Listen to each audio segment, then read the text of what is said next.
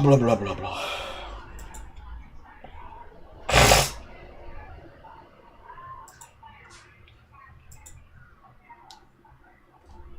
I've already run my test, and I feel like I'm gonna be forced to play bows next league. Oh, it's so fucking disgusting. It's so fucking disgusting, bro. Oh well. Dems the brakes.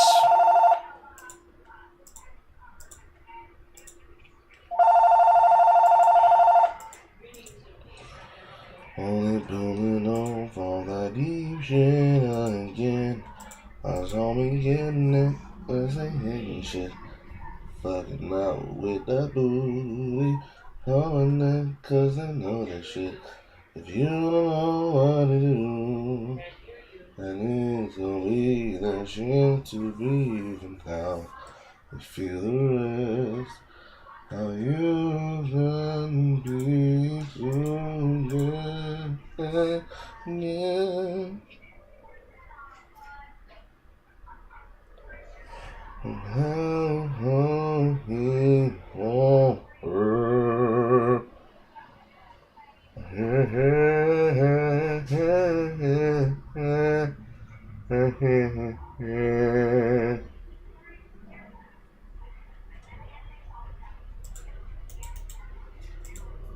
Exact same point I left off before.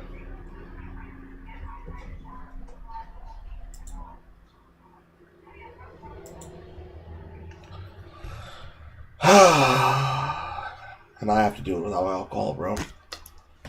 That's the worst part. I gotta do it without the alcohol.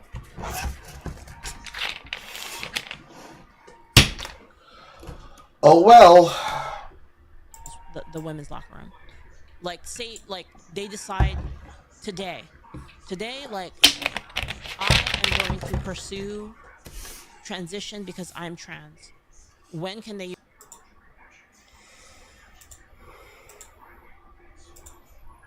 use the women's locker room? Like, at what point? I mean, it's really individual. Like, I do not want to give you, like, a cut-off date because... Lord have mercy. We stopped in medias res in the part of the conversation where Naira is backed into a corner and has to actually answer at what point does a person stop being one gender and become another. And it already starts off cringe as shit. Okay. Like, I can't. Like, I'm going to, like, give you my experience with someone who used to go into, like, the men's bathroom, public restrooms and whatnot. And, like, when I was more, like, perceived as, you know, a man, because having short hair and, you know, I'm tall or whatnot, I used the men's restroom. At some point, people's perception of me changed, though. Okay. And I got a weird looks when I went into the men's restroom. And I had no, like, negative interaction or whatnot in the women's restroom. And so it's just like, it's basically like where you kind of like fit in, where you're like, there are a lot of trans people who just like avoid public bathrooms and whatnot altogether. And it is like, it's kind of like a safety thing, right? Like, if you're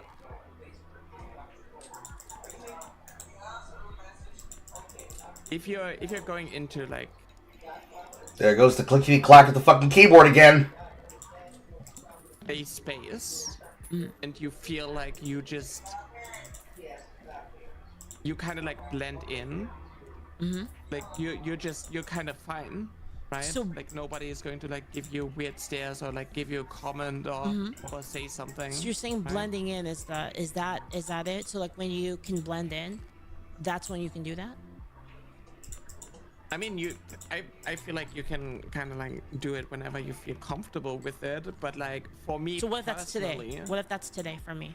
Say leaflets coming out as trans, and say I'm let's say a male or female, just for the argument. Today, I decide today's the day I'm using the women's locker room. I decided today to be trans, and then today's the day. I'm going like right now. Are you okay with that? I mean, you don't decide to be trans. You don't decide to be trans, period. Don't decide to be trans what? Well, I mean, I decide to transition. You decide to transition, right? Because some trans people don't transition, right? So say I decide today, like I'm gonna transition today. I'm going today to the locker room. Is that okay? Would you feel comfortable with that? Yeah. Like, Why wouldn't they feel comfortable with it, Myra? You're implying something here that you're not able to cover. Why wouldn't she feel comfortable? Your own words were that you can just fucking rip it and stick it whenever you want. No big deal. I mean, yeah. If you're comfortable with that, if you feel safe enough. Yeah, I'll make everyone feel uncomfortable. You know, fuck it, right? Why would you make other people uncomfortable? Because it's dick. Does that make Do you people not uncomfortable? know how underwear works? Do you think that would make people uncomfortable? No. I mean, we're again, like we've already established that people do get naked in not restrooms, in locker rooms, right? Like we agreed to that. So, under that same scenario, would that be okay?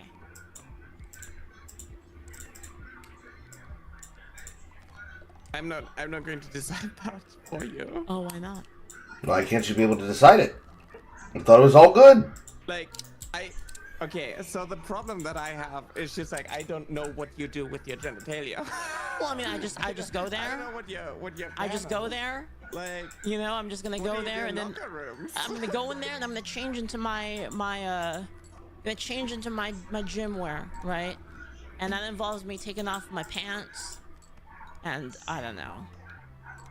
Your underwear. Sure. And then you're, like, yeah. Why not? Presented. Why not? I have different underwear for the locker room. Sure. Say. Oh, actually, you know what? I mean, I'm gonna go swimming. Yeah, I'm gonna go swimming. So I gotta take it all off, right? I mean, do you not have like single cabinets when you go swimming? So should trans people have to use those? No, I'm just like confused because like when I go into like bath spaces, they're just like small little. No, it's like a open. They're like open. Spaces. They're like open locker room. Well, there's different kinds, right? Sure, there's the stall kind, and then there's a kind that's like more open. So let's say for the sake of argument, it's one of the types that are open, and those do exist.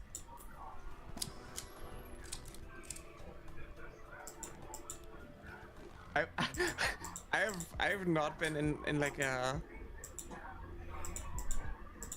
But like hypothetically, I can tell you for a fact that they do exist in gyms, like kind of open ones that don't have stalls. So in the case that they don't, so like hypothetically, in the case that there was a gym that didn't have private stalls and it just had lockers, and like what would you do then? I mean, kind of like me personally, I would probably like wear my swim stuff under it. Why Obviously, though? now I have like a bottom surgery, so. Why though? It's just, I don't like showing other people my genitalia. But what if I don't care? What if I'm going there, and you know I'm trans and I want to use the women's locker room, and I want to do it right now, and I'm changing right now into my swimsuit. Is that bad or is that not bad?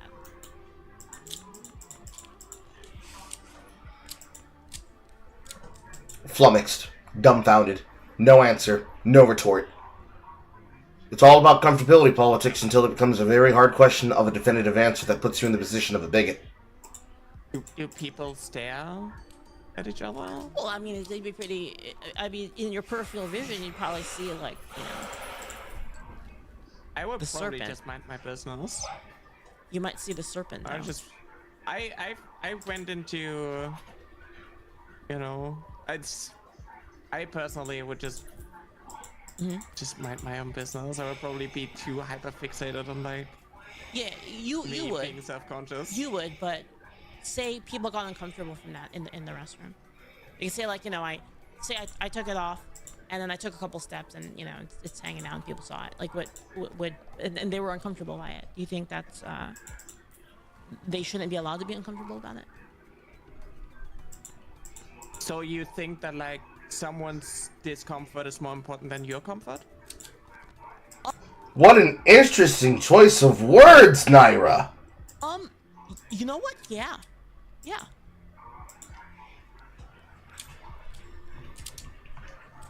Why is that? Well, I mean, I could use that exact same thing to say like, well, what if the people? I mean, you're making them uncomfortable, right? So that's. Would you consider that to be bad? Like, should I forfeit my comfort for them? Maybe you were talking about like freedom and liberty. Yeah? Yeah. But do you think that? Not me. But do you think that?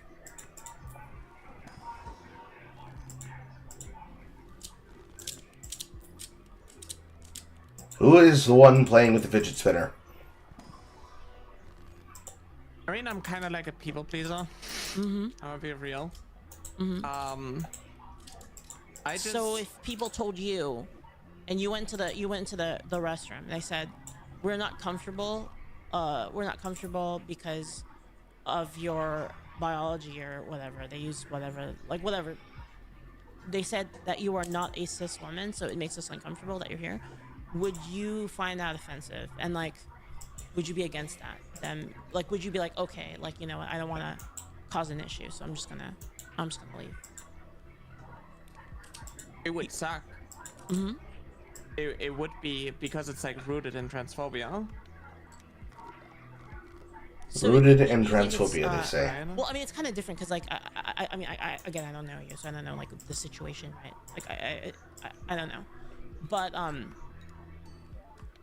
so you don't think that you think that the person should basically take care of the other people first, like in terms of like if they're making them uncomfortable, they should be like, oh, I shouldn't make people uncomfortable. Is that what you said? I'm just confused. I mean, it's a lot of like hypotheticals, and like I don't want to like speak for like everyone, right? Like, But you were already doing that when you decided to say that this is all about nicety politics, and that if people do things that are supposed to be good and inclusive, that it should be just as simple as exposing bigots, where bigots are uncomfortable with things that have some various reality that reflects back on how they think about other people and about their place in society. You were completely okay with doing that earlier in the conversation. Now it's completely off the table. Why? Well, what do you think? I mean, you don't have to speak for everyone. I mean, like, what does Nyara think? I personally was always like really worried of like how others like perceive me, and I was like really self-conscious about it, and I struggled with that. But I realized that most people just don't care, and a lot of the people who do make like a spectacle about it, and they are like hysterical about it, like it's. Well, it'd be kind of shocking. It'd be kind of shocking if you were in the if you were changing, you know, you're changing, and then you see a dick. That's like, it's kind of shocking, right? Especially, you know, again, like society has always had these kind of issues with privacy with men and women, right? It's always been like that, like since like forever. And basically, women expect privacy from, you know, the opposite sex, basically, right? So isn't it reasonable for them to be shocked if they were to see, you know, a trans person go in there and then they take off their clothes and then there's like, you know? So do you think that like once a trans woman had bottom surgery, then they're allowed to go into like the women's locker?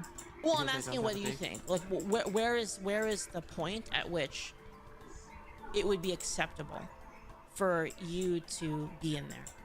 That's what I'm asking. I would be glad to tell you like what I think about it. I just want to know like, where is that line for you? right? Just so I can kind of understand like more what you believe, right? I mean, you know, trans women belong in women's spaces, and I don't believe that the feelings of bigots are more important than the feelings of trans people. So then the feelings of the bigots are less important than the general sake and civility of everyone's involvement. So whatever happens to come next in the conversation should follow suit with, therefore, they don't deserve to have the right to not see my penis. Makes logical sense to me, but you're not saying that. Because suddenly you just bitched up. Nothing to say. That's very interesting, Naira. But aren't you discounting all of the women that would feel uncomfortable from seeing like, you know, like a penis? Don't you think that you're discounting their feelings by calling them bigots? Right, like for instance, like let's say that let's like up it a bit, and let's say that the person in there was, you know, an SA survivor, and they got raped by a man, and then make them feel uncomfortable, and then they saw that in there, and then it would make them feel uncomfortable. How would you feel about that? So in your hypothetical example, all trans people need to like basically dance around one person who might be uncomfortable with them? Well, I want to... One person in a restroom full of plenty of people frequenting a business? Are you sure about that? Are you sure it's just one person, or that it's a group of people? And that group of people reflects every single person that you could interact with in a simple basis of the idea. I think it's very simple to tell that it's more than just a couple of people. But okay, let's lie to ourselves again. I want to know is what do you think in terms of like is that situation okay, or is there like some kind of standard that there should be? I'm trying not to lead you into like my answer, but that's what I'm trying to ask you. Like, at what point are you like, this is okay, right? Because in the example I gave, day one, I'm trans, time to go to the gym. Can I take it all off in the women's locker room? If not, where is that? If not, where is the line?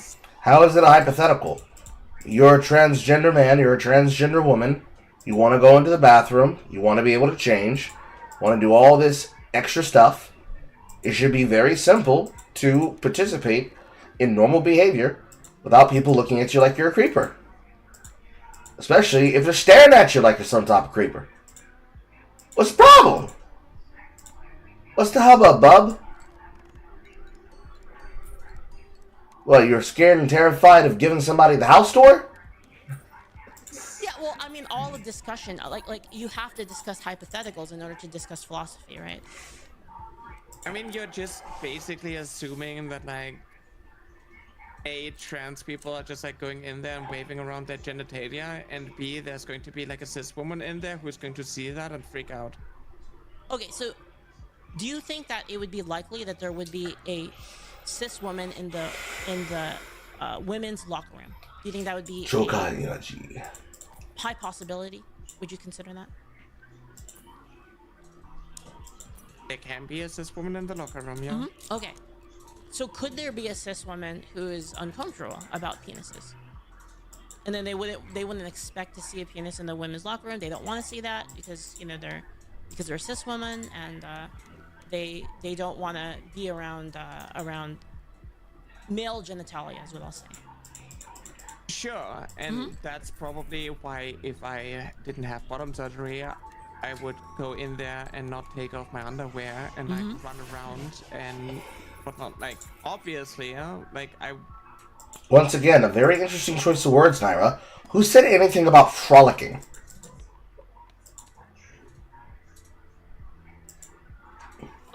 We're picking back up where we left off last broadcast, which is at 1:22 something. Nobody said anything about frolicking, Naira. They said going into the bathroom and feeling comfortable enough to expose yourself, completely nude. That doesn't require anything about what you're accusing people of, but for some reason that is the first thing that comes to your mind. And that's interesting. That's very interesting. Very interesting to me. Okay. You know, So I now- don't want to make people uncomfortable. So now step 3. If I was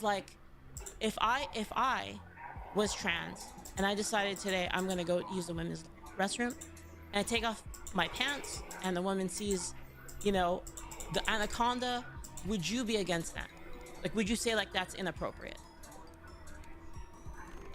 I think exposing yourself's genitalia is like inappropriate. Yeah.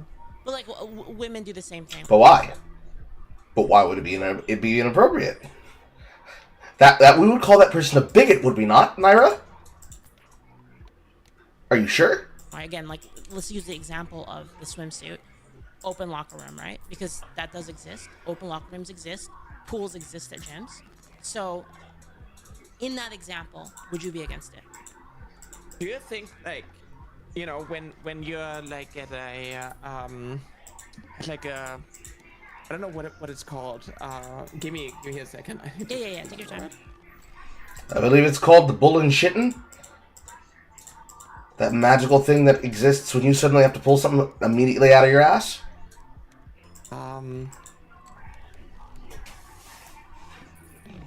A outdoor pool, right? If you're at an outdoor pool and you see like you see a bunch of parents, right, with their toddlers, with their kids and whatnot. Do you think it's inappropriate for you know, parents to like just undress their kid right in front of everyone, like exposing their genitalia and whatnot, Yeah.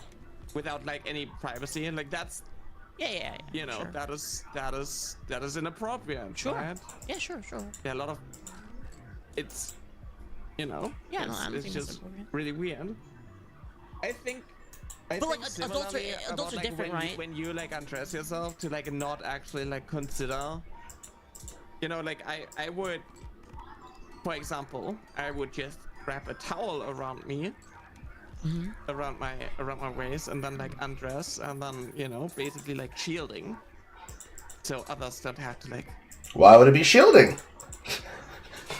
I was told that progressivism thinks that there is no inherent difference between the body types of men and women in such a way where you feel that it is completely wrong. It's all natural. So take it all off. What you hiding? What are we talking about? What are we talking about? See anything. That is what I personally would do. Yeah, but do I Because have to do that? like, shame. Would you say I have to do that? Like if I mean, if I'm considerate.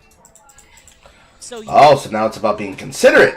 You know what's more considerate than not being a social retard? Understanding that that is how it works at all times. Not just on the matter of convenience when you want it to. you wanna be think it's considerate, bad sure. then? So you think it's bad and you think it's bad and inconsiderate to have the pee-pee I hanging think out. exposing your genitalia is But women do it though, right? kind of weird, no? Women do it in locker And I- rooms. Men do it, women do it. Depending on how juvenile a child is in a social setting, which, bro, that's weird as fuck. Children do it. It's all about context, Ira. And the context here is that you said that if people aren't chill with this, when it comes to the transgender body, that they're transphobic bigots and deserve to be harassed and antagonized and a bunch of other shit. And now you're waffling. Why are you waffling? I think that's inappropriate too. So you think everyone should even though that's not really the norm, because people do just change in locker rooms. So you think everyone should do that now? For my comfort, yes, women should like cover themselves and not like show their boobs. And Oh, for Naira's comfort. Ladies, put them titties away! Who are you trying to fool with them? Those mommy milkers. You're sinful sloggers. Ugh. There's the real crazy juice. present their boobs. Does that mean my discomfort is more important than their comfort? Considering your personhood, yes. But considering the concept of where you are and what you're doing, probably not. But if we're lying to ourselves, by all means, let's keep lying to ourselves, I guess.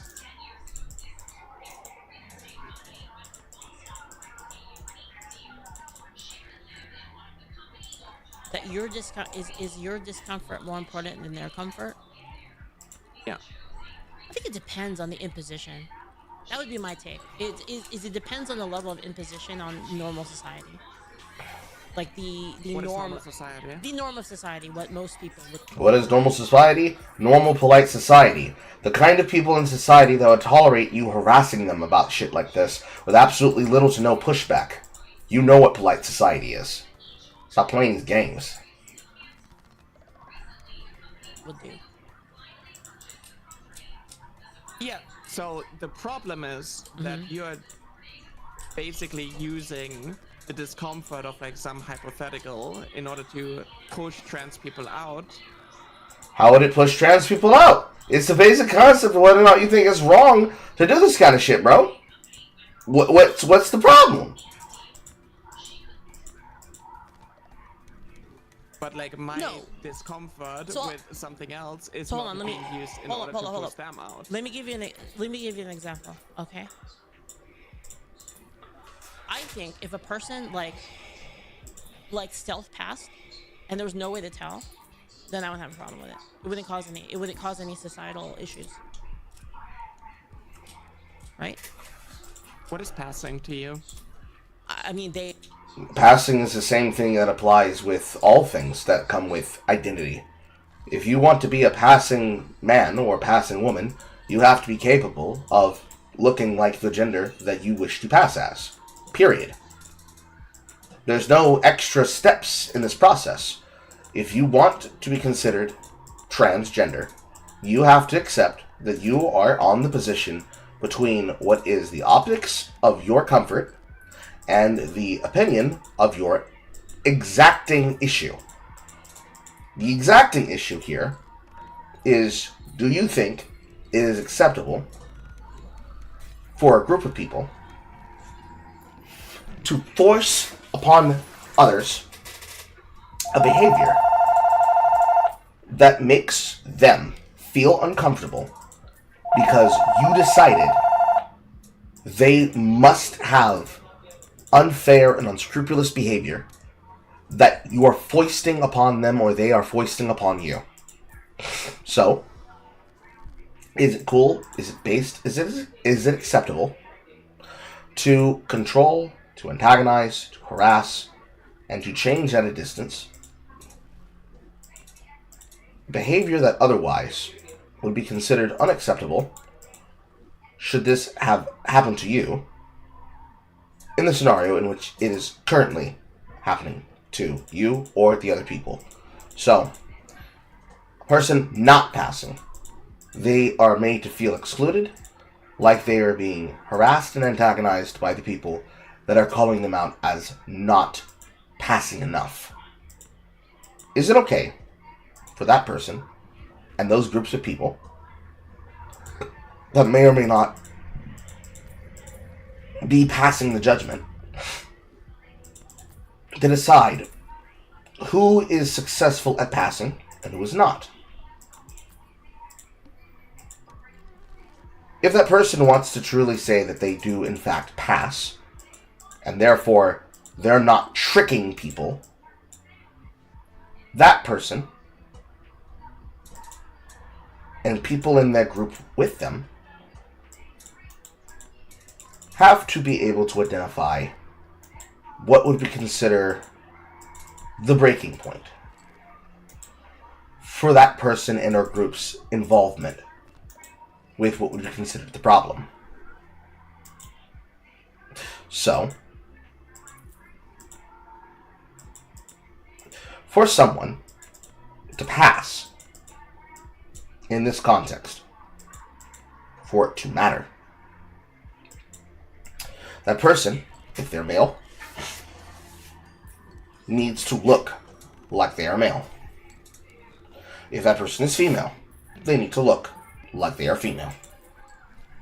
If they're trying to look like an alien creature from outer fucking space, then they have to accept that what they're doing is something that effectively to them is a game.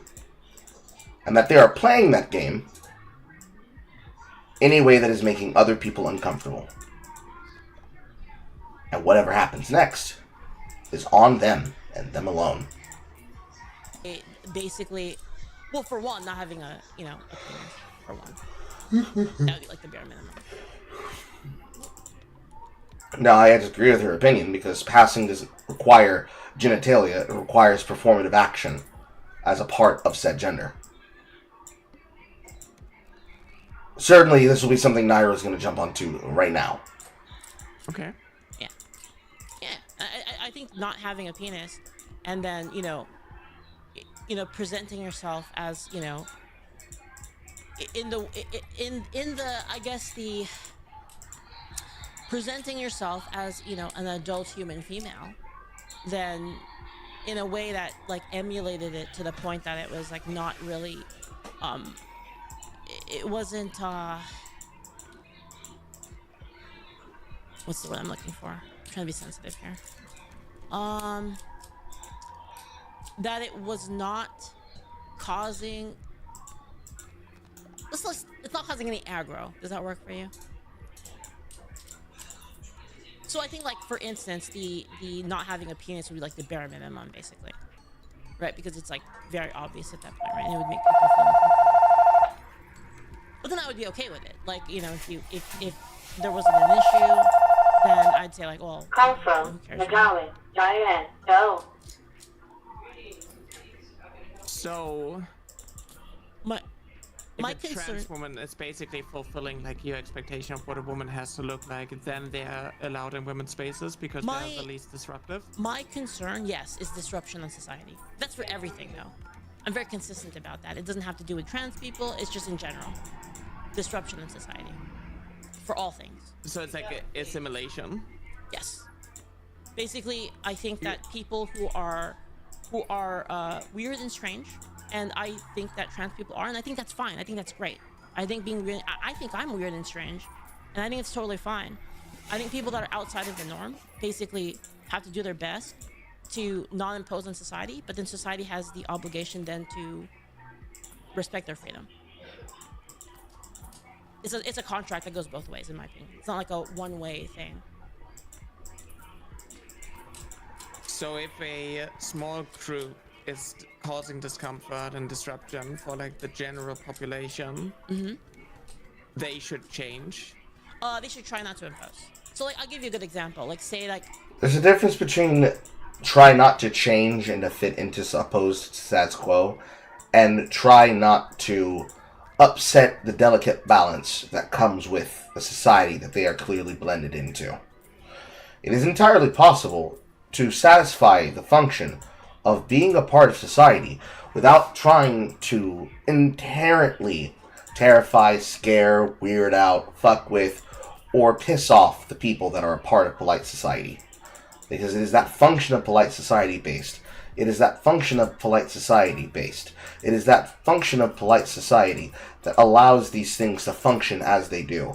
And if you decide to play the dangerous game, you're going to win stupid fucking prizes. Because you decided that this insensitivity was more important than the shit that you should have actually been focused on. And that only leads in one fucking direction. And it's the same direction that causes the majority of most problems now. say like, say let's use an example of like, let's say it's my first day, and I'm like, okay, I've discovered that I'm trans, and like I am going to start my transition today, all right? And then I'm like, well, I want to, maybe wait a little bit until like I have, put in more time into it, gotten all the therapy and all that, and then once I start living as a man, then like maybe if I get to the then maybe at the beginning I would use, like, for instance, like a gender neutral or like a family restroom, right? Until I felt that I was comfortable enough to a point where I wasn't going to basically shock people around me. then I would be okay with like integrating at that point.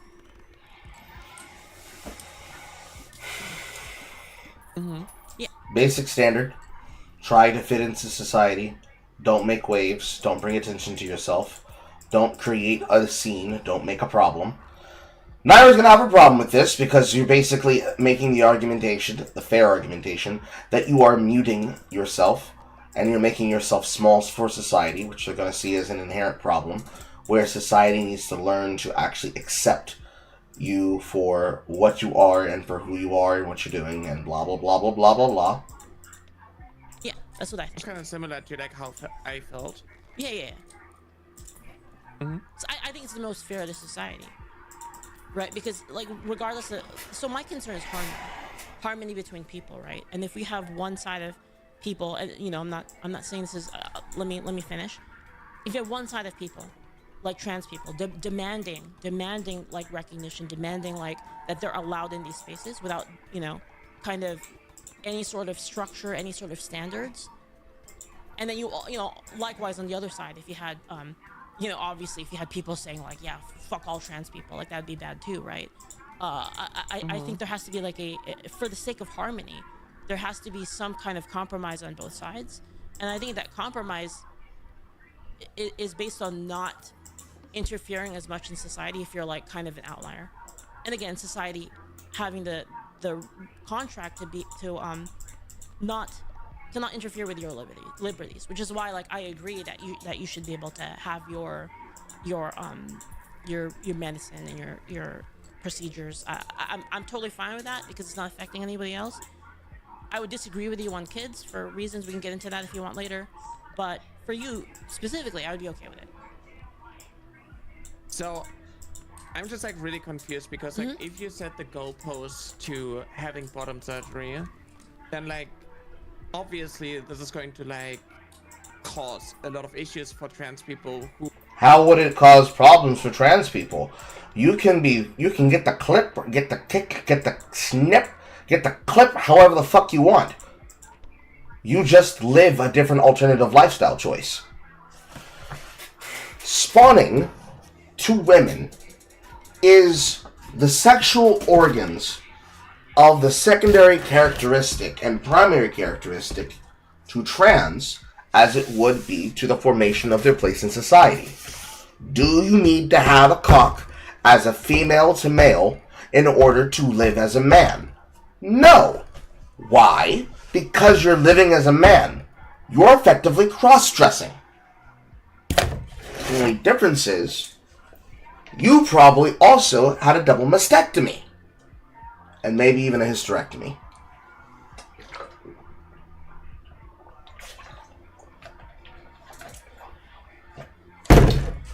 Cut your titties off. Possibly yank out your wiring.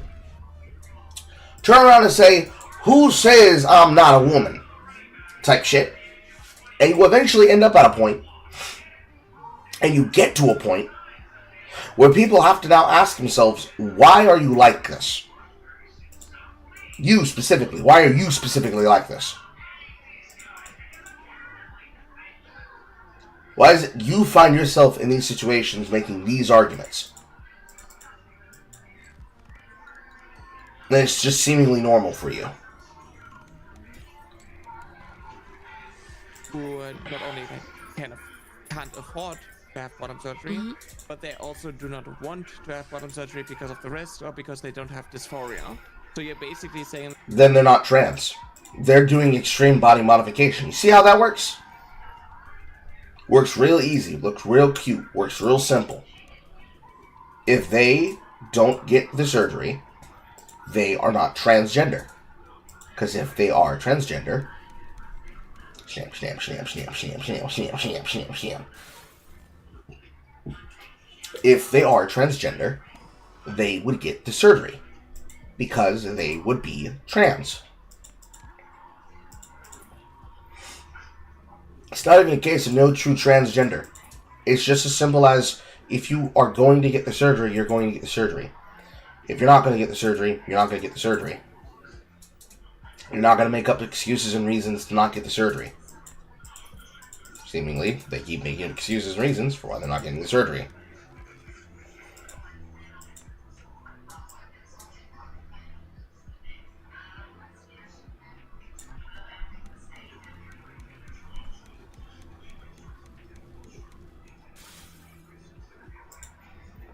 breaks them and then puts them back in my deck, I guess. And like, oh, trans people need to have this medical procedure in order for them to be valid enough in order to go into like certain spaces. Well, like, I guess When some a alternative. simple solution Go ahead. could be to go into like a locker room and not present your genitalia. Yeah, I would say, for instance, that would be okay. So in the case earlier with you know, leaflet day one trans, right? If I were to go in there, I would think that was inappropriate, for instance. Wait, Yes, can you repeat I would that? agree. So you remember the example of like day one trans? I go there, I whip it out. I think that would be inappropriate. Sure. Yeah. So it would depend basically on the Do you impact. think it's Basically. inappropriate if you're like a trans man and you go into like the men's locker room and you show your boobs? Do you think that's inappropriate as well? Yes. Yeah. Yeah. Like I think Totally. that like in general, like do you think like a man going into a man's locker room and showing their genitalia is also inappropriate? Do you Well- think like a cis man going into a men's locker room? Well, it depends, right? Like if it's the type of locker room, like for instance, like the example we gave, it was like for a swimming pool, right? You know, people, and it was a big open locker room, not individual stalls. Then yeah, right? Because that's kind of what people do. That's what normal society does. Is that they would change there. You know, maybe you you think change in the it's like- corner or something like that, right? So in that example, if you were a trans man, but like you know people couldn't really tell, you could just like you said go into a stall and use that, and I'd be okay with that. I'm just like really confused because like I in general think it's like highly inappropriate for people to present their genitalia, and you have like issues with like trans people. Maybe it's like a Doing a it. U.S. thing. Maybe it's a U.S. thing. I don't know. Do people in the at least? Granted, I haven't been to like a locker room in a long time, but Yeah. we just take off our clothes basically. Yeah, like I just like I think it's like highly inappropriate. Like if I go into like a men's locker room, for example, and I have like I see like 3 dudes just like whipping it out and like waving it around. I think that's Well, see, here's the thing. In most people's situations, they're not doing that. But in the world where you decide that that's the argument you want to go with, show me any example of any male that's whipping it around with people who they don't already know. And I will show you men that are interested in having gay relations. I'm not gonna appropriate, wave it it doesn't matter, around, like, right? But like, Yeah, but but still, like, it would you know, make you're phrasing it it would that make. way, you're- Well, I mean, it's for comedic think value, that, but like, it's You're for making comedic it value, seem like but. trans people would just like, especially trans women would just go into like women's locker rooms Well, and just one like could. present themselves. One could, right? Like one could in this example. I think that would be inappropriate, but like one could. Sure, And maybe but you you think could it's say, like, inappropriate. You think it's hey, inappropriate, maybe- right? Yeah. Hey, maybe don't like whip it around. Maybe don't do that. That's what I would say. Even if I even want to have like that. I Sort mean, of, like, even if you're not, confrontation. even if you're not whipping it out like swing or whatever, right? Like you're just taking your clothes off, right? And it would still make Yeah, people sure, but, uncomfortable like- for a lot of people around, right? Anyone can make anyone uncomfortable. This is not like a trans making. Like, Well, I trans think people it's a making cis different. people I uncomfortable. think it's a different kind of uncomfortable when it comes to Why is like why is it different? because again we Because it is a different kind of lifestyle choice that comes with a different kind of idea and a different kind of expectation. And most people don't know what to expect. And when somebody goes out there doing something like, oh, I don't know, at the top of their lungs being a whole-ass sex offender or part of a gay men's choir saying, we're coming for your children, and they then make lewd sounds and noises where they are explicitly trying to make it a joke. Yeah, there's going to be a lot of things in that that's going to cause a person to feel some type of way, bro. A lot of it. A lot of it.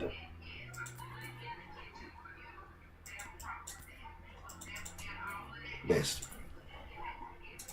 we have norms of sexual privacy, and that's kind of again going back to the norms of society, like whether or not you agree with those norms, those are the norms of society, and that's how people carry themselves, right?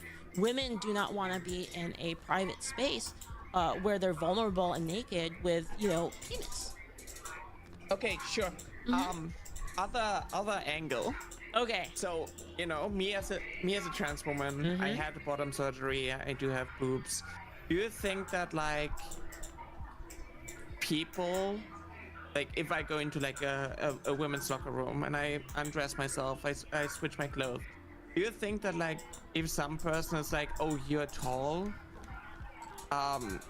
you know, I There's tall perceive women, you though. as a man, right? There's tall women though. Wait, and you would basically have like someone who is uncomfortable with the fact that I'm trans, despite having bottom surgery, despite, you know. Well, see, this is why I think Going there should on be some kind of medical vetting. transitioning. This is why I think there should be some kind of vetting on it. Like there should be a little bit of gatekeeping, right? Which is why I said in the first case I don't really agree with it, because So there's, like there's no if someone gatekeeping. would be like uncomfortable with me being with the fact that I'm trans, and I don't know. It wouldn't be uncomfortability with your transgender status. It would be uncomfortability with how freely open and how shameless you would feel that you have to expose your raw cock. Also, I apologize for every person who just heard me utter the phrase raw cock. Oh, like they are like complaining about the fact that I am going in there in order to like change my clothes, and I can perceive their genitalia, and that makes them uncomfortable. Do you think they should be allowed to like kick me out because, you know, they're uncomfortable with the fact that a trans woman sees them? They'll probably complain about it. I think in that case, again, it would depend, I think, on the impact on society there, right? So you'd have to gauge that kind of. But I think that not having the PP, I think, is a good start in terms of not imposing on society. Which is why I said again, like there should be some kind of gatekeeping, right? Like there should be like if you were to ask me, I think that there should be like a process for like trans stuff in terms of like societal like transitioning. Like if you wanted to live, you know, if you were a cis male, right, and then you wanted to, you know, live as a trans woman, I would say that if you had some kind of vetting process, like some kind of, you know, psychological checks, like a certain amount of time that you do that, and then you would be able to change things and then live in that way. I think that would be preferable, I think, than to kind of a free-for-all system, which we kind of have right now. I mean, we do have transmedicalism. Transmedical, what do you mean? In order for me to change my legal name and my gender marker, I had to get 2 independent evaluations from psychologists. And Do you I had disagree to go with to that? court, and I had to spend 2,000 euros. Yeah. I think disagree with that. I think the number is a little fucked up.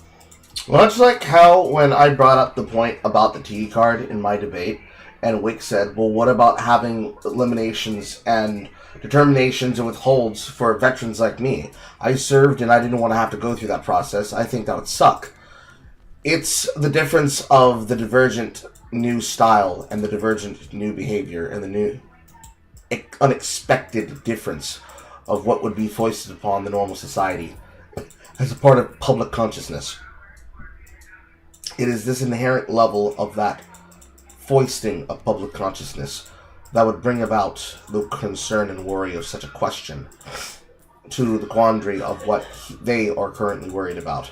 Because Naira's not making a case about why people shouldn't think and be considerate about their fellow man. They're just being lazy and not wanting to deal with the fact that they're trying to beat around the bush on something that should be straightforward. And getting mad that they're being forced to have actual answers to the shit that's being said.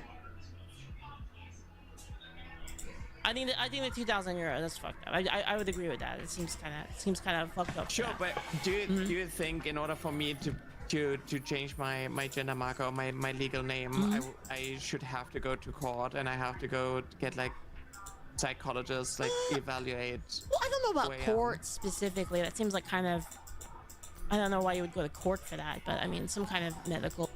If you're going to do problems that deal with your birth gender, you're going to have to accept the fact that you're going to need to go to court to handle that, because that is something you have to do in court.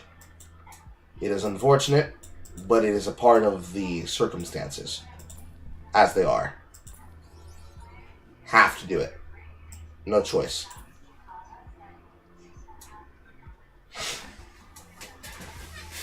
Well, I was declared female by a judge. Yeah. sure. I mean, and, you know, some kind of process that does that. I think more people would be okay with that. I think more of society would be accepting. You know, obviously listen, Yar, there's always gonna be people that are like, yeah, I fucking hate trans people. Yeah, you get the hell out of here, right? There's always gonna be people like that. In the same way, there's gonna be people that are gonna say fuck VTubers, fuck women, fuck men. There's always gonna be people that say that stuff, right? But what I mean is, I think most of society, the greater of society, would be more accepting of it if there was some kind of process. And I think that all of the recent, like, kind of, let's just throw all the process out of the window, I feel like that's actually a disservice to trans people, personally. Even though it might seem like, oh, well, it makes it easier. I don't think that making it easier is necessarily a good thing in terms of the contract of, you know, between the weird and society, basically. Why should it be so difficult for trans people to live as their authentic selves? It's not about making it difficult. It is about being considerate for other people. Or, as that one fat fucking sinner said, being kind to one another. Being an asshole and deciding that you're going to make things difficult for other people doesn't make you nice and doesn't make you kind. It makes you a dick. If you're going to be a dick about it, then we can feel some type of way about it. Simple as.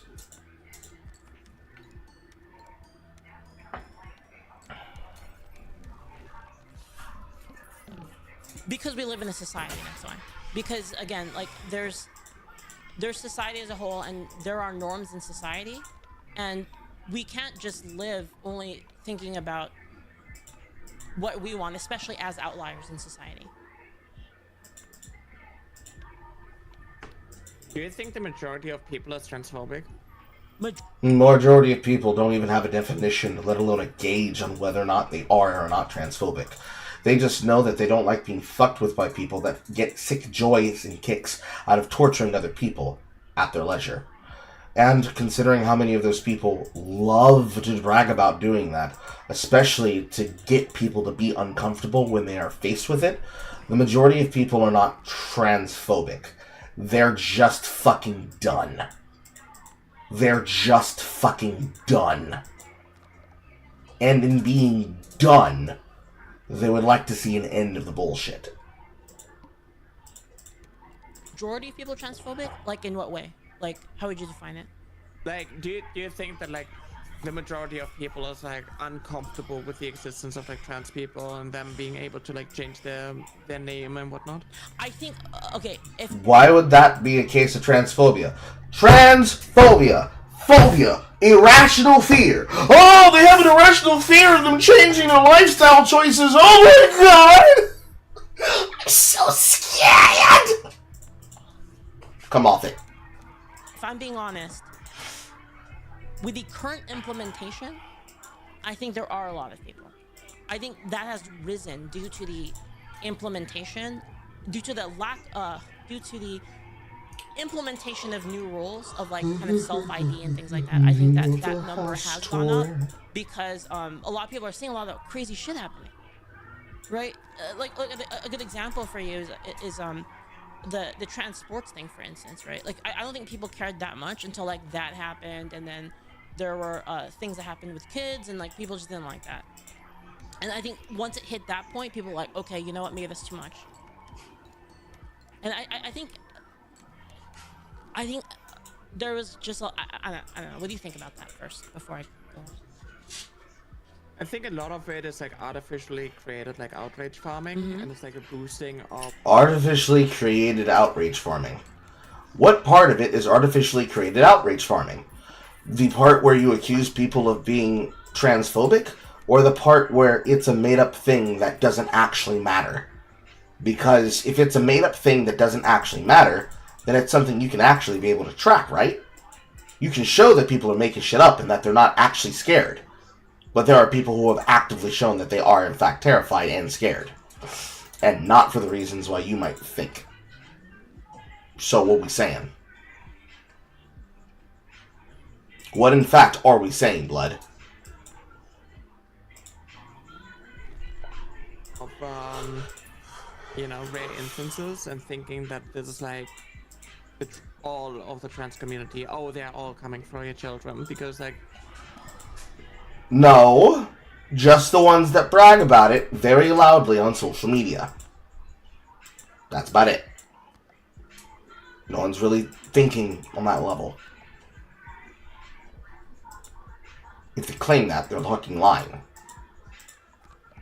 And they're very strangely calm and weird about the level of lying they're willing to go to exclaim such an opinion. And if that were the case, then it's something that could easily be addressed by saying, hey, do you think what this person is doing is acceptable? Yes or no? Is this behavior normal? Yes or no? Is this behavior something that should be tolerated? Yes or no? It'll straighten itself out there very quickly. It will very quickly straighten itself out. 5 years ago, there was a drag queen who did something bad. Now it's like anytime there's like a drag. It wasn't one drag queen, and it wasn't just drag queens, and it wasn't just drag kings either. Again, the entire male choir with multiple sex offenders actively bragging, saying they're going to come for your children, and then we came for them. Kappa. These things happened, and you don't want to address them. Why?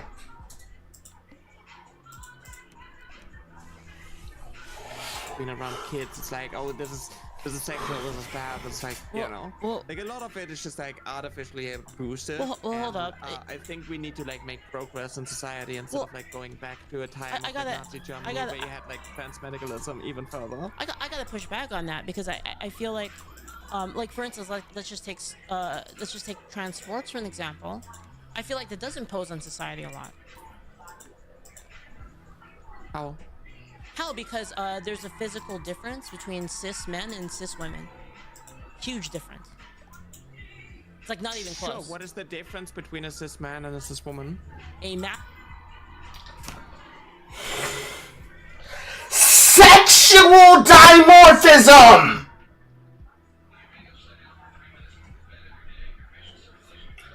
Wider hips to allow for the birth of a child.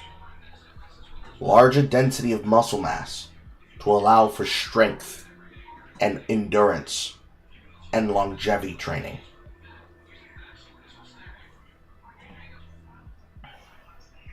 Hand-eye motor skills.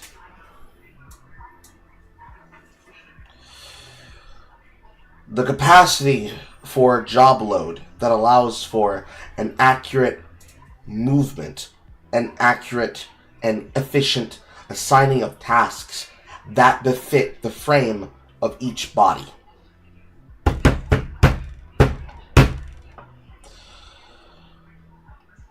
Massive amount of strength, fast twitch muscle fibers, lung capacity. It's not even close. The physical capability of men and cis men is just through the roof. It's like not even close. What is causing these differences in physical strength? It's a combination of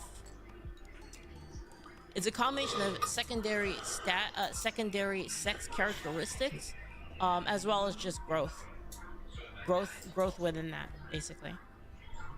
Bone density, muscle mass, all of it is higher for men. Not even close. What is causing this? Like, I'm trying to get you to say that, like, you're trying to get me to say hormones. So even if they are so let's even if we accept your premise and we say that hormones do change that, the removal of said hormones don't actually immediately remove the effects. In fact, I don't think we even have studies that they do. That most of the physical effects actually. Did you have a study? Sure. Can you look into it? Okay. So just to clarify, your study shows that the physical difference, like, completely zeroes out. Is that what you're saying? It diminishes the results Well, I depending mean, on like what you diminishes there's, is like, what does that mean? 8%, 8%, 10%, 50%, 90. Like, what does that mean? Well, of course it's going to. Of course it's going to diminish a little bit, right? But my point is that the difference between men and women is so large that even with time, it still doesn't make up for it. So. And I'm not even talking about cases of self ID, which is a whole different thing. If this is like actually like the right one, systematic review of the long-term effects of transgender hormone therapy on bone markers and bone mineral density and their potential effects. Let me take a look. I gotta check which one it is. Yeah. Okay. So. What I'm like trying to get you to is like the difference in like upper body strength, for example, is caused by a human body going through like a testosterone dominant puberty, right? That is what causes this. So Testosterone is the reason why there's a difference between the sexual dimorphism of the species. Yes. Yes, congratulations. You have done basic science. Now try not being a retard while you try to figure out the second answer. Obviously, if you have gone through a testosterone dominant puberty and then you take testosterone blockers, and a lot of like the advantages go away. You know, a lot of like the upper body strength is going away. But like, sure. Maybe what there's, does it still, say like, exactly a in the difference and whatnot. Let me look at this article. This is long-term effects of therapy. I gotta look for like the right one. There are like a few. Why are you not prepared for the debate? You came here with the intention of being on a debate. Why aren't you prepared for the debate?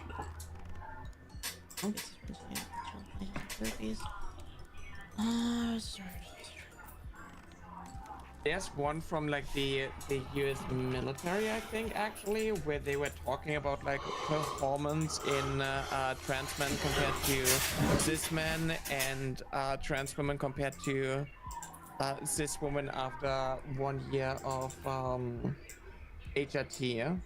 And I'm trying to like find this one. Okay. Why would you need to try to find it? You should already have this information down pat.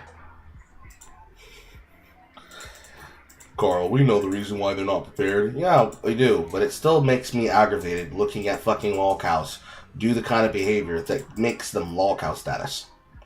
And then act like we don't know the answer or why they can't find the shit. Alright,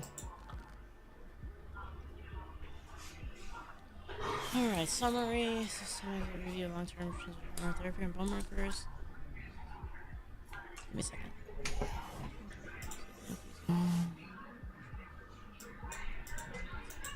Wait. Oh, okay. This one that you sent me is about.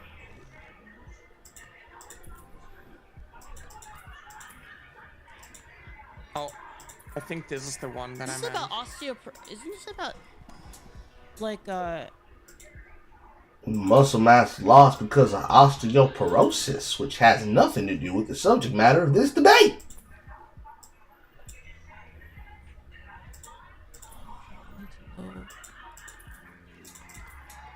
Swing low. Isn't this fucking about, dumbass. trans HRTs of causing like osteoporosis sort of things? Isn't that what this is about? This is basically about like if you have like testosterone dominant and then you years. go on HRT and you have like estrogen, like the advantage that comes from like testosterone is diminishing. But I think I sent you like the wrong study. Yeah, it doesn't say that in here. This is about like osteoporosis sort of stuff, basically. Just talking about I think I sent you the wrong link. Okay. The new one should be better. Got it. Actually about like the it is the effects of gender affirming hormones and athletic performance in trans women and trans men, implication for sporting organizations and legislations. I think that is the one that I'm looking for. Give me a second. Let me take a look at it. I don't know these studies. Yeah. So you're gonna have to give me a second. Yeah.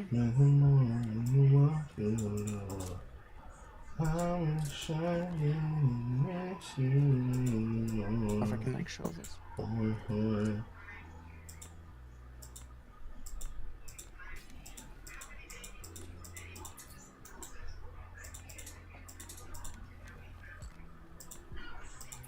Okay, to examine the fact that we reviewed fitness tests and records of 29 trans.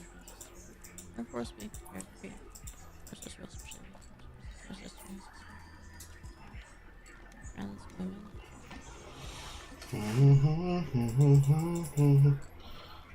The fact that it's sheer abject quiet, but it's not because I don't have something to say, it's because this fucking idiot is unprepared for their own debate, and so they have found themselves in a position where they can't answer the questions that are being posited to them, is so fucking fascinating.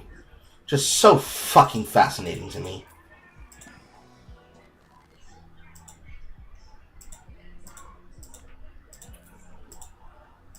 So the only problem that like I see with like these fitness tests and whatnot is because like these studies are incredibly small. Yeah. I mean, so even in this study, right? Even with a diminishing, it's still what 12%, according to the thing. Yeah, it's still 12% better.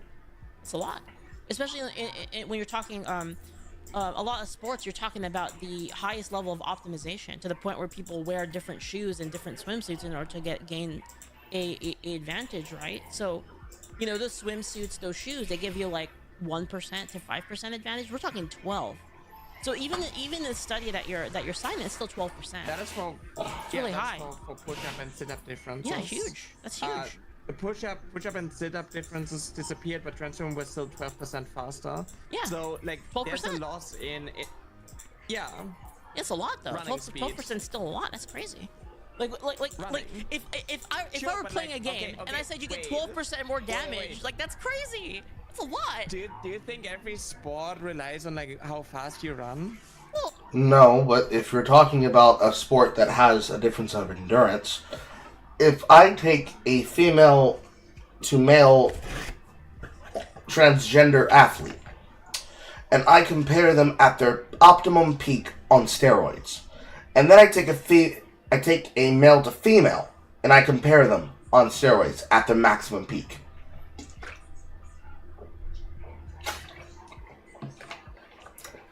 the male subtype will have already granted them a biological upside that makes them 10, 15, 25, 50% more efficient at the thing that they're trying to do.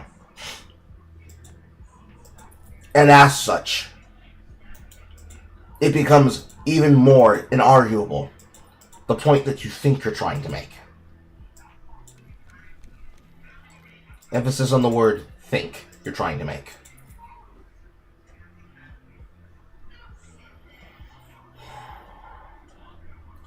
If you're going to do the thing where you attempt to say, nah, all y'all guys are wrong, you have to be able to show why. Fact of the matter is, you can't tell people why. And that's very interesting to us.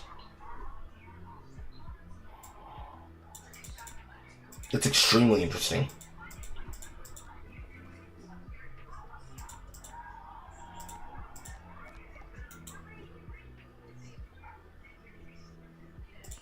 At least it's interesting to me.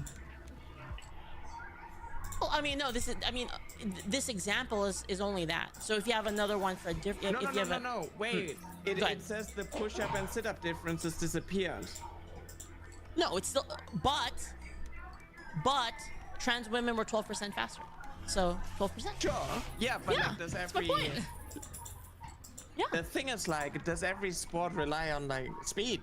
Do you have another study that it talks about a difference that talks about something else? Even if you weren't worrying about speed, there are still inherent upgrades that men have over women and women have over men. Because of, say it with me, chat, sexual dimorphism. You can't walk away from it. You can't get away from it. The more you're trying to get away from it, the more irritating and infuriating it's going to become for you. Like What? lifting. No, In fact, wait, I would think okay, lifting would be push-up. worse, actually. The thing is, like, when it comes to like push-ups and whatnot, like, what muscles do you use? You use upper body strength, which is like something that like testosterone obviously boosts. Yeah. Do you have another study? Because I'm talking about this study. This study specifically But says that it it's 12% says faster. before, it says the push-up and sit-up differences disappear. No. They disappeared. What does it say after disappeared? You read it for me? Read the whole thing. So let's read it together, okay? After 2 years of taking feminizing hormones, the push-up and sit-up differences disappeared. What's after that? The trans women were still But 12% faster. But trans women were 12% faster, so 12%. Sure. Yeah. But the Come push-up from and sit-up Adobe differences Albert. disappeared. No. Oh, I see. Let's see. Let me read it. Let me read it. 12% faster, and there's 12%, but push-up and sit-up differences disappeared. Prior to gender-forming hormones, trans men performed 43%. Okay, trans men performed 43% fewer push-ups, and around 1.5 trans men. After 1 year of taking masculine hormones, there was no longer a difference in push-up and run-up times. The number of sit-ups performed in 1 minute by trans men exceeded. 15 summary: a 15 to 31% athletic declined. However, trans men saw a 9% faster mean time with a 1 year period. The testosterone percent is recommended by birth. So what you're saying though is that they could do trans women could do sports that are related to muscle mass and not speed. Okay, what I'm kinda, so like, would you getting ban it then? Would you ban all sports? So even if I were to accept the premise of like this part, right? So let's just say it's true. Let's just say what you said is true. Would you be okay with banning them from all speed related sports then? Okay, what I'm trying to like initially actually like get to is the fact that like the differences are caused by a human going through male puberty. So if a trans woman as a kid didn't go through male puberty, they wouldn't have like these advantages that you're like trying to use in order to Yeah, I'm against it for different basically, reasons. I'm against the child thing for different reasons. Do you want to go into that? What do you mean? I'm against it for different reasons. So just because I think that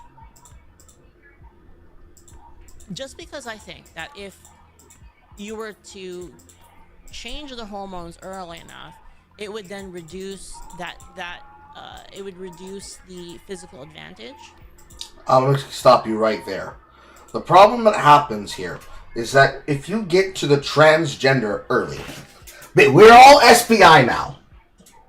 We're trans SBI. We're trans BI. You're trans BI. You are a transgender organization that specializes making jazzes out of every child in the known world. Get to them first, get to them fast, get to them early. Yes, because I stopped in the middle because I had something I needed to do when we were watching. This 3-part doctrine means you need to get to children before they go through puberty. By putting that child through puberty, you have disabled them from being able to get the operation. They can't get the cut, they can't get the clip, they can't get the snip, because they do not have enough skin, and they do not have enough genetic material, flesh, meat, in order to get the inversion or the loop-de-loop. By the nature of how puberty works, it will not allow them to grow properly and will disable them from being able to have that surgery. So you've already taken from them something that they would have as an elective form of surgery should they wish to because of their body dysmorphia, as well as enabling worse dysmorphia because you have now created a culture where you are going to tell them that they are born into the wrong body and not that there is a thing about their body that they wish to change in order to alleviate dysmorphia.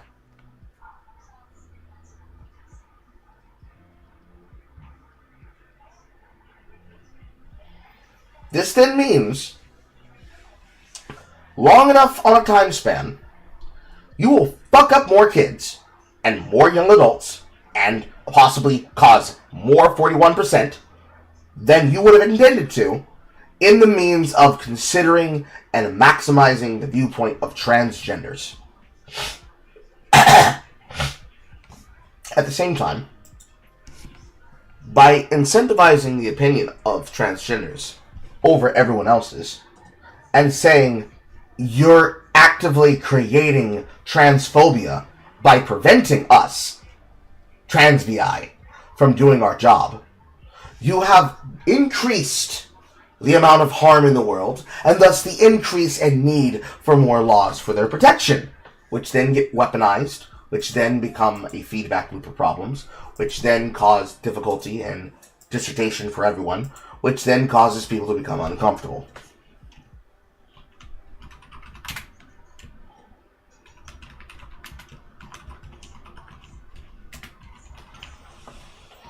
No matter the way you go about this,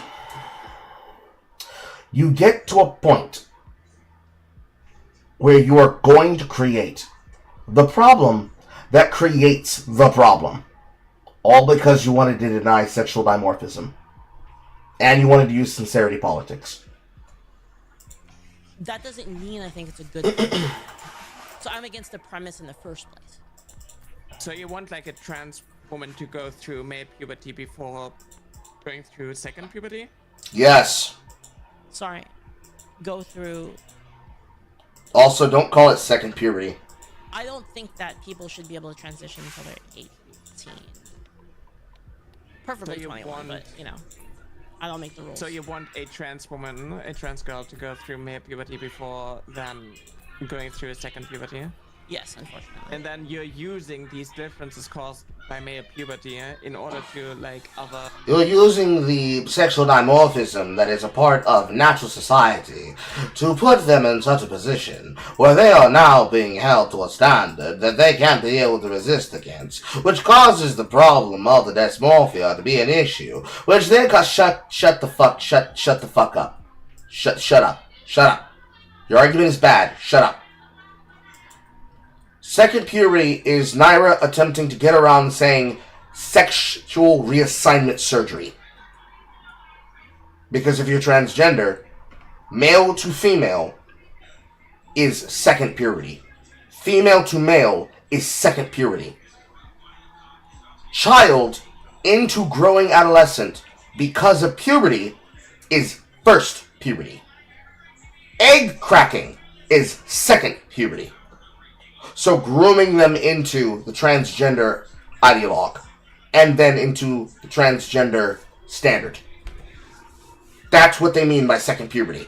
It is a weasel word to get around the fact that they are talking about putting children through hormone replacement before they have the ability to have enough biological material to get sexual reassignment surgery.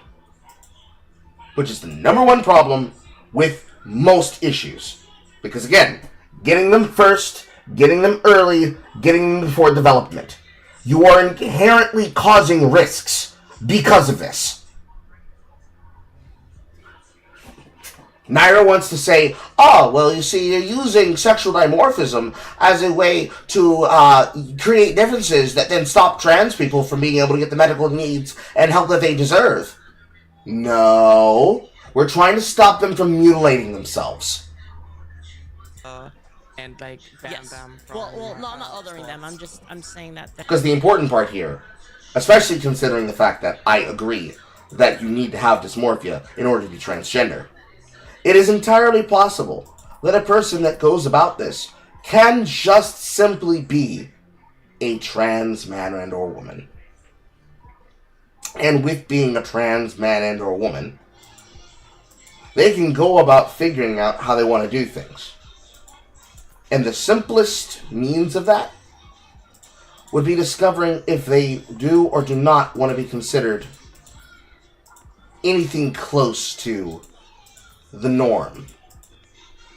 And the norm here would be accepting if it is okay to force people into a form of sexual ambivalence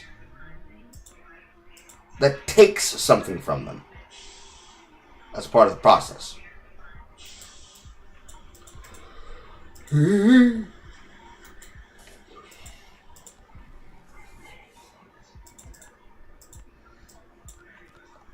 They're well. Yeah, I'm not, it is sounds it like really othering them to say that there's a physical advantage?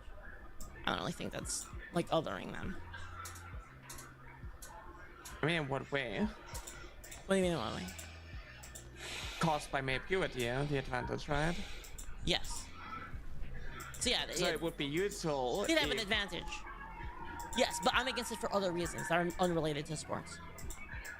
Do you think like intersex women who have like an influx in testosterone should be banned from women's sports as well? That's an interesting one. But let's say I said yes. Let's just for the sake of argument, I said, oh no, fine. They can play. But then it doesn't apply to trans people, then, right? What do you mean? Let's say that they said, oh, in the points, the point 0 point whatever percent of intersex women, like we say, sure, why not? But then for that's different from trans. What if they said that? Would you be okay with that? 'Cause that would solve your issue with intersex people, right? Do you think there are like less intersex people than there are trans people? A significant margin. There is a significant margin of less intersex than there are of transgenders that have dysphoria, as well as transgenders that are transgenders that do not have dysphoria. 100%. Because that's how statistics work. Biological anomalies are not common. Yes, I think so. Am I wrong? Pretty even though, right? It's still like 1% of the population.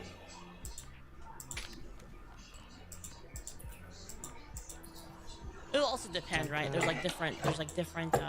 Intersex has a lot of different 1.7 up to 1.7% manifestations, is like the basically. estimation.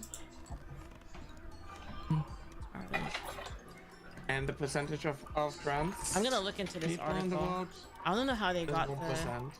I want to know how they got this data.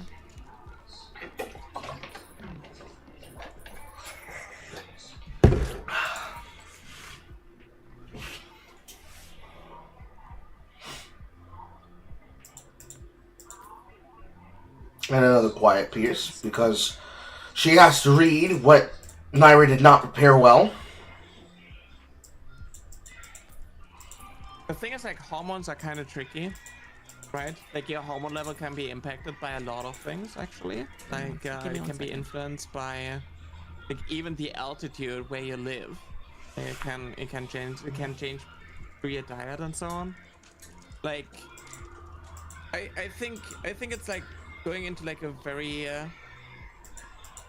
it's going in a very difficult direction when you talk about like advantages, because like do you think like someone like Michael Phelps should be banned from competing because he's built like a dolphin? Well, it's the No, because that is just a very strange biological imperative and or mutation that is something functional to that person. That is something that if you're going to start banning people for that, it would be obviously unfair. That is not something that he did to himself. He didn't modify his body like fucking Zima Blue. No, he was born that way. And last I checked, baby, if you're born that way, you have to let it roll. However, somebody injecting themselves with medicine and then competing in competition could throw off that baseline that they had to agree to as a part of the athletic contract.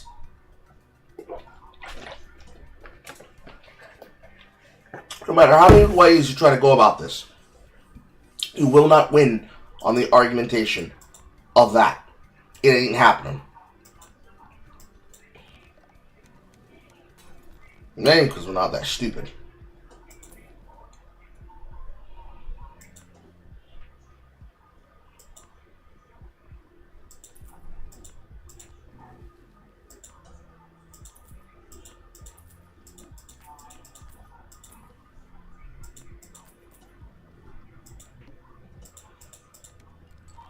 The difference between the difference between men and women is significantly higher than the difference between like different men.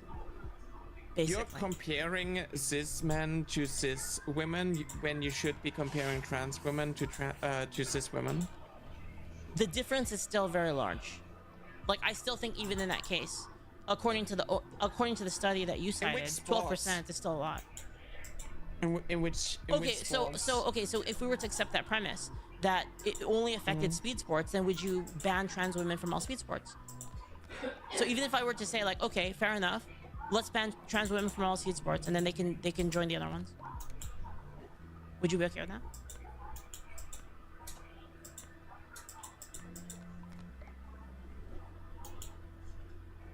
So, do you think that like a trans woman should be able to compete in speed sports if she isn't 12% faster than the average cis woman? Sorry, can you say again? Sorry, I was like looking into that study that you sent me.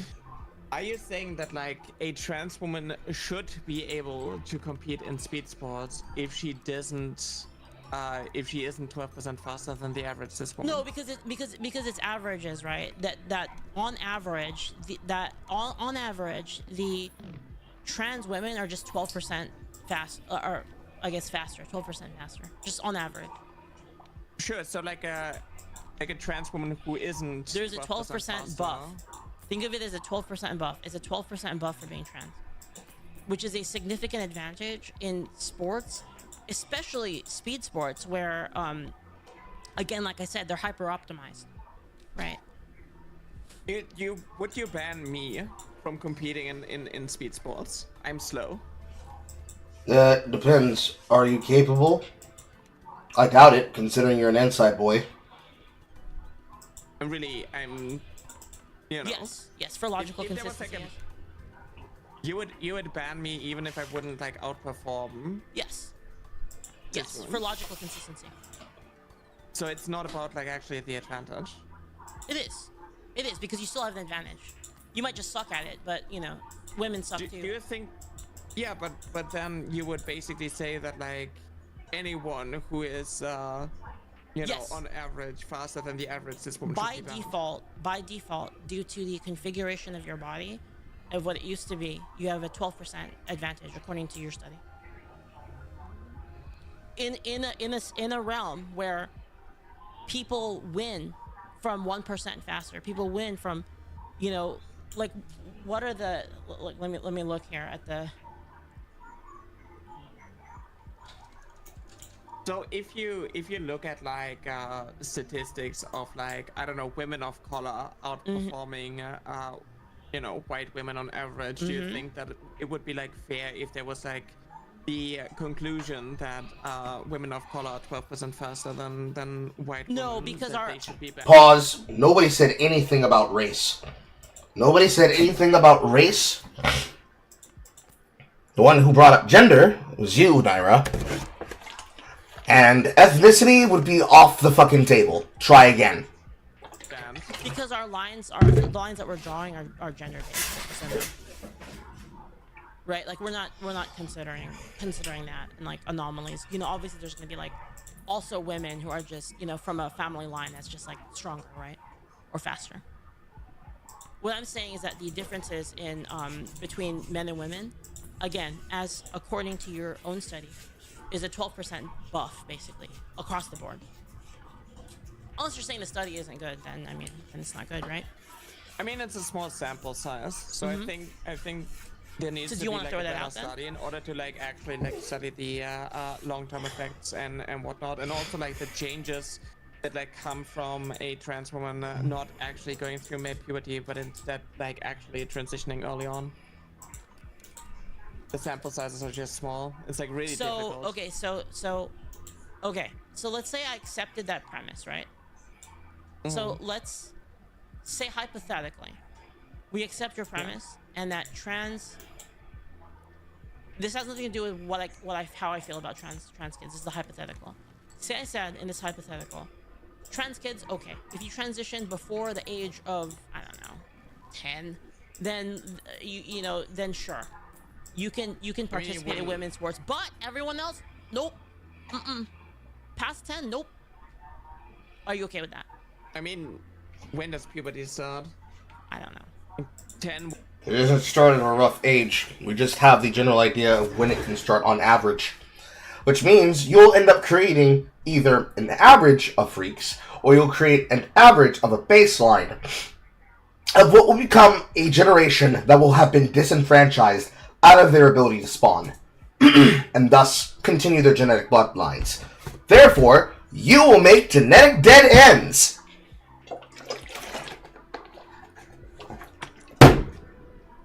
Place your bets. Would be like precocious puberty, no? That's where you would get We're also past the halfway mark. like puberty blockers. Sure, let's say to 8, 10. delay Let's it say until you're, 8, like, 10. 12 Let's or say something. 8. Let's go even. Let's just go like maximum. Let's just go 8. So like say they get whatever blockers at 8. For sure, 100%. The 100% they don't have any male puberty, right? And if I said that was okay, sure. But we ban literally everyone else. Anyone else. 9 years old, 10 years old, 11, 12, banned for life. Are you okay with that? Because that's the issue, right? That's what you're bringing up, right? You're bringing up, well, what about 8-year-olds? Okay, fine. What if I give you that, but we ban everyone else? You okay with that?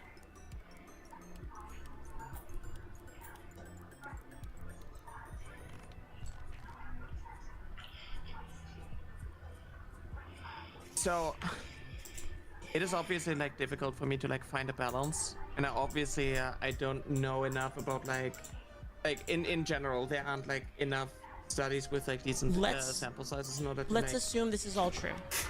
Let's assume that it is true, that for the sake of argument, let us assume that it is 100% true that trans women are 12% faster. Let's assume that the study is correct. Under that assumption, in this meta world, would you agree with banning all trans people if we say, okay, people who never touched you, fine, you can play. Everyone else, banned, 100%, because of the advantage. Because you said that, well, what about people that haven't had it? Logically consistent. I am being logically then you consistent. would be like, anyone who is faster than the average should be banned. No. It's a buff. So the average is across, like, there's average for men and there's average for women. There's going to be people that are below average, both in men and women. According to the study, being trans is like a 12% buff of speed. I mean, that's against not women. What it means. I mean, that's what it said. It's 12% faster, right? That's what the study says. So, if we say that the people that have that biological advantage due to male puberty, we just eliminate all of those people from being able to play in sports. Everyone else can join. So, in the summary, I'm going to like read the whole paragraph. Okay. The 15 to 31% athletic advantage that trans women displayed over their female counterparts prior to starting gender-affirming hormones declined with feminizing therapy. However, trans women still had a 9% faster mean run speed after the 1-year period of testosterone suppression that is recommended by World Athletics for inclusion in women's events. Where is that? I just brought up. It is in the summary. In the summary.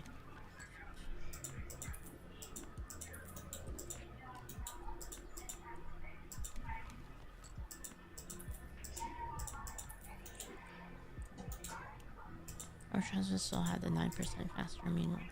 Well, yeah, so there's still an advantage. It doesn't really matter whether or not the World Athletics Association says that it's okay or not. There's still a 9% advantage. That would just be appealing to authority, right? I'm saying that trans women have a cheat. 9% buff. Even according to the lowest statistics in here, it would be 9%. That's still a lot. Again, if you're talking speed sports, like we're talking like fraction of a second victories. that occur in this. World records being set on the fraction of a second. So the thing is like, okay, the average running speed for recreational adult is around 8 to 12 kilometers per hour, or 5 to Now they're pulling out fucking speedland records. Oh my god. 7.5 miles per hour. This varies significantly by gender and fitness. Well, that goes without saying, Bogdan. It is very obvious that Naira did not research a single fucking talking point, because these should not need to be pulled up on the side, and they should not be this goddamn clumsy. They obviously didn't think about it. Level.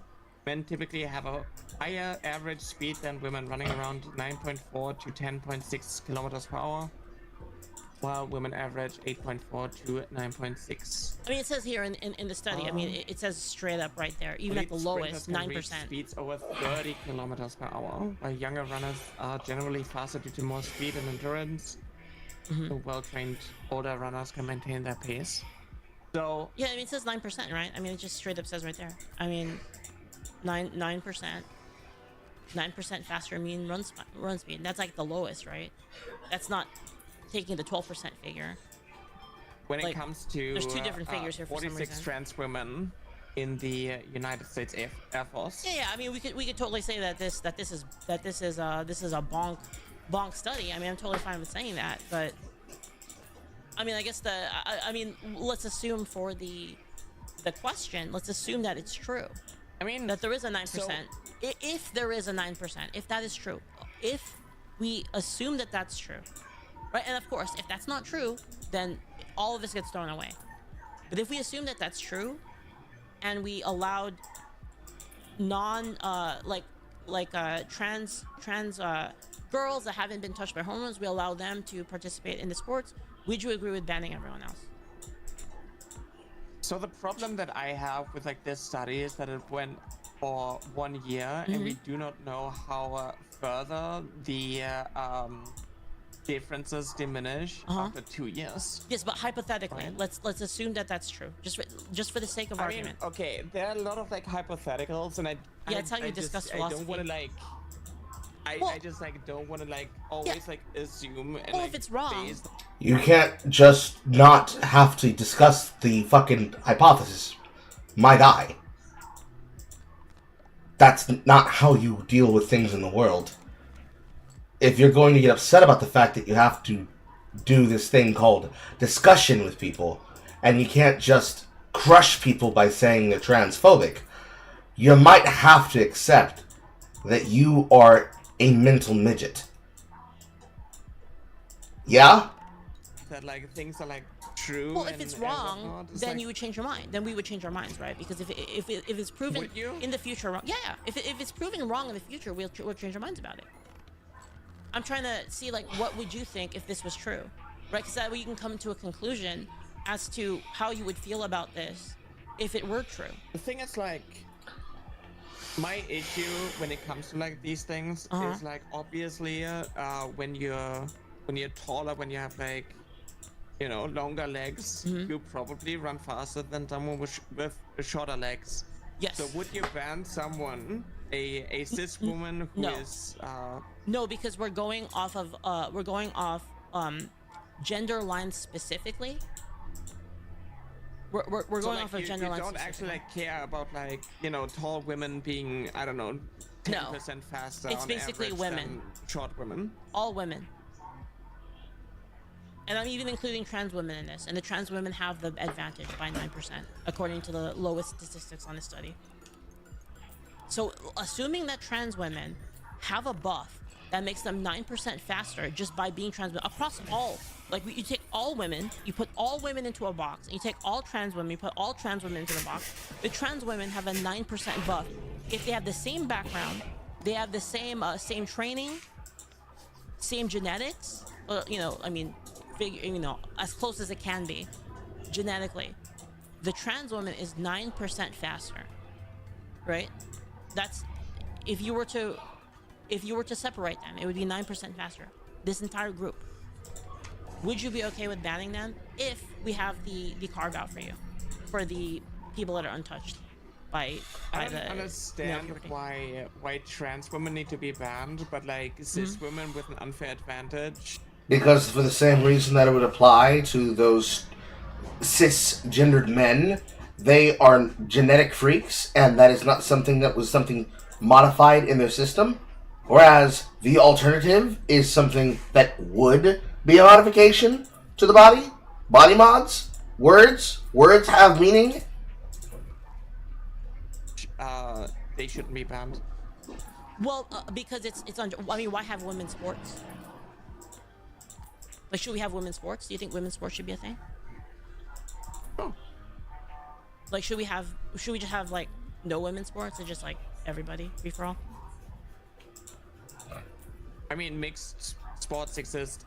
I'm just the thing is like I'm just like thinking about like the.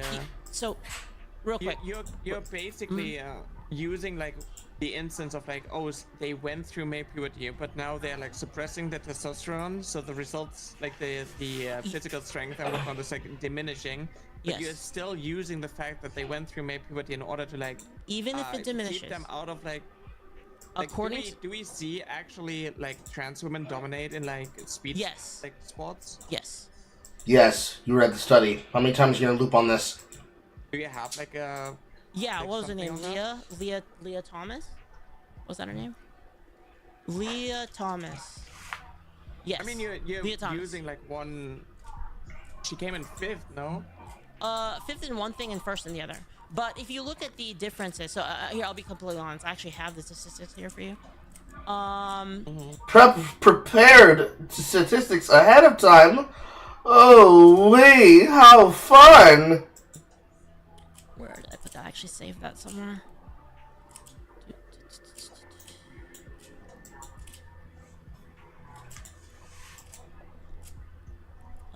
So we got.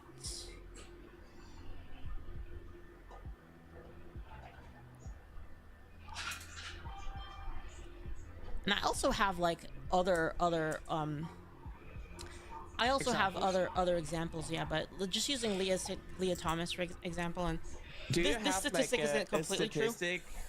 So where Leah the went from success, 460th among male swimmers to 5th as a female, and then I think it was 59th to 1st.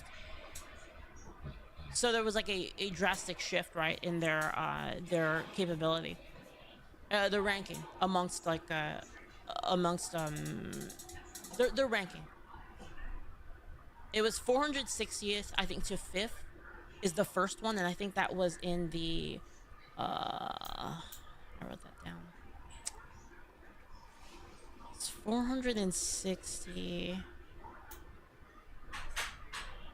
460th male to 5th place in the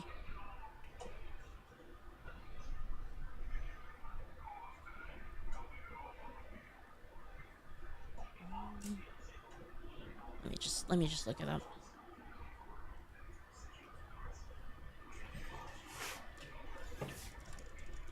The sheer silence of studying. Something that shouldn't exist in most debates, but unfortunately, that's what we gotta deal with, chat. Tap. So the problem is you're saying that like in the men's category she was like 400th or something. 460th. Here we go. Okay, so 460th to 5th in the 200-yard freestyle, and then it was 65th to 1st in the 500-yard freestyle. The thing is like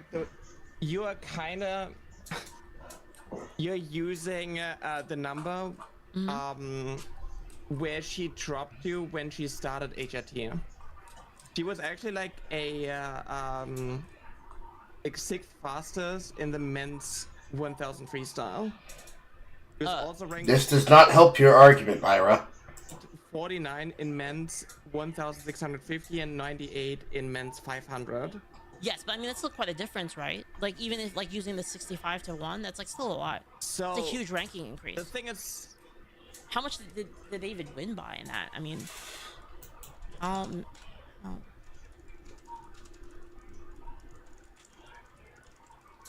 Which one was it that she won? That was the let's see here. That would be the 500 yard 500 freestyle of the 2022 NCAA championships. Yeah.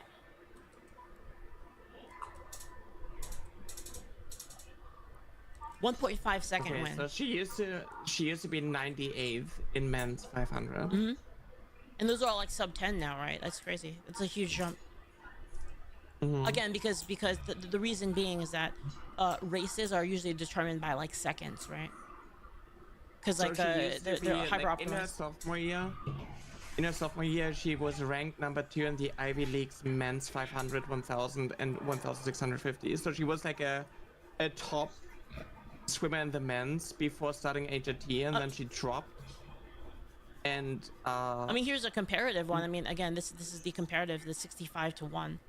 That one is a fact. That one's like, everyone knows that, right? That's like verifiable. You are That eating Leo straight went egg from whites. 60. What the fuck are you doing? Welcome back for 19 months, Buster. Call from WGI. Pick up the phone. PR. Pick up the phone!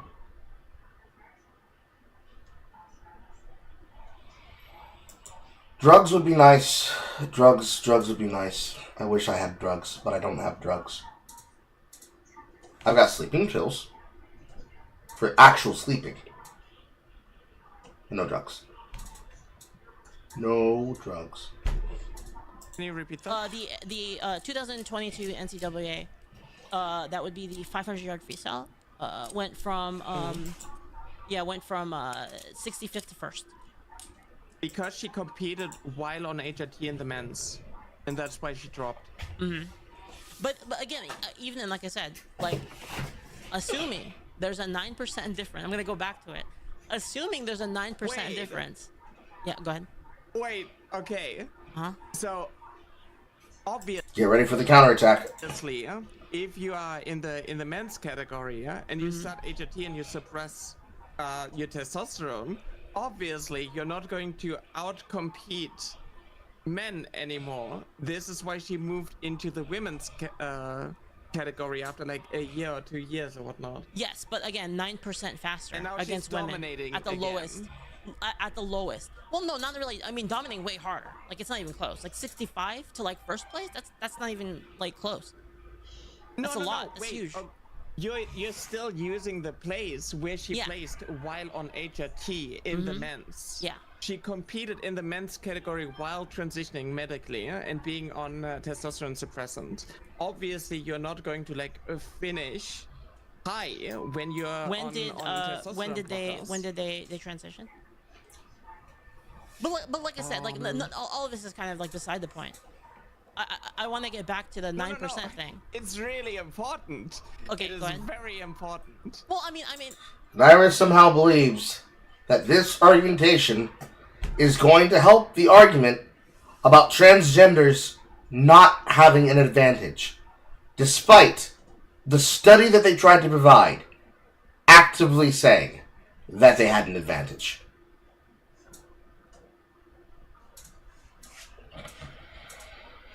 Can't make it up, chat. Can't make it up. hypothetically, again, like would you be against it? If we could prove it, like, assuming we prove that it's 9%, again, like, you know, we can go back and forth on data. I'm not really interested in data. I'm interested in philosophy. 2019. I'm interested in the philosophy, not the data, which is why, you know, because we're gonna go back and forth. No, you're gonna come up with data. I'm gonna come up with data. I'm gonna have counterpoint data. You're gonna have. Very important though. Okay.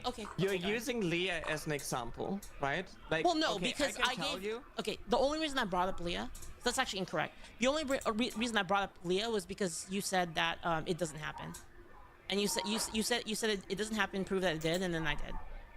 That's why I brought up Leah. Yeah, but and that's I'm not explaining to you Yes. how your numbers But are, that's not what I was asking. like wrong. This is You're a completely drawing the wrong different. conclusions using these numbers. This is a completely right? different You're using, thing that I'm asking You're using about. the 65th to first as an example. Yes, but like the but- problem is, obviously, she was on HRT at the time, but she used to be number 2 during her sophomore year. Okay, so she can was you number prove 2 in the Ivy League's men's. in where? And then she started HRT. Then she dropped down because she didn't have like Where's that? Can you send me or that? like upper wait, you know? I'll just look it up. I'll look it up. Wait, would you say so? Was Leah Thomas, Ivy's League 500 sophomore year. I'm looking it up.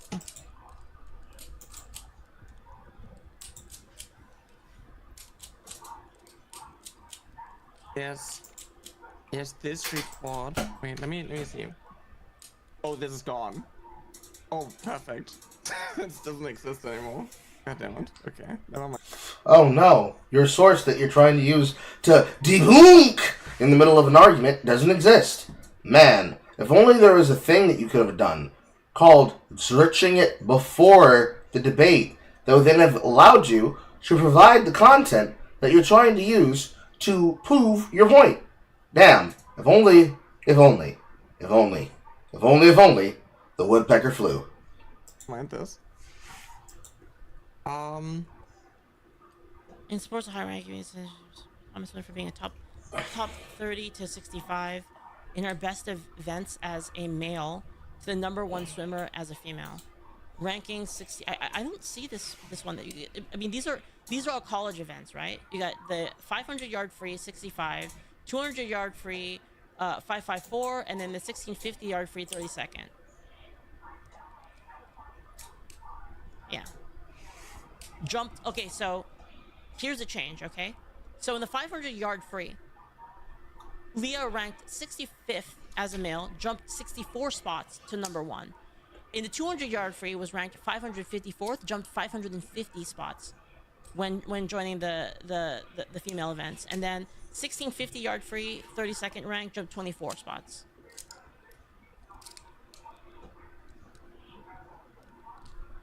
But this is all kind of irrelevant to my point from earlier. What Which I is your still kind of point want to again? answer on it. I said, if it's true, if the data is true, assuming it's true, and again, if it's wrong, then we can't hold you against it. The data's wrong. But let's assume that there's a 9% difference. Then would you be okay with it? With banning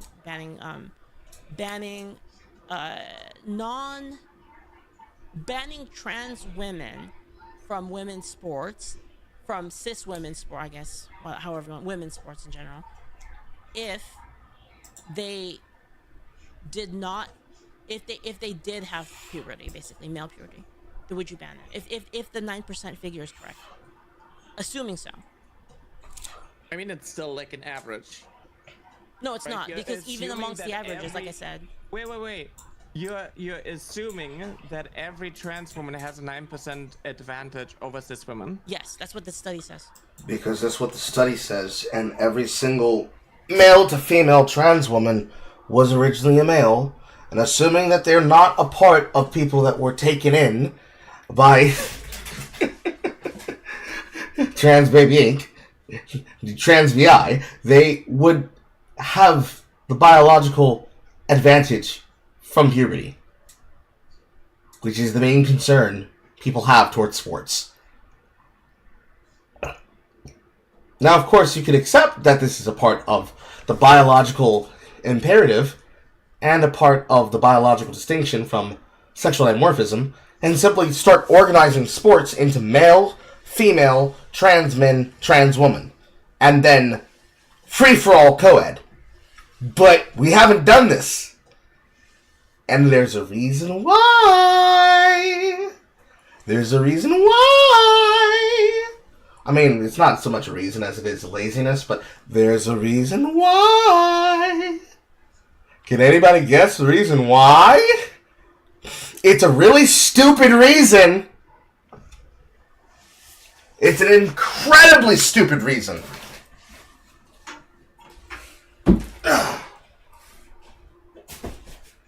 Also, I need to actually organize my fucking laundry. This shit has been sitting behind me here for days because I have just been doing a bunch of fucking shit. Otherwise, I won't have proper clothes to wear.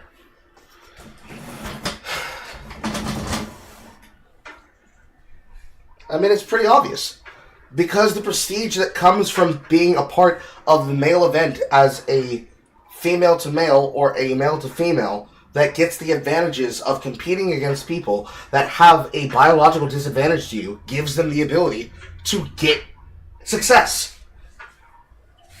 They inherently are fighting people and competing against people that they are then trouncing because of the fact they have a biological advantage. It's like fighting kids. The inherent answer doesn't have to be money. Basically, it's just prestige. So, for all the examples I've been doing with Arc Raiders,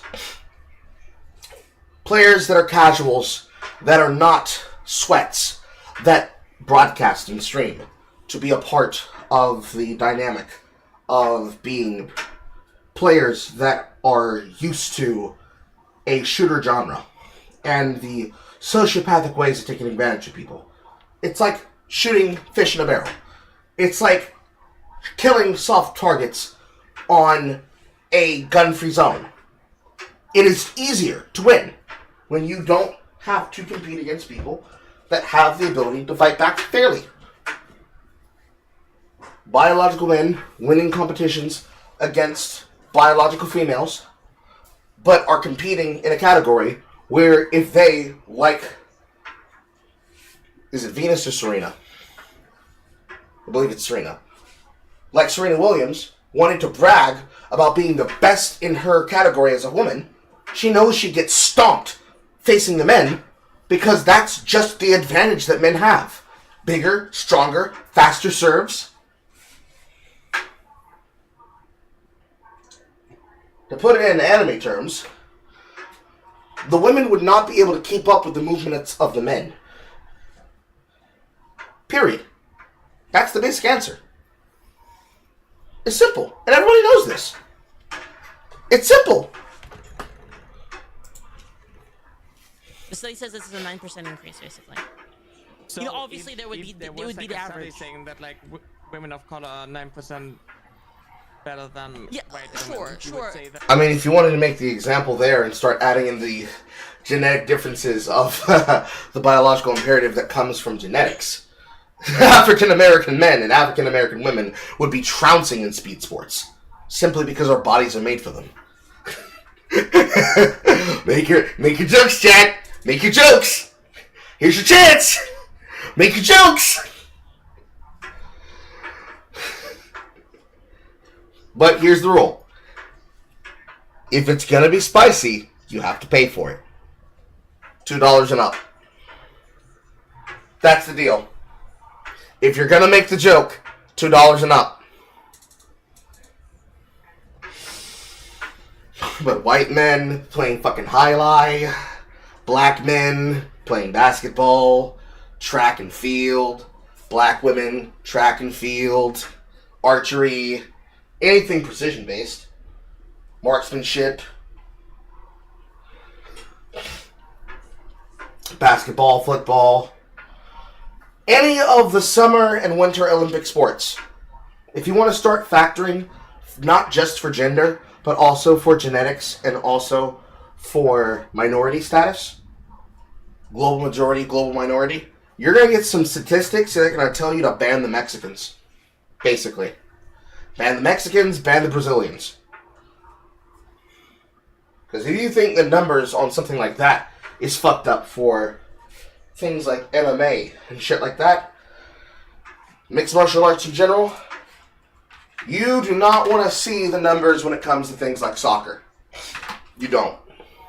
They're not in the favor of the argument for the transgender lobby. Not even close. Ah, fuck. Come on. Let me hang this off this.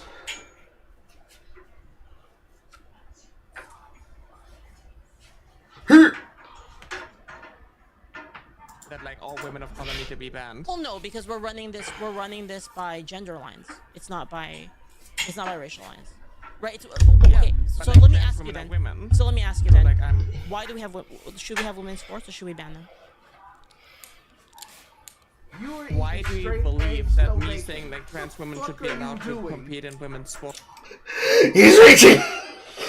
Oh my god. No, I'm means asking that you. I want to abolish? No, Thank it has you. nothing to do with that. I'm not assuming what you're. I'm not assuming what you think. I'm asking you. Should we have women's sports as a category?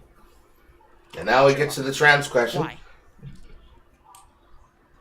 I mean, a lot of it has to do with I mean, it kind of depends on like which sport it is, right? Oh, now it depends on which sport it is. So you can have female sports, but it depends on which sport. What's the category? What's the category that dictates the sport? And why? Let's hear this shit, chat. Obviously, there are differences caused by testosterone when it comes to like physical sports. Oh! So there is a biological difference. Oh! So what the fuck were y'all doing for this last hour and 20 fucking minutes? Oh, really, Naira? What's that I smell? Is that the opposite of a Hitler particle? Is that a Carlson wave? Is that a Kirk molecule? I can smell the right wing on you. Hostility when it comes to like men competing against women in, for example, like chess or whatnot, right? Chess? No. I didn't hear that right. No, you said chest. You said something about the chest. You did not just say chess. No. You did not say a board game. You meant something else, right? I mean, a lot of it has to do with I mean, it kind of depends on like which sport it is, right? Obviously, there are differences caused by testosterone when it comes to like physical sports. Put some fucking There earbuds is a lot on! of like hostility You're when it comes to public! like men competing against women in, for example, like chess or whatnot, right?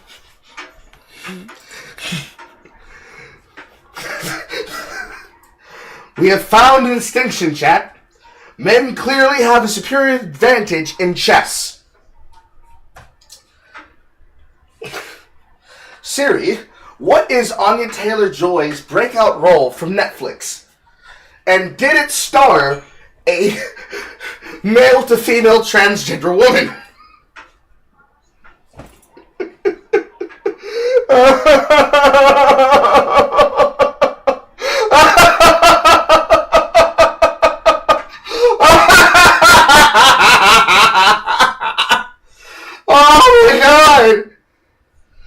Oh my god! You know, of the answers that I would have expected, I did not expect chess, okay? I did not expect Naira to, one, fold this hard, and then continue floundering after folding, and two, for them to keep playing this Gish Gallop game, and keep playing this incompetency game, while basically selling down the road of every single transgender opinion possible. I did not expect that. I did not expect that. Oh, it's delicious. Oh, it's delicious. Every time Naira answers like this, the transgender policy gets sucked out of their skin. A lot of reasons. Lots of reasons. That there should be women's sports. Big feels. Is like the physical. So it has nothing to do. You think it has nothing? The reason that we should have women's sports has nothing to do with the physical differences between men and women. I did say that there are differences caused by testosterone. Okay, so. So yes or no? Is it yes or no? Okay, same thing with trans women. again, according to our being on HRT, hypothetical. though. According to our hypothetical, yeah. So in the hypothetical, I would say I will concede, and I will allow all trans girls who didn't transition, didn't have male puberty, allowed. Everyone else banned. Due to the difference in physicality. Would you accept that? Because it's what you said, right? For puberty blockers and HRT for trans girls. You know what? Sure. Let's say in your hypothetical, like let's hypothetically say that I said yes. Then in this scenario, would you be like, okay, you didn't transition on time, too bad.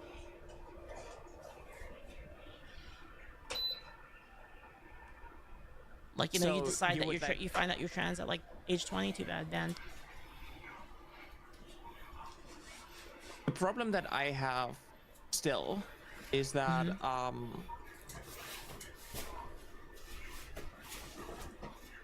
there are obviously not enough like studies and whatnot when it comes or like Shut that shit the fuck up. There are more than enough fucking studies that have been focusing on this. You don't have them on hand.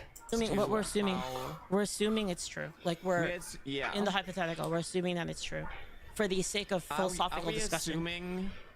Are we assuming that a trans woman who has been on HRT for 2-3 years still has like an unfair advantage over cis women? Yes. Yes, according to our hypothetical, the 9% is still active even after 2. It's not even about a hypothetical. Because you have gone through puberty, you have the biological, physical, bone density, structure, all that shit. You just have it. It's a part of your kit. It's like getting grandfathered in to a system of measurement that nobody else gets to have because you are special in that design. The inherent intelligent design of the male and female body means that there would be an inherent advantage because they have gone through puberty. The explosive jump velocity, the explosive takeoff power, the longevity, the endurance, the frame, the biological disposition to build muscle mass or to lose weight. All of these things and more are dictated because of functions and genetics that would be decided in puberty. They'd be locked in. They'd be baked in.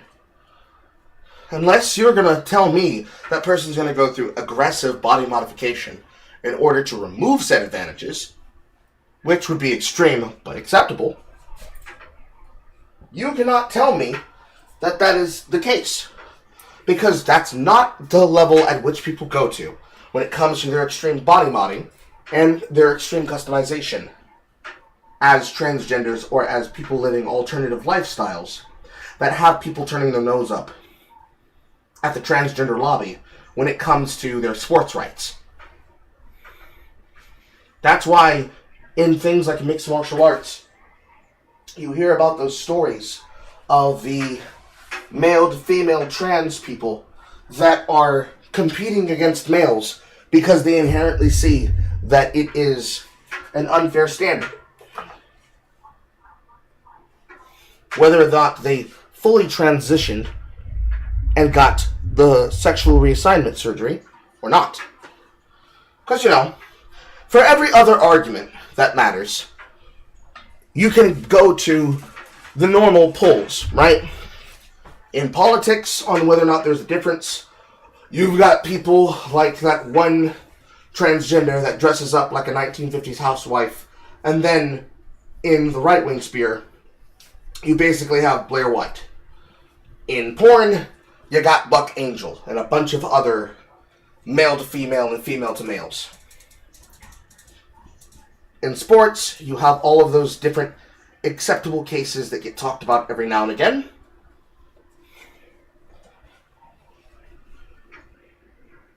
Then in the hyper-focused sports world, you have all of the normalized examples happening inside of schools, secondary schools, colleges, and the Olympic sports trail.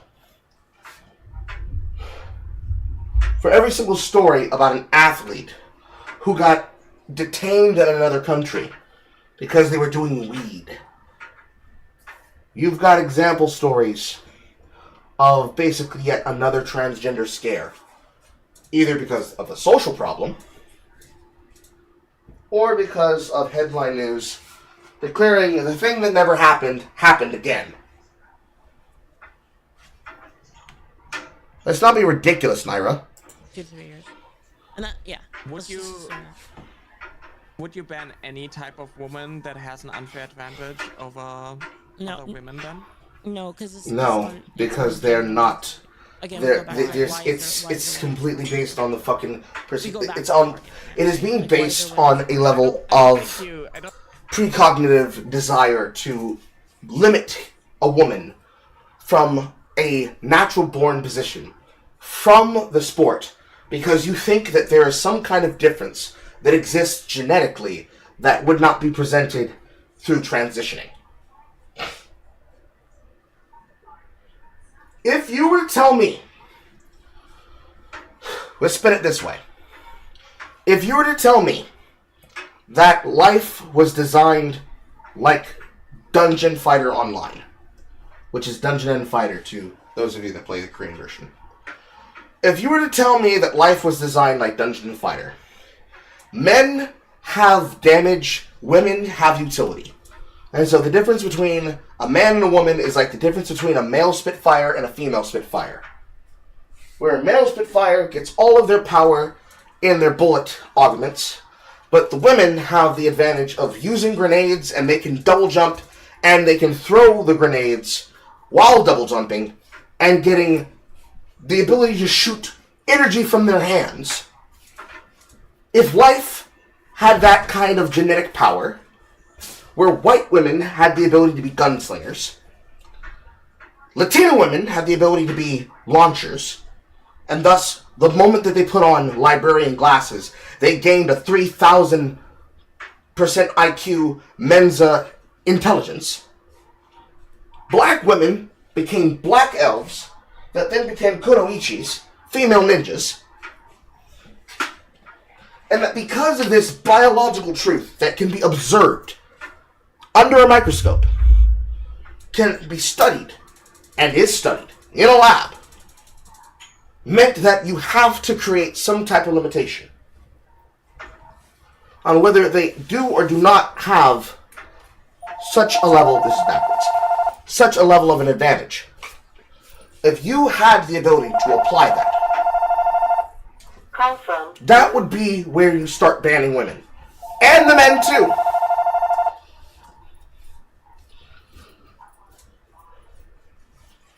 Because if men, black males, for example, on top of all of the advantages we have sports-wise, we suddenly develop the ability to exude a holy exorcist aura.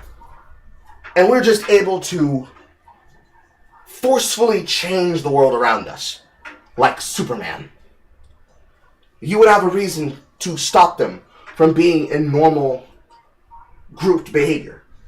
But it would be so focused at a societal level that we would have already done the dictation that Naira clearly wants to avoid, without actually having the determination to say that it is in the positive or the negative of the assertion that they're going for. So, somehow, to the positive or the negative affinity that is being applied here, Naira believes that it is acceptable to ban women on the genetic line, but not on the transgender line. Meaning, they're willing to spoil the spirit of fair competition just to save the feelings of trans women. Which, when you go back to their nicety opinion about valuing the opinion of supposed bigots over transgender women,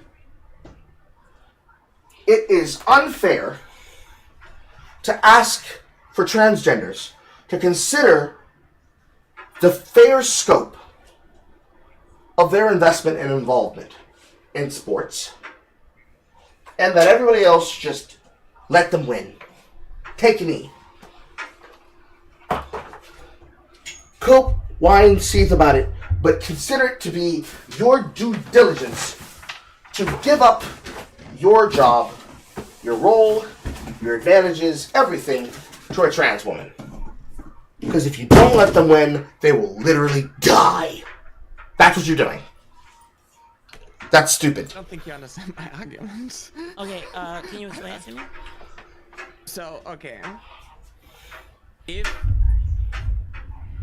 If you have, the average in like height, for example, right? Let's say like women's basketball, you know that like tall women are performing better at basketball than short women. At like a certain level, at like a certain height, cis women be banned because they're just too tall, and it creates like an unfair advantage over the average woman. Well, let's see here. If we take the example of Larry fucking Bird, and then every other goddamn person who's ever been on a goddamn basketball court, in the male league, as an example, this is like saying we should ban any person who weighs close to 280 to 350 pounds of sheer beefcake muscle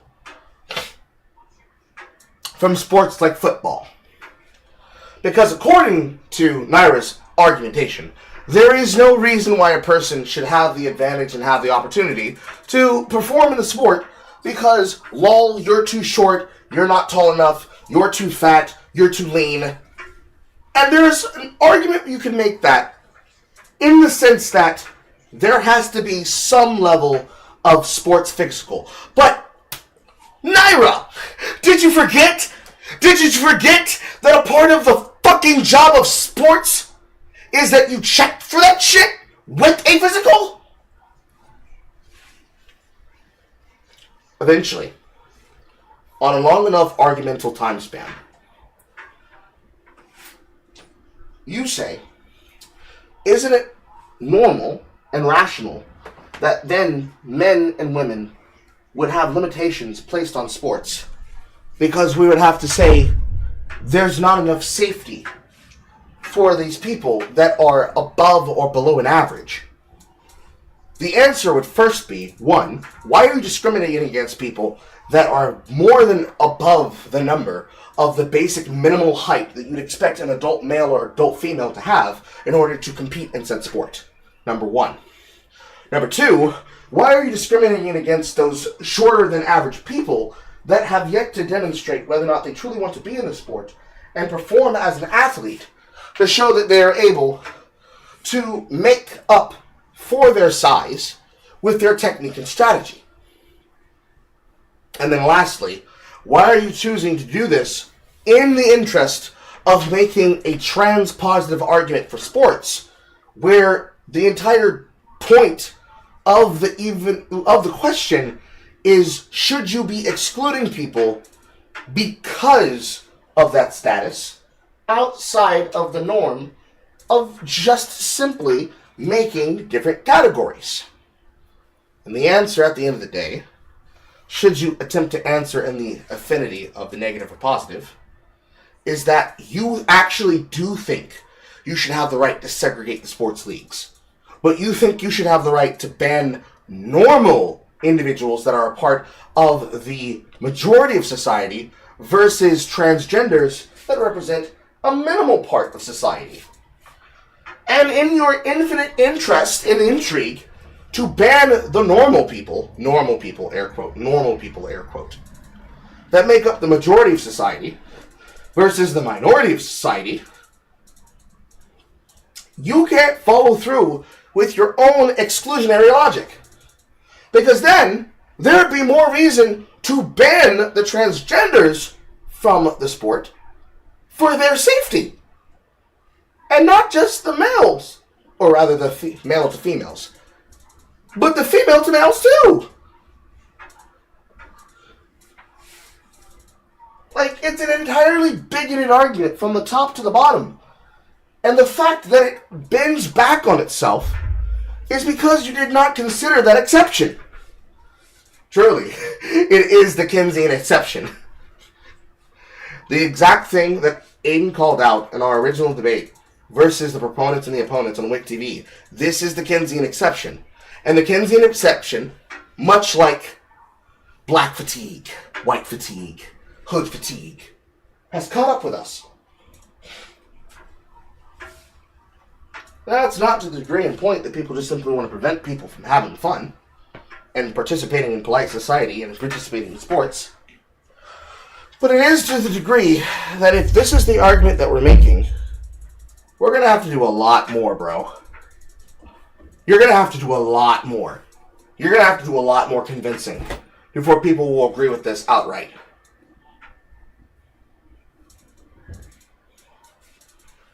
Because it just doesn't follow. It's just not acceptable. No, because, well, according to that logic then, shouldn't we have tall people sports? Tall women's sports, short women's sports? Like, I mean, that's like your argument. Why do we have women's like sports? biological differences. Why do we have women's sports? Why do we not have like tall women's sports? I mean, do you want to have that? I mean, I guess is that your answer? Is that we should split all sports according to? I mean, in your hypothetical, you're saying, okay, let's exclude this type of woman because of unfair Yes. biological advantages. Because the line is but not by this gender. other type of woman. Yes, because the line is Or by gender, not by other differences. And again, the differences are large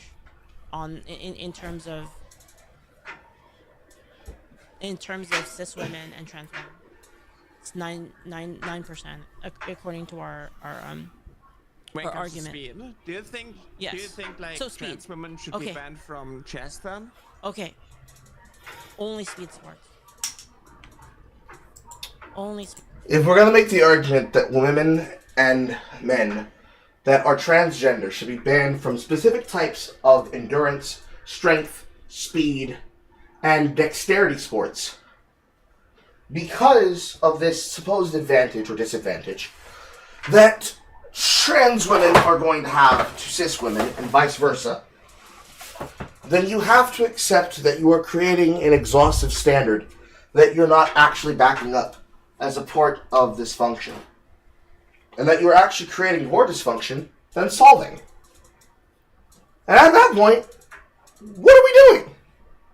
Why are we wasting time even debating it? Just solve the problem as a society and just create the separation of the sports as you're already arguing for it. Because if it's as simple as you need to separate the speed sports, just separate all sports and make those categories. Man, woman, trans man, trans woman, co-ed. And I can promise you, the results will show themselves in the co-ed open. The best man, the best woman, the best trans man, the best trans woman will win. And then, in the categories based on gender and based on ideological split, you will see the statistics fan themselves out over time. It will be the most scientific example possible to prove the point. Unfortunately, it also means that you'll have the data that will put the argument to bed and you won't be able to debate it anymore. But you know, that's just logic. We all know trans people don't use logic. That is a joke. Neither is a joke, but what I just said is a joke. Speed sports. Just everything else, only speed sports. Speed-related sports banned.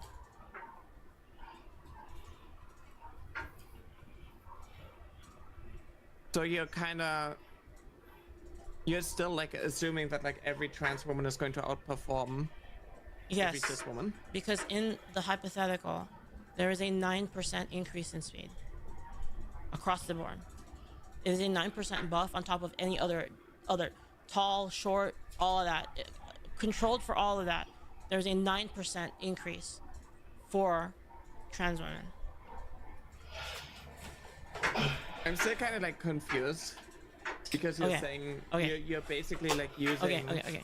So, in Group A, I you have think- all I think women. We're kind of like going in a circle All because cis of like women. the. Okay. Let me just. You're only going in a circle because you don't want to fucking have a straightforward answer to the question, Naira. there's 2 boxes. In box A, all cis women exist in box A, okay?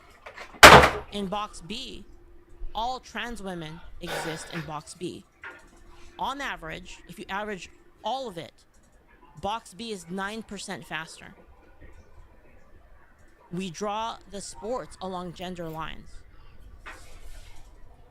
So because we do that, the trans women have a large advantage over cis women. All of cis women and all of trans women there's a 9% speed advantage for trans women. So, and that is due to hormones like we've talked about. So if you control for that and you say only the trans women that were affected by male hormones, those are the only ones we're talking about. Those are bad.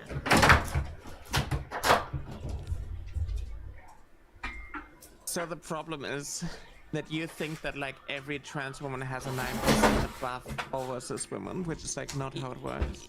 It's a hypothetical. It's a hypothetical based on the study that you Yeah, brought but up. like that's just like not how the numbers work. So it's just like the hypothetical doesn't make sense. I'm like kind of confused because you could. So when the stat was just the raw numbers of, yeah, trans women are faster, it was fine. Now when it gets applied as the standard of how the sport should be organized, on whether or not your fucking argument has salience, now I'm confused. We're going in circles. And I don't understand why this is such an argument. I don't know why we are here. Say that like intersex women who have like an influx in testosterone are 9% faster on average than cis women, so they should also be banned. So you're just when you can show me some intersex women that are capable of competing in esports and don't get absolutely fucking demolished like every all-female team in esports has done, that's when I'll believe that, for one thing, Naira. Because if you're going to make an argument about chess needing to separate out women based on fucking gender as well as goddamn genetics, then might as well do that everywhere else where sports would matter. But it wouldn't matter in the case of video game sports, because esports is supposed to be the great decider based on mental capacity and actual hand dexterity. And that's something that, unless you don't have hands and good hand-eye coordination, shouldn't be a factor. And the data is already in on that question. Every single time there's an all-female team that competes co-ed with the rest of the sport and the rest of the leagues and circuits, they get trounced. Trounced. Trounced. Not even close. But then, as Andrew Crusher is saying, it could be possible that you could find transgender players that could dominate in esports, but only if it's speedrunning. As we all know, the transgender has an explicit advantage in the league when it comes to esports, but only in speedrunning categories. Something about the psychological fucking breakdown of their personal identity that makes them very capable of hitting deadlines. That's a joke that keeps on giving. And it's giving a death sentence. Okay, You don't have in our problems thing, with in our that. thing, So it's really frustrating for me because let's you're trying assume to, there's like, no find a intersex women. justification. Let's assume there's no intersex women. Let's just assume Yeah, for the but they hypothetical that they don't exist. exist. For the hypothetical, they don't. In your hypothetical, it's not like reality based. It's so not. It's like really It's- difficult. It's not, because we're discussing philosophy. We're trying to test if Yeah, but if you care have to. about. We're trying to test if the if so. You claimed that your issue with it is that trans kids wouldn't be afforded the chance. That was the argument made. So I'm isolating that issue to see if that's truly what you believe. What do you mean? You all probably wondering how I got mixed up in this. Yeah, Well, hang in there. I'm just like, Egypt, big, old, dusty. Like Oak County, only bigger. Just my kind of holiday. I wanna I want to argue reality-based and not hypothetical of a hypothetical of You a have- hypothetical. you have where to- like trans women are like So, some superpower, when it and co- like cis people are like some weak force that like the trans When- people are like domineering over. When it comes to philosophy, you have to discuss hypotheticals. That's how you so when you're discussing philosophy, you might have fact against fact, and then you're just gonna keep going, oh, my source says this, your source says this, my source says this, and you never really find out what anybody believes. The reason for the hypothetical is to isolate the ideology so that you can understand why you believe what you do and make an ideological statement that is rooted in a consistent philosophy. Sure, but then you need to be consistent with your argument, because then you could say that like on average the woman is, I don't know, 5'7", but there are women who are very tall, and there are sports where tall women are obviously performing better. Volleyball, like, I don't know, they're, you know, So 5'11", 6 why does feet it and matter? whatnot. Is volleyball really your best example that you can use there, bro? Also, not a new game. This is a very old game, but first time I've played this game. Is that really your best example that you have? Tall women are good at volleyball, therefore, you need to fuck over all other people? Because you said?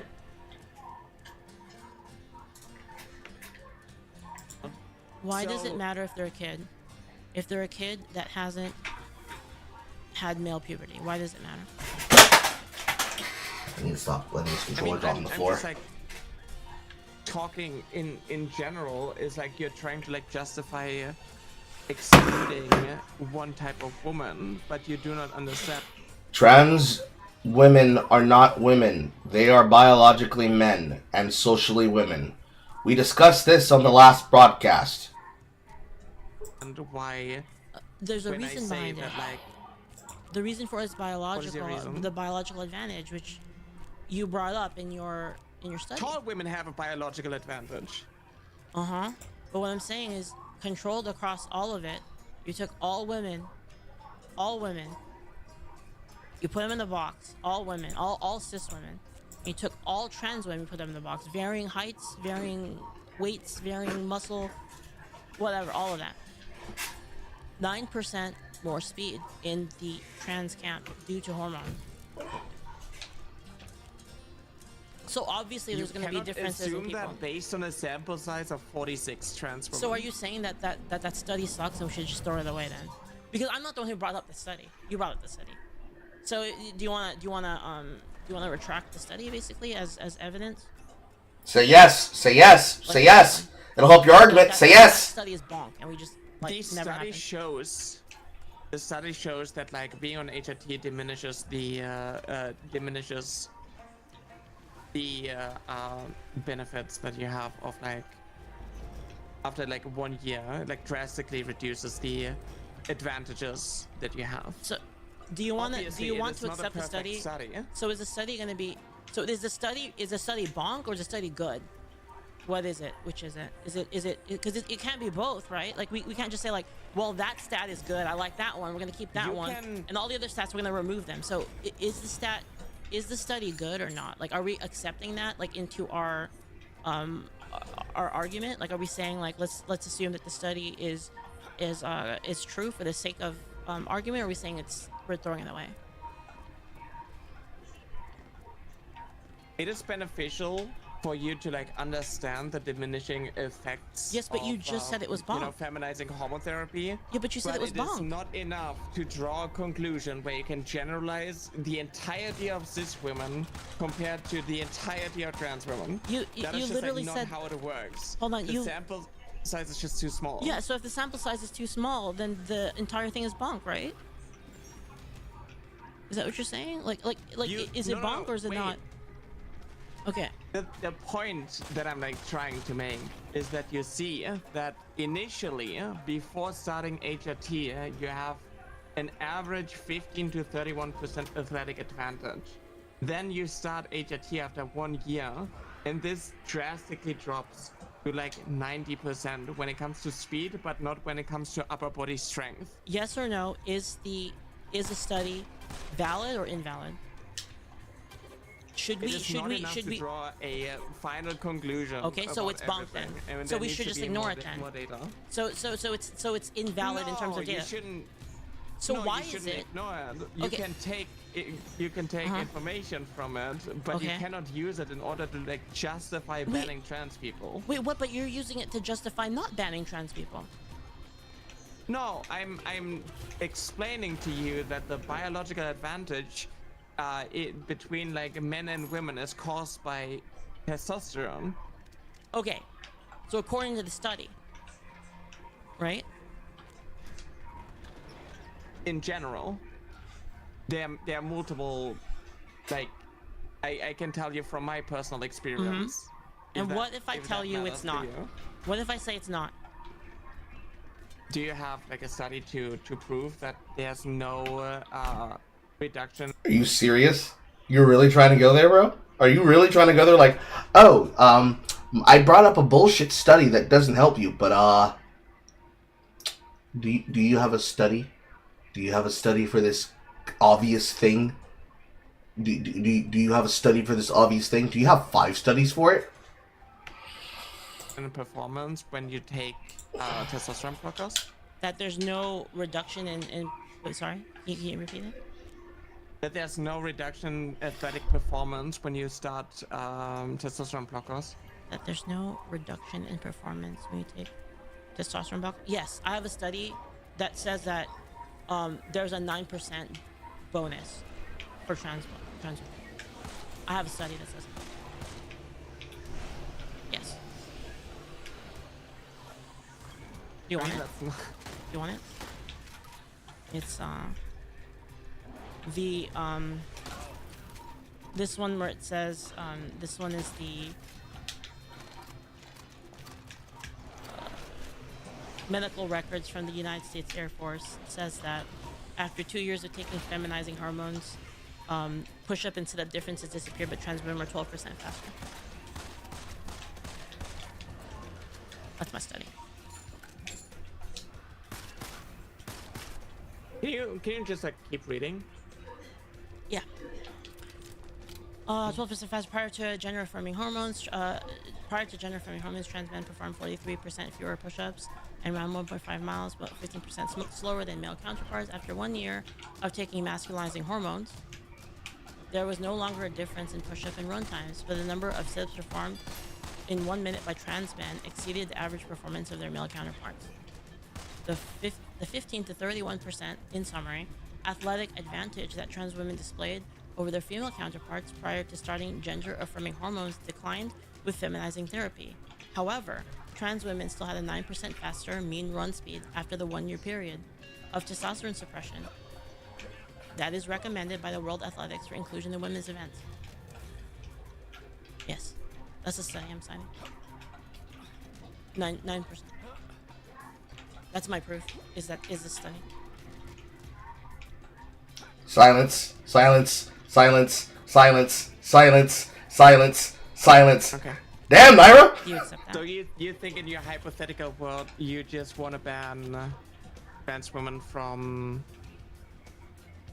speed sports, speed-related sports? I want to know what you think. I want to know why No, like, why you think that though. We've been talking about what I think the entire time. Yeah. I'm like very curious about What like, do I what you think? think. Yeah. Well, for consistency, yes. We should for consistency. Okay. So, what about like other sports where you do not need to run fast? Or... Depends on the sports. I think like ones where the difference between men and women aren't like too drastic, like say esports, for instance. I think that would be fine. Yep, she said it. She said it. It's more the physical advantage, right? It's like how wide the physical advantage is between men and women. Would you? 9%'s a lot. Like imagine if you did 9% more damage, like a MOBA, just for free. Just by mere existence, you dealt 9% more damage. Like that's crazy. That's a lot of damage.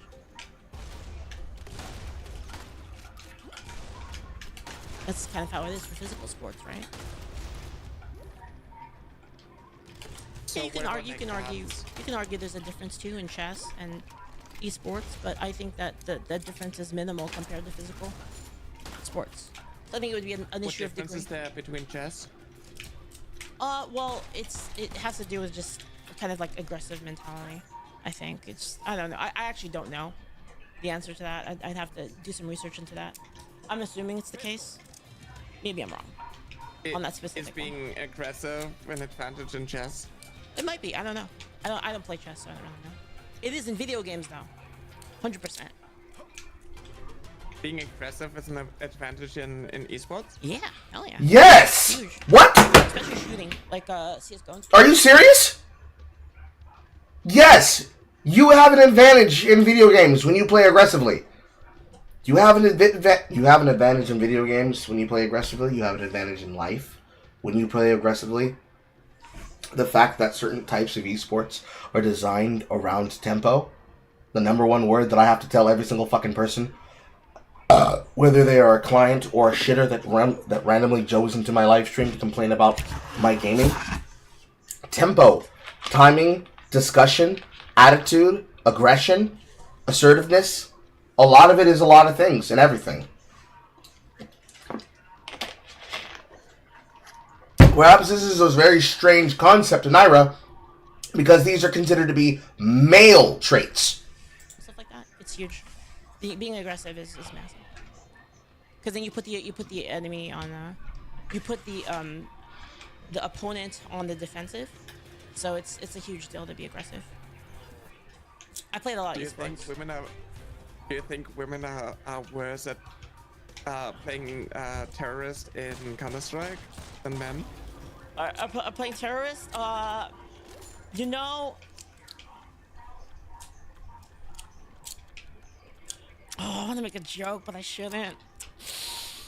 I'm not gonna make it. I'm not gonna make it. Not.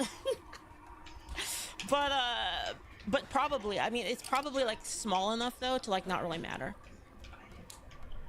It's probably like again, it's a matter of degree, right? Like where I said 9% is like pretty huge, whereas like I think the difference is in it's probably not that high, and like maybe I could be proven wrong, and then in which case I would say, okay, fair enough, the men have an advantage, so we should have women's esports. I'm very consistent with like my I try to be at least. Sometimes I'm wrong. But like you convinced me earlier that I should just use your pronouns. Fair enough. I don't care about it. So I'm willing to do it. I appreciate that. Yeah. I appreciate that. Yeah, I was wrong there. I was wrong there, I think. I'm just like really, I'm just like really confused at like the stage of like, oh, men are more aggressive, so that is like why trans women have an unfair advantage in esports. Wait, what? Wait, no. I meant men have an unfair advantage. Sorry, that was back. I don't know if you misunderstood me or something, or I said it wrong. Men have the unfair advantage in esports, in my opinion. Yeah. So like, so. But it's just small men enough. have an unfair advantage Small. in esports because they're more aggressive. Yeah. So that is why trans women shouldn't, like, they shouldn't compete in women's esports. Well, I think in esports, I think it's close enough that it doesn't really matter. I think you can have. There's an argument that trans women should be competing in esports because since they are biologically male, they have the ability to understand numbers better than women can. Only in the sense that men like computational shit more than women do. Men like big numbers, women like small numbers. Team spirit and organization would be very high in a transgender org, I'd imagine. They'd have an amazing support staff, they'd have perfect mental health facilities, they'd have properly negotiated contracts, they'd have the ability to effectively get free airtime because trans! There are so many things that would be an advantage to an all transgender team, where it's like all trans men, all trans women. Obviously, you're going to have men and women on the staff. And if you want that team to succeed, you're going to have to hire somebody for it. Like, you want to go into fucking esports for the LCS or whatever the fuck they're calling it now, you're probably going to want to hire LS. Like, out of the gate. If you're not hiring him, you have to hire somebody who's a part of one of these teams. You have to get them to be signed on. And you'll have to train really hard. because you're going to be fighting against academy teams, and I don't think academy teams are going to let you go through simply because they'll see you as a gimmick, which means you're going to have to be tenacious, which means you're not just going to need to have confidence, you're going to need to have teeth. I remember when I wanted to be an esports player. I remember when I wanted to be an esports owner. I know exactly what I wanted to name my team. C2E. Canis Canamedict. Dog eat dog. If I wasn't going to be the coach, or if I wasn't going to be the owner, I would have probably been the mid laner. Who knows? Have co-ed. There are some sports that are co-ed, right? Like, isn't shooting co-ed?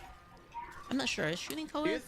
Do you think trans women have like the same level of like aggression as cis men? Why not? No. Why not? It might be. Why not? Sportsmanship is not something that is specific to gender. Why wouldn't you?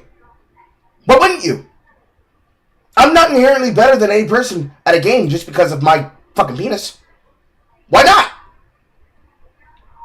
In fact, by being a trans man, you have access to comments and fucking slurs and jokes that we can't make.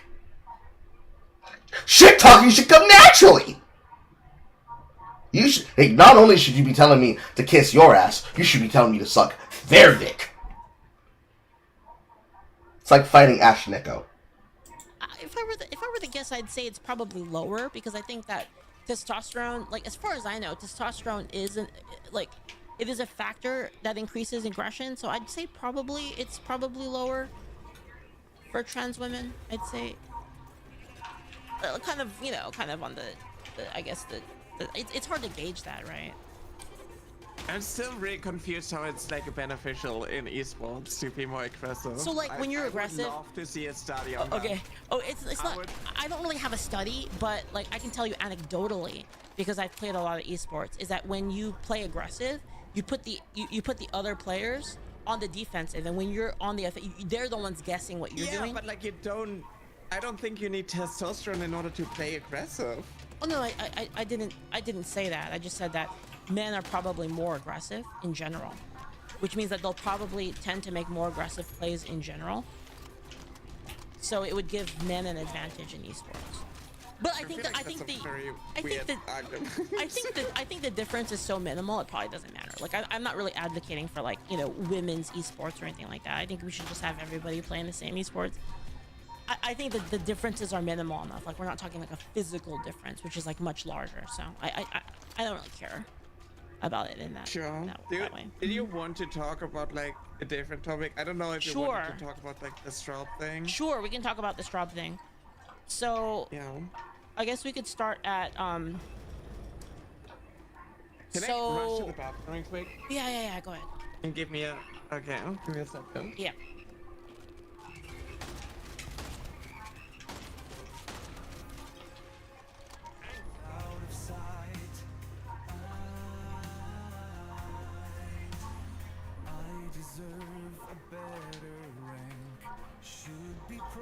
What the fuck am I hearing?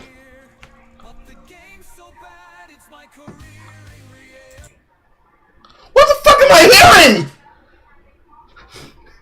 What is this soft Christian rock?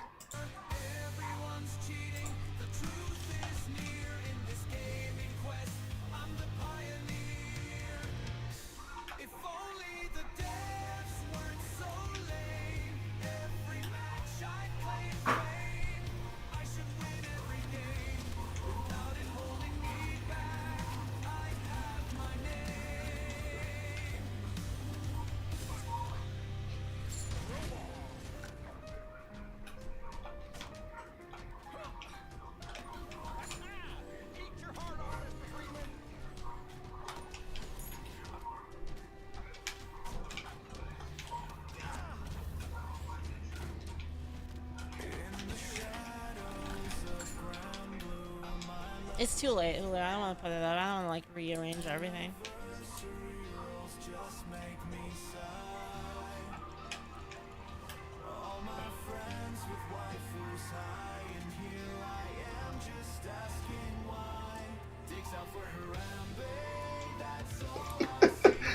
Oh my god!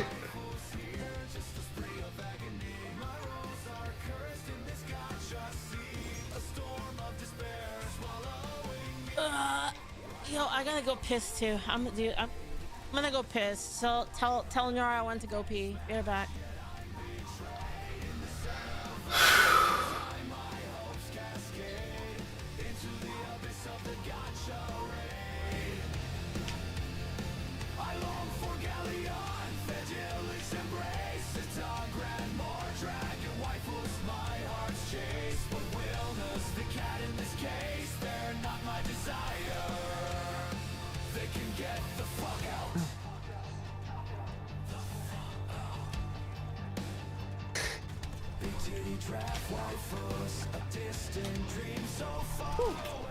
Okay. Oh, Chad. What are you doing on? It's getting late. I just wanted to like move on to like the next topic because if they went to the bathroom, okay.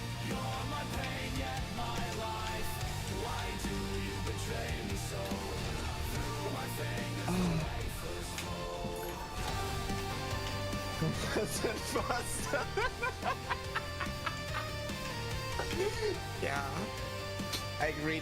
I peek more aggressively. Yep. Oh my god. Okay.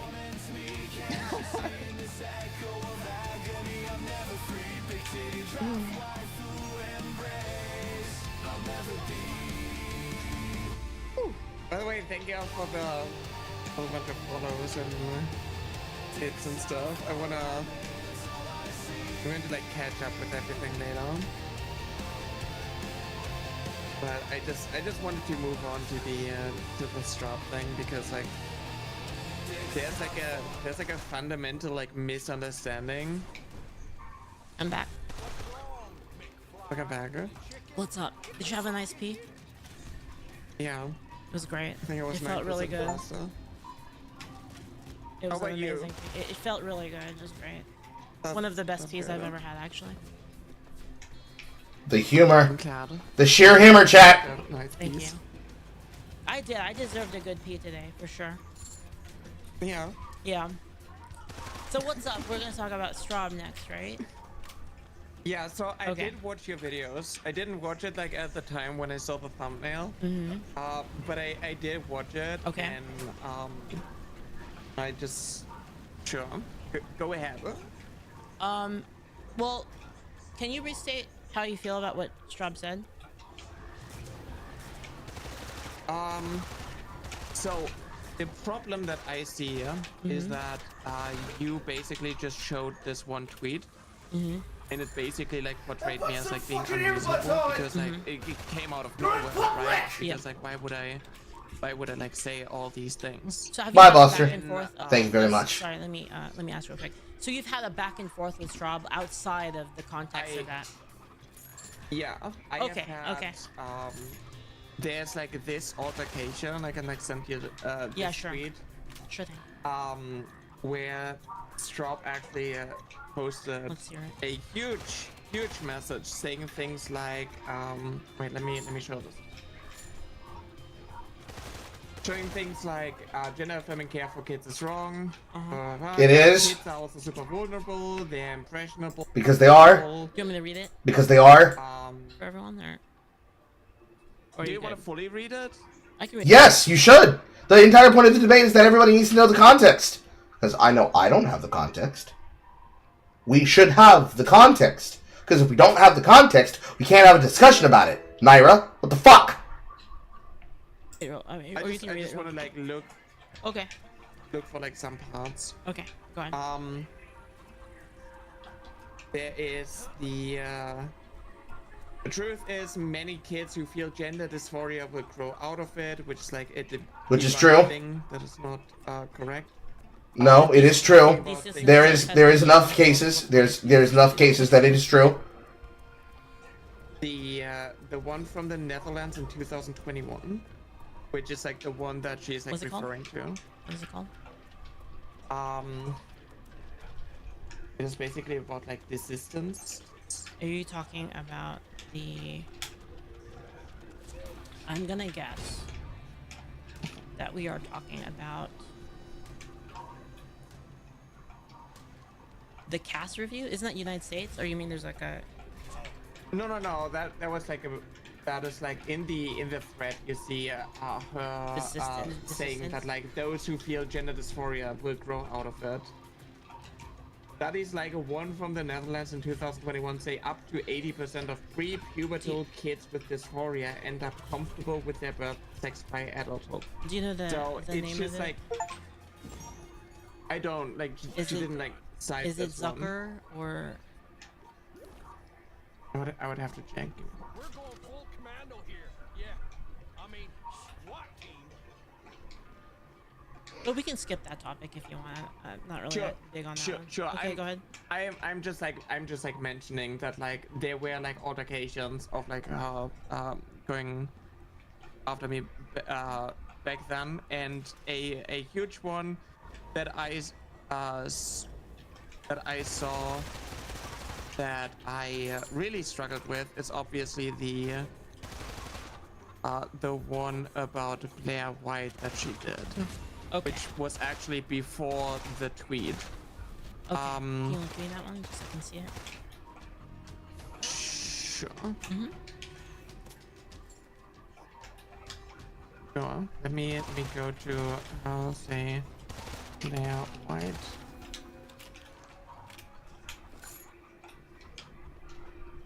Oh, it's spelled Blair.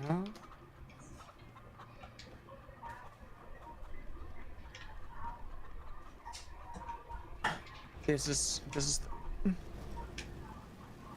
All right. This is the one where okay, Blair says so it's a thumbnail. It's a thumbnail of Blair White. Blair says, "Yes, I'm trans. Yes, I'm Christian. My faith journey."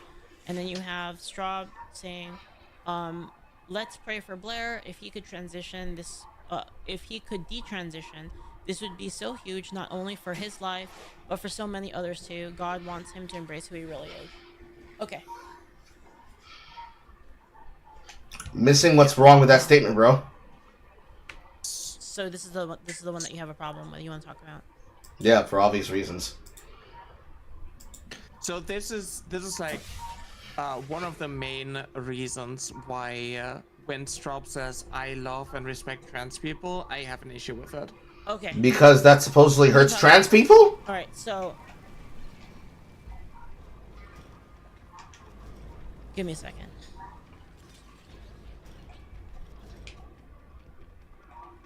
So, what is your assertion? Your assertion is that Straub is what?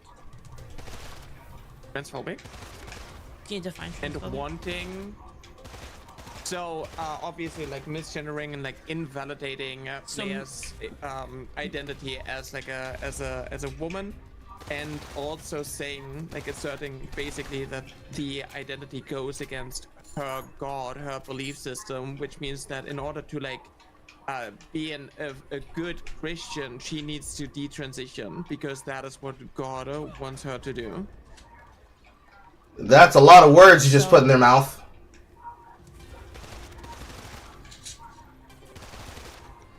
God, my brain just blew up just now. I ate hard. Sorry, I haven't slept. So basically, So you think that if you misgender a person, you hate them? So the thing is, like, I kind of like I brought this up actually, and I was saying, quote unquote, I can't believe that Nyara would dare to say that Straub doesn't support trans adults and wants everyone to live according to her worldview. Darling Straub with like the screenshot, and she quote tweeted that with, "No, you're right. Actually, I don't support it, and I don't wish it upon anyone." Okay. I said what I believe. Adults are allowed to live how they want. That doesn't mean I have to support it or like it. I have a very normal opinion. Yeah, so basically what Straub is saying that, so do you think that you could disagree with somebody but have their best interests at heart?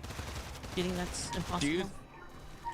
Do you think that like left-handed people need to change and be right-handed because that is like my belief system?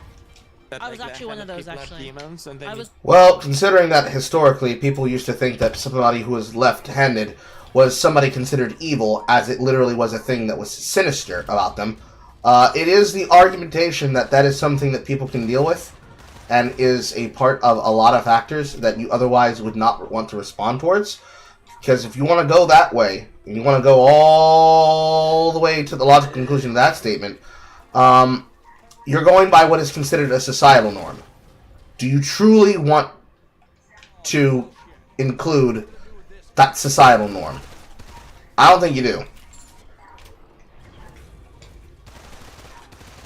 Not to the maximization of the full opinion.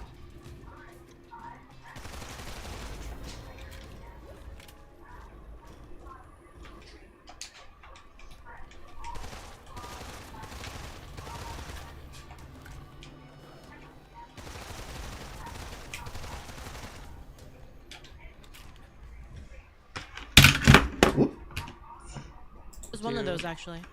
I was left-handed originally, and then basically, my dad basically taught me to be right-handed because it'd be easier for me society-wise.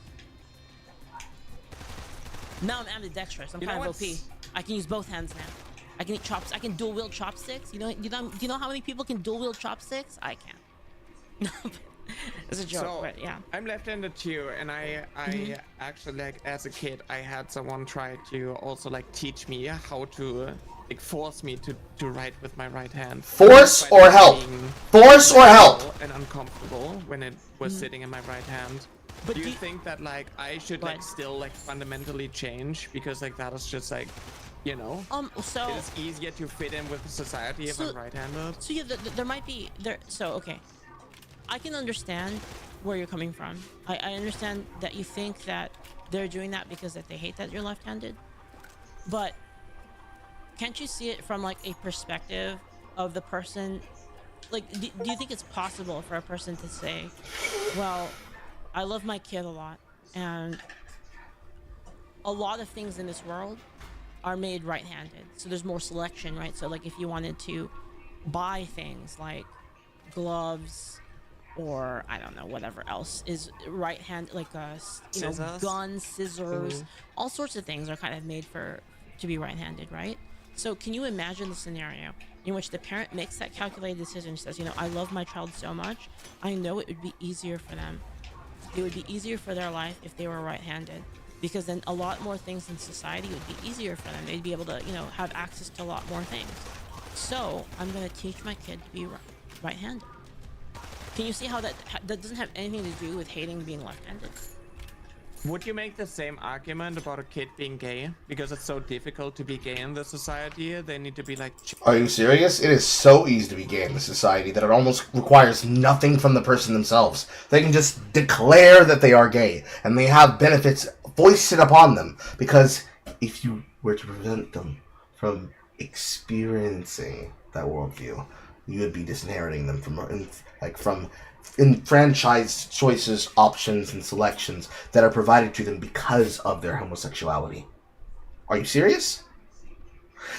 The same argument I just said works in reverse for cisgender, despite the fact that cisgender is something that was invented by the big gay lobby. So why would you think it wouldn't work in the other way? Last I checked, there's no straight organization that is comparative to GLAAD. There's not. There's not a single one that's out there for GLAAD. And they have the ability to outright mandate that there needs to be more shows that pander to the gay audience.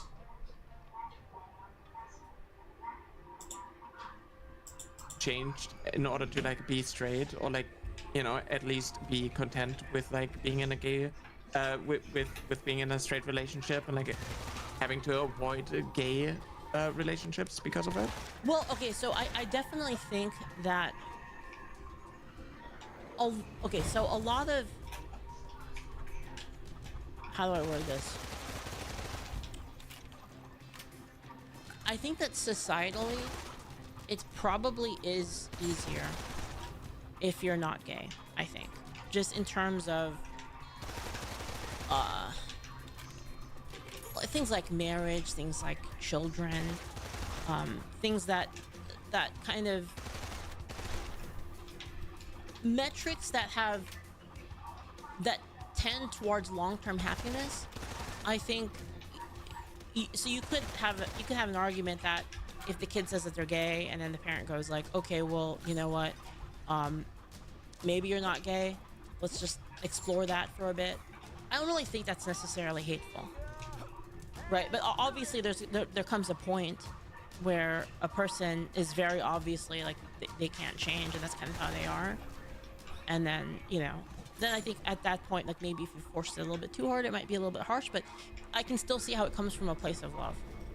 Does that make sense? So I don't necessarily ascribe malice to it. Right now. Really? How so? Because you're saying that like fundamentally how you are is wrong according to society because it goes against the norm. This means that you need to change and adapt in order to have it easier.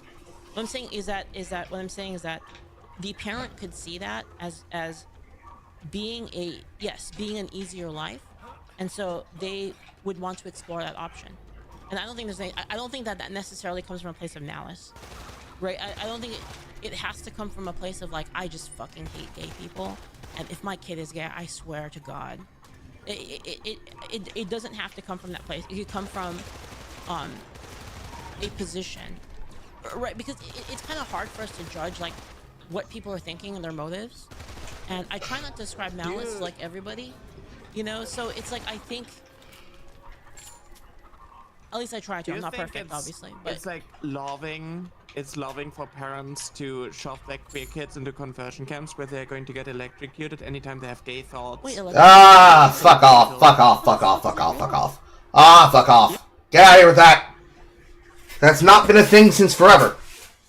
We have more shows and more movies joking and mocking conversion camps than we have actual real ones. Come on, man. Electrocuted. Yo, Link, I want to see that shit. More importantly, on the example of, hey, son, I understand that you love men.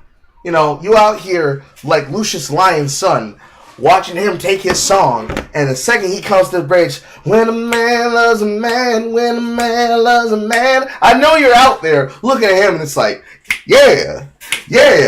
What the fuck? The argument she said is that, son, we know you like dick, but for social reasons, you might have to have a beard. That's what they said. They didn't say send him to a conversion camp. They didn't say send them to a conversion camp. No. Stop it. Come off it.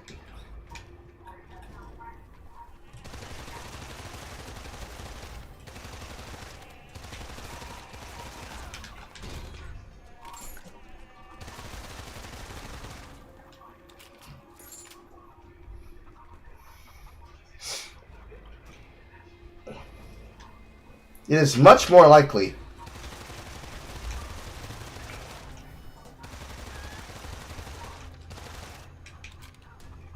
that you can make the argument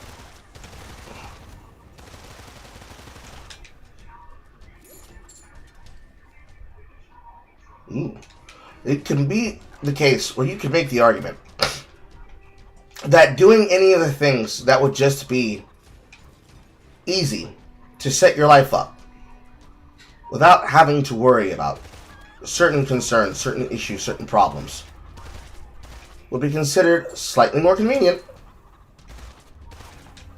if people were to address them as such. It is entirely possible that that not only is the way to view most people's interests and involvements and sexual dalliances, but a way to deal with all of the inherent differences that come from those dalliances and the things that they want to do with the people they want to do them with. If you're going to be so morose as to insist it's because they want to change their kids and hurt them by forcing them to cover up who they are inside,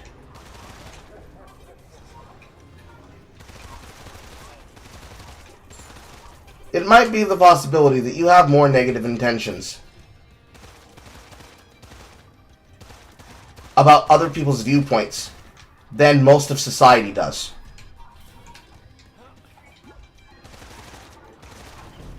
Because that's just some inherently crazy stuff, man. Like, inherently on its own, that is some inherently crazy shit. Both to say and to believe. Electrocuted? Is Hassan running this camp?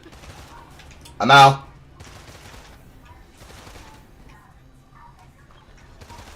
Agree with this. Gay conversion therapy. Man given electric shocks demands apology. A gay Where man is who went this? through months of electric shock therapy in a university psychology department 50 years ago This is demanded 50 an apology. years ago.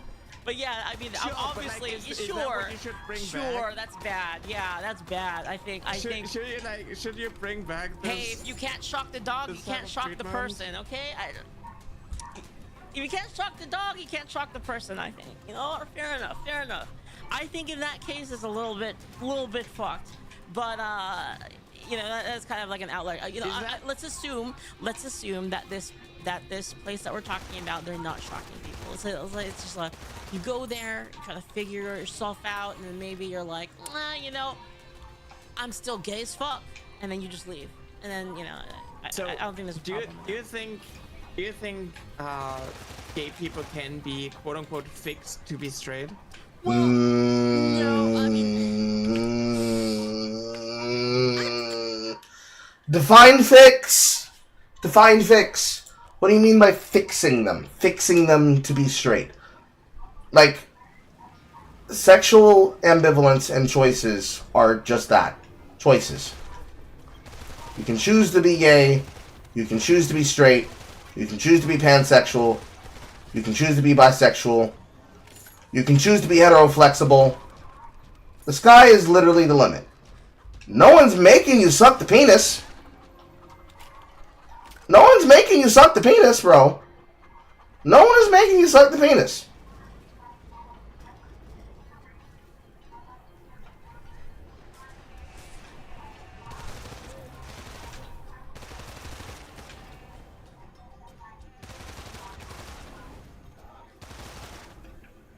So with that being the case,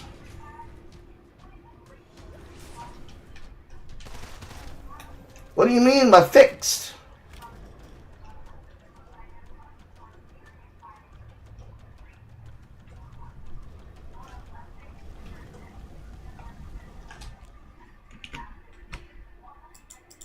you know, honestly, I don't really know. I mean, there might be like some bi people or some people like, because I feel like not everyone is like completely gay or completely straight. There's probably like some kind of variation to that, right? But like for instance, like, you know, going back to the trans issue, I would say, if, you know, you could, like, if you were trans, but you were like, and I've had friends like this, by the way, who told me that they're trans, and then they basically decide to live with it, or, you know, they're just gonna live. So they are repressing because it's too difficult to transition in society, huh? Well, or they're just okay with it. Like, they're just okay with it, right? Because there's different reasons, right? Like, for some people, like, perhaps it's not as bad for them. And, you know, I will admit that there are people that have really bad dysphoria. Like, they have to do it, otherwise they're just, you know, everything's. I just got sent a recent example. Oh, recently. Okay. Yeah, Why are people sending you examples? Over forced electroshock conversion therapy hopes for change. Yeah, this is. I mean, this is. A woman in You should not be getting sent examples. If that person's not a part of this debate, they should not be doing the hard work for you. You need to be coming up with your own argumentation, Naira. Nobody in your chat room and nobody in your friend circle should be bailing you out. China. This is, yeah. I mean, this is China, and again, like, it doesn't even matter because I'm still against that. Also, so, like, China! I agree with you on the case of the shocking. No shock. So you can't find a Western example, and the one examples that you could find, one is in the past from 50 years ago, and the other one is from a fucking country ruled by communists. Good job. Good job. USA, number one. USA, number one. Callers. Now, not Hassan. I agree. The thing is, like, I can send you this from the human rights campaign about how if like LGBTQ young people are just like more likely to have attempted suicide and whatnot after going to So okay, conversion therapy. So don't really think that this line is really that important because I'm against a lot of this in the first place. Like if they're hurtful. Yeah, but like you're I'm saying gonna- that like I'm gonna accept your a premise. trans person should just like repress in order Look, to look, like have it easier in society. I'm yeah? going to accept your premise for the purpose of argument. So, let's say, yes, these are all bad. Okay. Now, under that premise, can you still agree with me that there is a potential in terms of the motive that a person could see that oh, my child could have a better life if they do this, and that would be their motive. So you can see how that's, even if it's wrong, according to you or according to whatever moral framework you want to use, you can see how that's not from a place of hatred, right? It could perhaps be misguided, but it doesn't mean that it's a hateful action. Confirm. You United. understand what I mean? So like, there's a mom that's like, I think for my child, you know, I want to give it a try because you know things will be easier for them if you know they weren't Why would gay. it be easier? Why would it be easier for the reasons I said earlier. A child to not be gay? Well, it's like I said earlier, like What is responsible for it? societal norms. Well, you know, again, like what if they're just bi, like they're kind of bi. They had maybe So some it's- fantasies about it. We don't know, right? We don't know. And maybe the parent is like, oh, Okay. maybe if we send them here, let me finish real quick. I'm almost done. So, you know, if we send them here, then I think our child will live a better life. And then you know, send them there, and then you know maybe they come out and they're still gay, and it's like, okay, at least we tried. You see how that wouldn't really be hateful? I mean, perhaps misguided, but it wouldn't be like a position of malice, correct?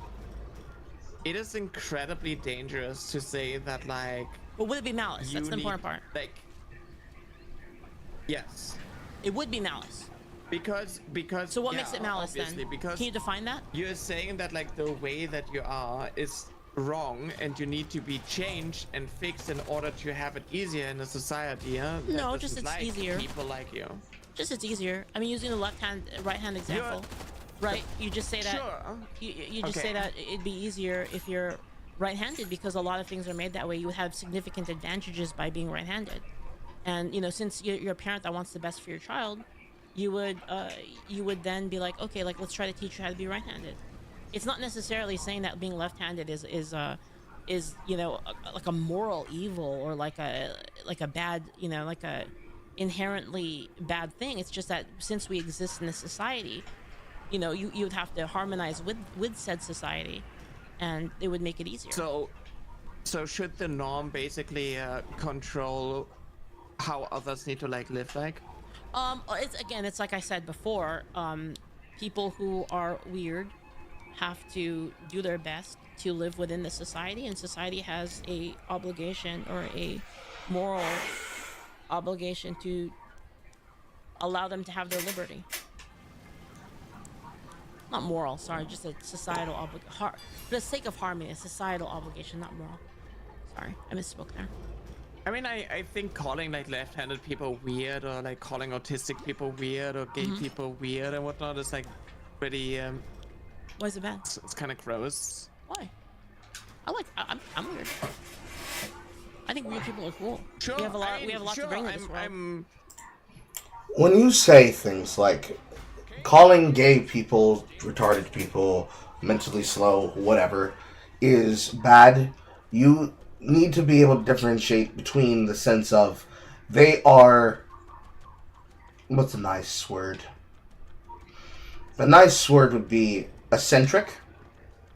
They are eccentric personalities. You have to be able to put it in the perspective of this person is different from me, and there is nothing wrong with the fact that they are different from me in this capacity.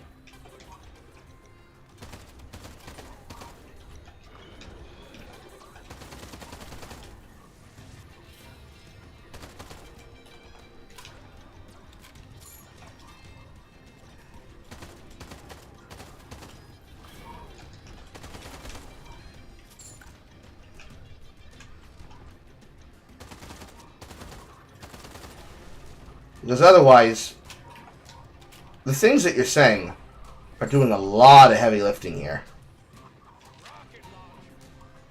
And I mean like a lot.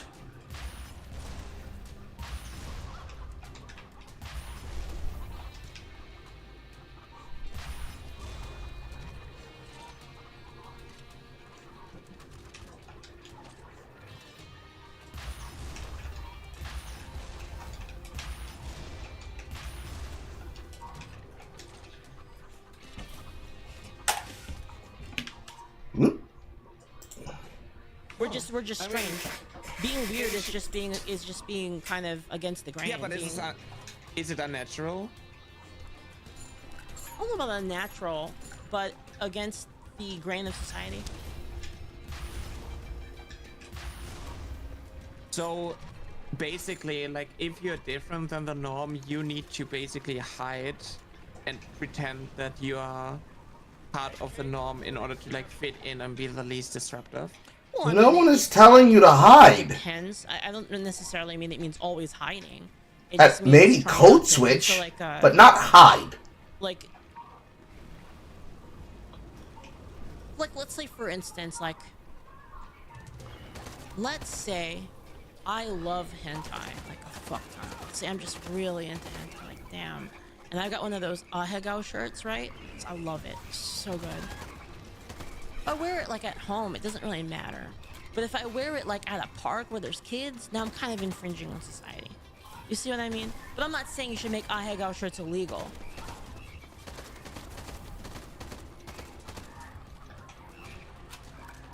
Do you equate being gay to being like some perversion? No, I'm using... No, they're using an example of something that people in normal society, that if they knew what the fuck it was, they would know that it's a subculture that in and of itself invites an expectation and a level of concertion that you should have for normal, polite society. Factors that aren't shared by the majority of society.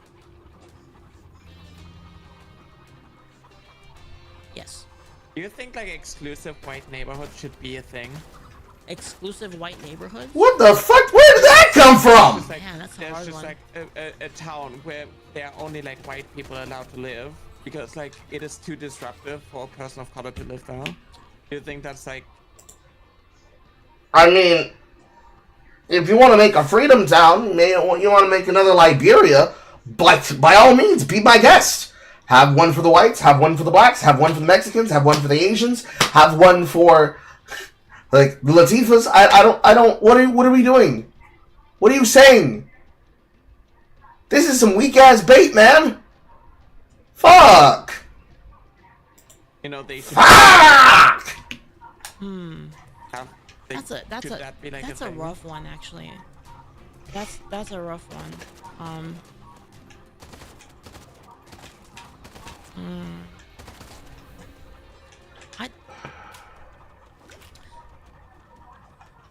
So this might be shocking, but my initial reaction is yes, because of freedom of association.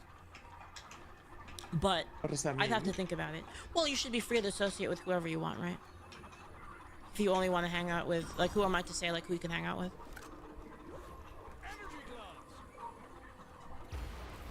Right? It's like, right, like liberty, like I said, right? Coming from the point of view of liberty, like I would have to enact a law that says that you have to hang out with people of other races. And if you don't want to, like, why is that my, I mean, I'm gonna think you're an asshole, but freedom, Do you know? think this level of like gatekeeping, like, you know, do you think that like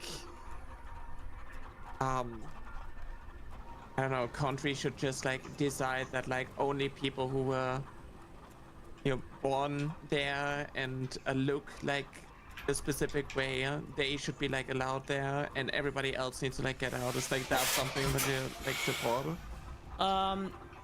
Sorry, that if you can you give like a concrete example? Like if like a hypothetical. Sure, if Germany would go ahead and they are going to be like, well, Jewish people are too disruptive, so all of them need to like be sent away. That is like something that you would like support, because the majority of the people in Germany aren't Jewish, so they should be able to like decide. Well, that. no, I don't think so, because that would involve taking their property rights away.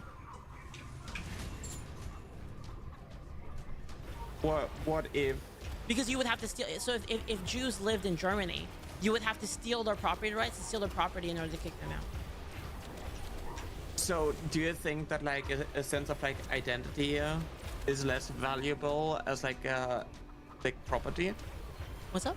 The sense of Like you can take people's identity away, but you can't take their property what away. What do you mean take their identity away? I mean, if you're saying something like, oh, trans people shouldn't be allowed to transition because it's too disruptive, so I they didn't say need that. to like hide that they're trans. I didn't say that, though. Hypothetically. Hypothetically should no. Hypothetically, you're saying that like trans people are like too disruptive for society, so they need to like. No, I didn't say that. They shouldn't transition in order to. I didn't say like, that though. Fit in with society. Yeah, I didn't say that. That's not what I meant. I mean, you're talking about like trying to convert people to match like the status quo, the norm. Yeah, to perhaps make things easier for them, and then if they're not, then they have the right to do that if they want. I mean, if there's a dude, so say there's a mom, and they have a kid, and like my kid would have an easier life, and let's say that her rationale behind it is that studies show that like if they get married and have kids, like that's the path to happiness. So I want my kid to like have that path to happiness. So I'm gonna try to like see if like we could find out if being gay is a phase or they're not actually gay. Maybe they're bi and they can maybe they're bi and they can just not have a boyfriend or whatever, right? So they send them to a thing to try to like figure that out, and then the kid's like, too bad, mom, I'm 18 now and I'm still gay. I'm gonna go fuck a dude. And I think fine, it's up to them. Why would I get involved in that? Because apparently, they're an adult. you're gonna force the children to be straight. Yeah, then for... I mean, you're basically going to say that they're straight. That's basically what you're doing. You're basically going to enforce that they must be a different kind of lifestyle choice, because Naira cannot consider the fact that people are allowed to experience things and naturally come to a conclusion as they experience their life. So, you can't have a loving family that will accept a child for who they are and what they are. They have to be forcing them. Because the norm and the dynamic part of society that's dominant means they must be forcing their opinion. Which is a relation of what Naira actually thinks about social culture. Naira believes that a person that has power in culture has the right to force their culture. So, straight people are forcing people to be straight. Therefore, gay people have the right to force interaction so that they are forced to become, at minimum, queer, at most, crippled, vitiligo, transgender puppy boys. No, I don't think that they're I don't think they're very They should effective. go to therapy to figure out who they are because Yeah, sure. they are gay. Yeah, sure. Why not? I mean, you should know who you are, right? I mean, it's a good thing to go to, if you have these feelings, you're kind of confused about it. I think it's a great thing to go to therapy and like maybe find out how you do feel. I mean, I don't think there's anything wrong with that. I mean, sure. Would you send like straight people to therapy for the same reasons? Well, no, because that's kind of again, that's like within the societal norm, and there's no innate disadvantage to that, right? So like It would only change if, those like, who gays are, had like, an out of advantage. the norm, they need to like figure out if they're actually. No, it's more that like, so I don't really believe in like the conversion camps in the first place because I don't think they're very effective, right? But what I'm saying is that it can come from a place not of malice. That's my point. Is that you could come from a place of like, How is that not malicious though? It's not, because you want what's best for the person, and what you think is best for the person is that. Why is it the best for a person, for a gay person to, Well, I mean again, pretend to be straight? if they're 100% gay, and they found out they're 100% gay, then maybe it's best for them to just be gay. But what I'm saying is, there might be a case in which a person's bi, and maybe they don't really like dudes that much, and then maybe you could convince them to, maybe the mom could convince them to have a wife instead of a boyfriend, because it would be easier on them in society, in terms of, that you can have children like much easier. You wouldn't have issues with like, adoption or like, would it what's be the word, easier like for the mom, or would it surrogacy. be You wouldn't have easier to deal for with the all that. son? I mean, maybe both. I mean, I don't know. I don't know. Maybe both. I mean, I think it could be. If you're a gay man, Mm-hmm. and your mom forces you to marry a woman, so you Well, forces can is have different. like children. Forces is different from suggesting or helping them out Do you by think being like discover yourself more. pestering people isn't like pushing them into like a direction? If you're No, like you're an constantly adult. being like, why aren't you married to a woman? You should marry a woman? You would be so much happier if you would just like have a Maybe she wife thinks and give me that. grandchildren. Yeah, maybe she thinks that, but you're an adult. You can. It's How not is really that forcing. not abuse? It's not forcing. How is that not abusive? That's literally not. abuse. You could just be like, hey, It is you know, I'm emotionally gonna listen to you. manipulative. No, you just be like, I don't listen to you. You know, listen, mom. I hate to tell you, but I'm gay as fuck. Sorry. I like dick. And then it's just like, So yeah. why are you protecting the abusive My mom favorite then? flavor I don't think she's popsicle was abusive. I think dick. she's you could say at the most she's misguided. I don't think it's abusive, really. Okay, so if I tell you every single day that the way that you are is wrong and you should change. Well, that's different. That's kind of my harassing worldview. and nagging How at is that point. different? Well, that's different because like if you say like, okay, I want what's best for my child. I'm gonna take them to this thing and see like if make sure I'm gonna take them to therapy and make sure they work it through and they discover that they're really gay and then you know what, they're gay, whatever. I'm just gonna leave them alone. So you're whatever. advocating I for don't really like conversion it, but therapy. whatever. Well, no, wait. I don't think it's effective. Is my point. And I said therapy, not like conversion. Therapy. I feel like everyone should have therapy. Should trans people have therapy to make sure that they're trans? I mean, sure, obviously, huh? Like, Whoa,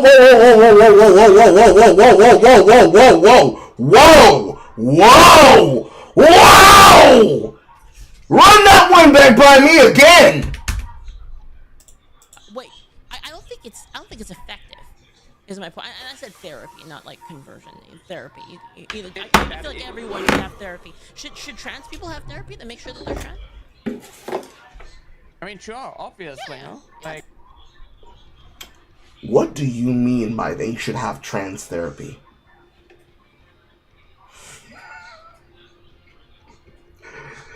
Choose your next words wisely.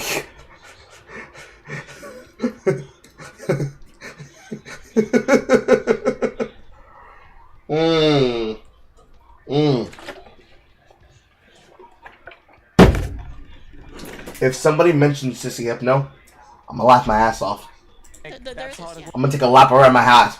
I will take a lap around my house. If somebody brings up Sissy Hypno seriously and says, yeah, you just go on the internet and just get your egg cracked. People assist you. People groom you. That's therapy. Exposure therapy. works and not to get care in most places. It's the I same am just thing. like really confused. But No, I'm just like a little bit confused when it comes to like the part of how it's not abusive to tell your child that like they should like be different. They need to be like they need to be different. so there's they need abusive to be ways. normal. So there's abusive ways to go about it. I think. So I think there are ways in which it could be abusive. As in, if you're saying, like, for instance, like, if I had a gay kid, and I'm like, my kid ain't gonna be gay. Shut up, kid. You're not gay. And then the kid's like, but I am gay, Dad. Shut up. Like, that would be abusive, right? But I'm talking So about. if I I'm not talking about phrase it that as, case. like, if I would phrase it as like, oh, I just really do not. I don't want my child to go through the struggles of being gay, so I really wish they would like find reason and become normal because it's so difficult. Would that be like abuse to you, or would that be No, because they might be loving? bi, right? I mean, how do you know, right? Maybe they're bi, and then maybe like they can be convinced, hey, just hypothetically, just assume the kid is like 100% gay. Yeah, see, but the thing is the parent wouldn't know that, right? So the parent might be thinking like there might be a chance that they're not, and then that's what I mean. It's about intent, right? Why does it matter? Why does it matter if the child is gay or bi? Well, it's intent. Would it be abusive for me to like phrase it as like I'm coming from a point of love? I just really care about my child. I want my child to not go through the struggles of having Yes. to deal with homophobia. Yeah, I think that's perfectly rational. That is wild. Why is that wild? That is absolutely wild. Can you to explain? me. Can you explain why it's I wild? do not think Why is that's, it like, wild? abusive. How's it abusive Because though? you're basically sugarcoating abuse. How you're is it basically abuse? like justifying it. Can you explain how it's abuse? Okay. Because the child is not straight and needs to like Yes, but then you don't know that, right? And then say the etc. parent does know that. Say the parent doesn't know that, and the parent's like, oh, maybe it's a phase, maybe they don't know, maybe they're bi, maybe there's something else, and then maybe they have an easier life, maybe like with a woman or something. And then so they try to take them to therapy to make sure that's the case. And then if the kid says that they're gay, like, sorry mom, I just love dick and balls, and then the mom goes, no. So there's two routes it can go at that point. One route, it could go, no, you're absolutely, no son of mine is gonna be gay. I would think that is abusive. But if the mom was like, well, I tried, then I don't really think that's abusive. See the difference? It's an issue of intent.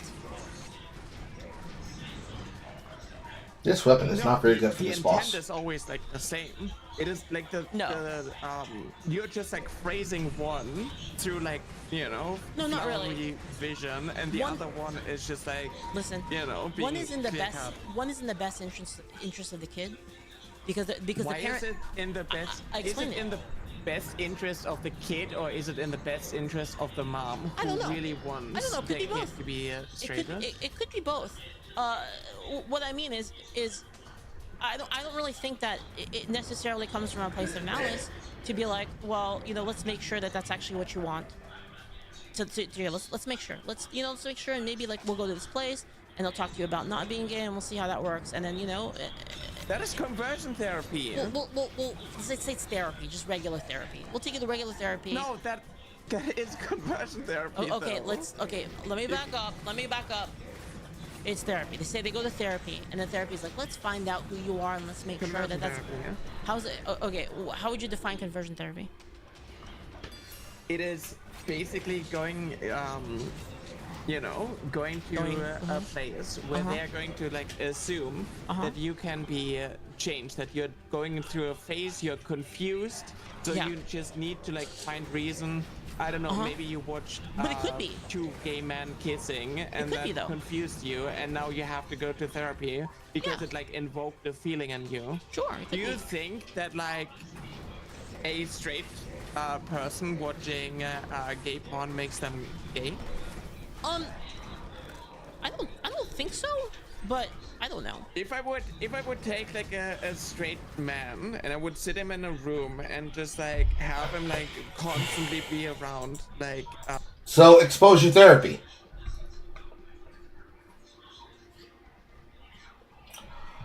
Ah! watching movies and whatnot where gay dudes are kissing, do you think at some point this person is just being attracted? Gay kissing? Gay kissing? Oh, I to men? I don't know. I don't know. I don't really think it matters. What I think this is kind of outside of the point. The point is that trying to find out what you actually believe. The other way is correct. You think? Well, you're just that, like, you're you trying to can find make out what you a gay believe. kid straight. Well, no. What if the kid? So there's two cases here. There's three cases really. That one is that the kid is confused, which is like it's a possibility. People are confused all the time. I don't know. People like what they like, and people change what they like sometimes. They get kind of confused. But there are some people that are actually like straight up gay. I will one. So these are the cases. One, the kid is straight up gay. Two, the kid is a little bit confused. Three, the kid's like bi, and they don't really care. So it's like the three scenarios, right? Like why as a kid I was confused? Because I always knew that like I was stuck in the wrong body, right? I shouldn't have been born male. I shouldn't have been raised as a boy. And I initially thought every boy wanted to be a girl, and I didn't have like any education on this, and I was really confused because like I didn't understand the point where, well, okay, so not every boy wants to be a girl, and there was like there were a lot of like instances that like really like woke me up to this phase. And So do you think that like I should have like just So would it be a phase, or is it just you discovering that you're gay? It can't be a phase and also you discovering that you're gay. Maybe an era. But no, you're just gay and you're discovering it. Why are you trying to rob that of every single person that's trying to develop who they are into their adolescence? That's actually abusive.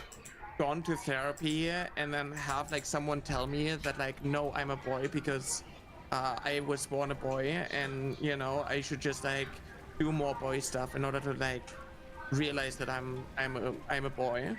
I think you should Do you think explore. that would have been- I think you should explore the possibility. I think you should explore the possibility of like maybe you'll be okay with it, and maybe I maybe tried you'll. to repress for I tried to repress for about like 15 years, and I wanted to kill myself when I was 14. Okay, sure. Then maybe you're super trans, and I mean, it is what it is, right? But that doesn't mean that if your parents took you to a place to like make sure that that was the case, that it comes from a place of hatred. That's my point.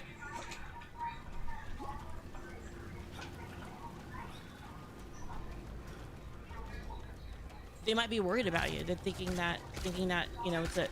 Put it this way. Do you think it's fun to be trans? Sure. Do you think it's fun to be trans? You know? Like if you could choose, would you be No, trans? society makes it incredibly difficult to be trans. If you could, would you be born just you know cis girl and not have to worry about being trans? Every single day of my life since I was like 7 years old. And is it terrible? Like you feel awful? Like does it feel bad all the time? Like you're constantly reminded of it? Yes or no? Sure. Do you think that like me going to therapy would have like fixed that? Instead of No. like, me going through like gender affirming care? No. I'm not really talking about that. So, but you would agree that it's bad, right? It sucks. It sucks being trans, right? Would you agree? I mean, that's why trans people are sad all. Sucks, yeah. That's why And trans people are sad all the society time, makes it, right? like, really hard. Yeah. It sucks, right? So if I were your mom, I wouldn't want that. I wouldn't want that to be your future. So I would try everything to make sure that that wasn't the case before we went with anything. And that's my point. Would I be a bad parent for thinking like, okay, I really, like, I know that if my kid is trans, they're gonna be going down like an awful road, and man, that sucks, and I really don't want that for my kids. So I'm gonna make absolutely 100% sure that they're trans before we go forward with this. Would you say that they're a hateful parent for that? Yeah, they are. What with water? Before we go forward with you with transitioning, we're gonna make 100% fucking sure, like 150%, 200, 1000% sure What is that that beeping? you're dysphoric and that you know it's the. Excuse me.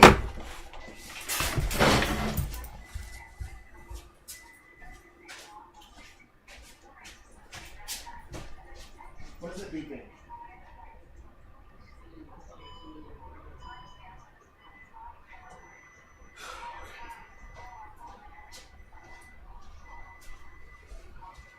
False alarm. My house is not blowing up.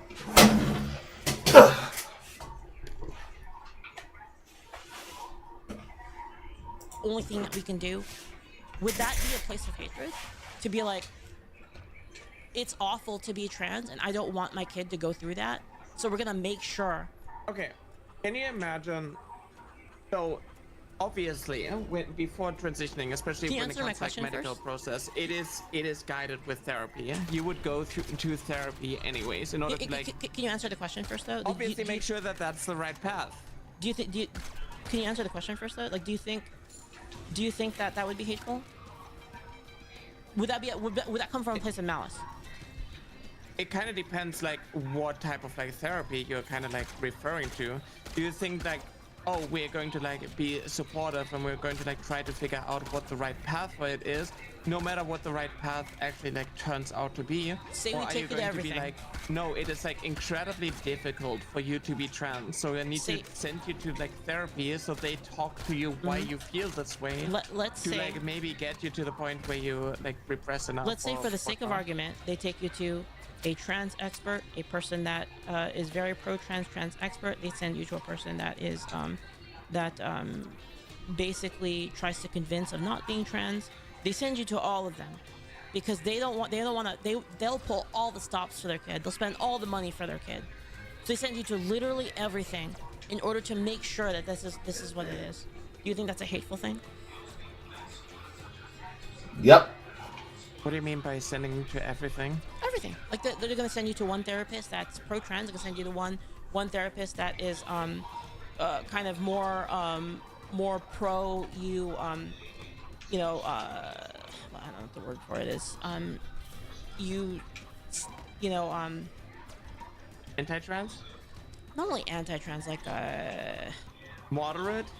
like convincing you out of it, basically. You send one to one that's So going to convince you to be conversion trans, therapy. and one that's going to convince you out of it. And maybe like they're going to say like you know, let's So someone let's wants to like, they're sending you to a therapist where they're bullying you out of your trans identity. Is that what you're saying?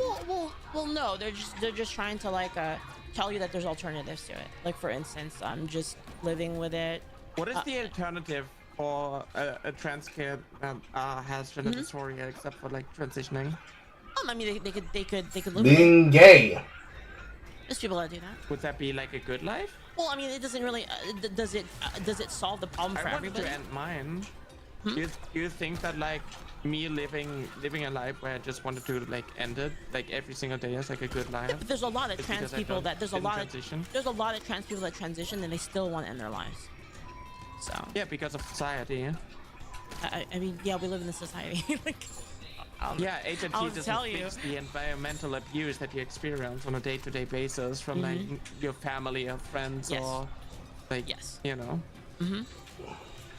I mean, I have thoughts on what should be done about that, but So you're just simply going to assume that family and friends are going to harass you and or make you feel bad about being transgender every single day of your life, meaning nobody knows how bad it is.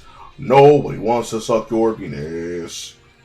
And you're just going to pretend that it's worse than it actually is? I mean, alright.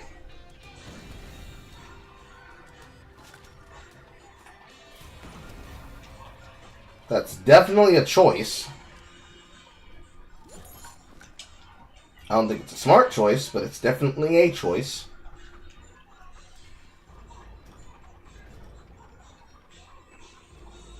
He's also saying to the affirmative that actually it is literally the case that any opportunity to possibly think about a different way of being is literally supposedly conversion therapy. Jesus fucking Christ. And no, do not make it a drinking game. I am not going to be responsible for your alcoholism or your alcohol poisoning. I mean, that's Responsible for my let's alcohol get back on poisoning. topic. So like anyway. So do you not think So that for could me, it is abusive to say that like, oh, I'm going to like send you to someone who is like who knows about trans stuff, and then I'm not going to be happy with it. So I also need to like teach you about like the anti-trans stuff, like all the risk, and I gotta like fearmonger about like. hold on. Do you You know know? about sending? Do you know about getting a second opinion? Like with medical things, right? Like doctors can make mistakes, therapists can make mistakes. You get a second opinion from like another person, right? And say that that second opinion, you would typically want like somebody who would try to anti the position. That way, like you could be for sure. There's actually like a post I saw a while ago. I don't know if like anyone like in chat remembers that, of like a mom who was like, oh, I have a trans kid and I will only let my kid transition if I tell them every single day about like all the negative like studies, the anti-trans studies, Sure, and but- have them like recite Uh-huh, all of these things. Do Sure, you but think that's that kind is, of like, you well, know? that's an outlying case. I think that's kind of that's kind I of mean, beyond. you That's kind of know. beyond. That's kind of like that's a level of nagging that's like kind of really annoying, right? So like, but we're not talking about that. Let's stick to like my specific case. Yeah, Do you but, think like, that that's bad? when it comes to like sending your trans kid to Uh-huh. an anti-trans therapist, Yes. I assume that they're going to like start doing conversion therapy Oh no, on they're you, not. which They're is not. abusive. Okay, let's say for the sake of argument, they're not really a bad person. They're just trying to convince. Their angle is to convince the kid to like kind of live with it, because again, like, you know, being trans is awful. So repressing. Well, I mean, sure. If you want to use those words, if they can live with it. I mean, I know people who have had those feelings and they kind of live with it and they're fine with it. Sure. Is there life quality as good as someone who doesn't have gender dysphoria? I mean, Or I'm is sure, there I'm sure, life quality, I'm sure it varies. I don't really think there's any sort. Where would be the difference of your life quality by being transgender? Assuming that you don't chop your body up, you have all your parts. Lifestyle choice difference. And of course, unless you're saying that lifestyle quality leads to assuming you're going to somehow catch AIDS, which... Who said that? Where's this presupposition that your life is just going to be dog shit? Because you have the status of being transgender, socially. Very important caveat here. Transgender effectively is a social status. When you include the genetic part of the predisposition of dysphoria, it then becomes a medical thing. It becomes a medical assertion. Because then you need to be adjudicated and blah, blah, blah, blah, blah, blah, blah. If you're just socially trans, who cares? The only way you can start talking about having a medical downside of your life quality is if you inherently are socially being trans and attempting to claim being medically trans at the same time.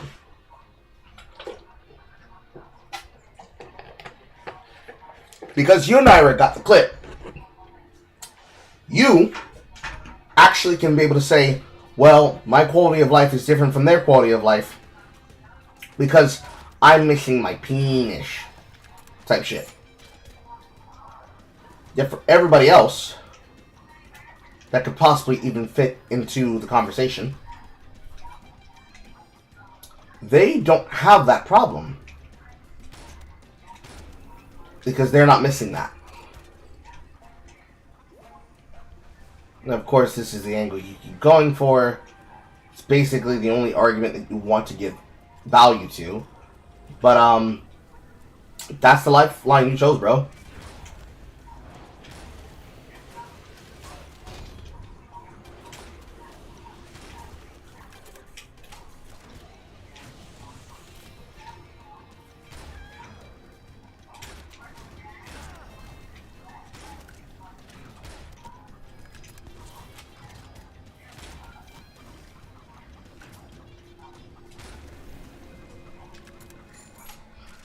Why is it that other people should have to pay your way through your life with your life problems? Just because you want to try and get a gotcha in the middle of a conversation. That's outside the scope of the conversation, man.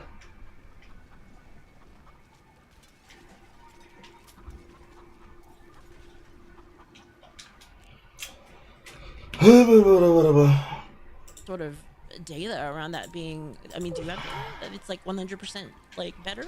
I don't think like you would have data. That'd be like kind of crazy to have like that kind of data on that. But that's not the point. The point is the point is the intent.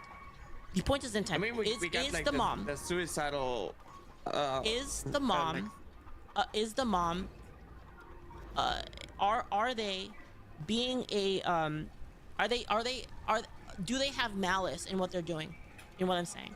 Again, I told you their intent. Is that malice to you? I don't think the intent matters when like the action speaks volumes of like who you are is wrong. Really? And you need to just live with your identity in order to. Let me ask you a question. Say there's a car crash. In one case, the person gets accidentally into a car crash and they hit a person. In the case 2, the person intentionally runs them over. Do you not think that there's a difference in like the level of malice there? They're about to say no. I mean, in a criminal thing, like sure it matters, but like yeah, so what's when the it comes difference? to like the harm done to the person, it is They're still, dead. Like, the person's dead in both circumstances. They're dead. They got hit by a car. Yeah. In case Yeah, so A, the person hits them with a car. The same. Is the intent the same? Like yes, the outcome is the same, but is the intent the same? The outcome is the same, but like is the intent the same? Obviously, like the intent is not the same. Okay, so is one of them from malice and the other not? The other one, the person intentionally ran the person over. They're like, fuck that guy, I ran him over. Second case, complete accident. They were on their phone or something. Is it malice? Is it malice in the first case? And is it malice in the first case, like outstanding to like the second case? Do you think that's like the same when it comes to like not wanting your child to be trans or gay? Can you just answer this question Because first? the intent is the same of like, I do not want my child to be trans or gay. Yeah, but can we Fucking eye roll, bro. to this car thing first? Like, what you in the car thing? Sure, if you intend to kill someone, That's and worse, you right? kill someone, obviously, it is more malicious than like accidentally. I'm just like curious because like the intent when it comes to like not wanting your child to be trans or gay, because you I don't know, you think their life would be easier because that's like how society is. It is still like this. How's that malice? The same. It is still like malicious. How is that malicious? Because you're phrasing abuse, you're sugarcoating abuse. How's it abuse? Can you like, okay, if you have a parent who is like, or like if you have like a child, right? If you have a child who is like, I really want to be like, I don't know, an artist. I want to have like an arts degree. I want to like do these things. Yeah, you're no, going you to don't. Be like, no, you're not gonna make that much you have to money. be a doctor. Yeah, to say that. No, you have don't. to be You're a not gonna make that doctor much money. because it's. Yeah. Yeah, they say that. So Yeah. In secret, they go, man, the artist road sucks. Like, it's gonna be so hard. It's gonna be hard to find a job. It's gonna be hard to make money. You know, starving artists. You know, all of the tropes. It's gonna be rough. I want my kid to go down the route that's more secure. Instead of like supporting your, No, you your nudge them. You kid's say, passion, you're telling them what they need to do. I'm saying that from a point of love, you could say that that's the better thing. That's going to be more secure for your kid, and that in the end, like perhaps say they do get it, say they do become a doctor, then they can do art in their spare time. They don't have to worry about it because you're worried about the child's livelihood in general, right? So like, and the thing is I'm not saying that's right. I'm not saying that that's correct. I'm saying that the angle at which the angle at which that comes from is not malice. It's love because they actually want the kid to do well. And maybe that's the wrong decision. Maybe the kid is like a freaking, I don't know, like Picasso or whatever, right? Maybe they are. Consider that we are now talking about the idea of telling a child that being a painter is a bad career path versus supposedly out of nowhere, for no reason at all, forcing your child to go to a conversion camp. Because it must be the intention of the parent to torture the child in some way, shape, form, or fashion against their queer desire. And it's only queer desire. Straights not allowed. Eye roll. Maybe they are the next Picasso. Why does it not matter how the kid feels? Why does it not matter? I mean, of course it matters how the kid feels, but like reality still exists, right? Feelings, I mean, So you like think that feelings you and, can, like- and reality have to be balanced, right? What does that mean? Say you had a kid that said, you know, it's my dream to shit on the sidewalk. Like I want that to be my job. I'm gonna shit on the sidewalk, and I want people to pay me for it. Wouldn't you be like, I don't know if that's viable. It's kind of weird. Like I don't know. Maybe not. Just because the kid wants it doesn't mean that it's realistic. Do you think that like that is equivalent of like a kid wanting to be like pursuing art as like a passion? Well, pursuing something as a passion and pursuing as a career are two different things. I mean, Because you of know, it's, reality. like, really Because we live in beneficial a- for like someone. We live in a world of reality, and if you're a parent that cares about your kid, you'd be like, you know, I don't know, maybe, I mean, you'd probably gauge it. Maybe give them some art classes, see how they do, what the proficiency is in it, and maybe it's the right decision. Maybe there's some path that can be taken there. Maybe they're innovative in other skills. It's kind of, there's a lot to take in. But what I'm saying is, it's not inherently hateful for the parent to tell the kid that, oh, you know, maybe pursue something else, because I think it's in your best interest. What does it mean? Like, is it in the kid's best interest, or do you think that it's Well, it like... might be wrong. It might be wrong. So they might be wrong in their assessment. It's like I said, like you could perhaps say, oh, I don't know about this. Like my kid, like, you know, I've seen how they draw. It's kind of not really the best. But, you know, if they got a different job and then they could do art on the side and then they can be happy and be secure in life, then that'd make me really, really happy. But they might be wrong because that kid might be Picasso. So whether or not they're wrong has nothing to do with the intent. And you think that's like equivalent of like telling your gay kid that they should like explore the option of not actually being gay and they should Sure. like marry you Wait, know, wait, like be what? What wife was the second and part? have like grandkids or whatnot? Well, I don't know. You might there's a lot of people that would believe that having kids, having a big family would be the path to happiness. So if you were to think that people are happiest in that state, in general, obviously there's people who are better off alone, right? But in general, if you were to roll the dice, if you were a betting person, they would have the highest chance of being happy if they were able to have that family. And like maybe they're bi, maybe they're not that fully gay, maybe they're bi. Do you think a gay man is happier with a woman because he can have, biological children I think than if he's with another man? I think if he's full gay and he's like confirmed full gay, probably not. But like we're not talking about that. We keep like kind of going around the argument. My point is the intent. Like, my point is the intent of the person. The intent of the person who is like giving the. Like... Do you think it's malicious? That's my point. Is it always malicious? Is it always like can you take the intent from that yourself? Like I don't know how you're able to do that, and automatically say that it's malicious. If they're saying, oh, you know what, I'm gonna send, my kid says that he's gay, maybe we'll have him talk to somebody and see if that's the case, and maybe the person says, I don't know, maybe you're bi, and it's easier to, if you're bi and you like women anyway, kind of, then maybe it's easier to be with a woman at that point. Then you would avoid all of those problems. So it's not from a place of malice. That's my argument. Would you think it's malicious for someone to be like, I'm proud of you for coming out as a Christian, but you should be detransitioning because like your identity as like a trans woman is invalid. Wait, and can you need say again? Sorry, can you say again? Do you think it's malicious? It would be like malicious intent in the instance of like, oh, you came out as a Christian, so the and Blair. I'm like so proud of you. The Blair thing? Yeah, exactly. And then you need to like, you should detransition because that is like what God actually wants. No, I actually don't think that would be necessarily. It could be. I don't know. It could 100% be from a place of malice, but then it's ambiguous. You don't think it's like malicious for someone to be like misgendering a trans woman and then saying you should detransition because that's what God wants? So let me explain it. Okay, so this is what I assume. This is what I assume her point of view is. Her point of view is that she thinks that being trans is bad for you. That it's bad for you. It's bad for your psychology. Again, this isn't what I'm saying. This is what I think Schraub is saying. That being trans is bad for your psychology.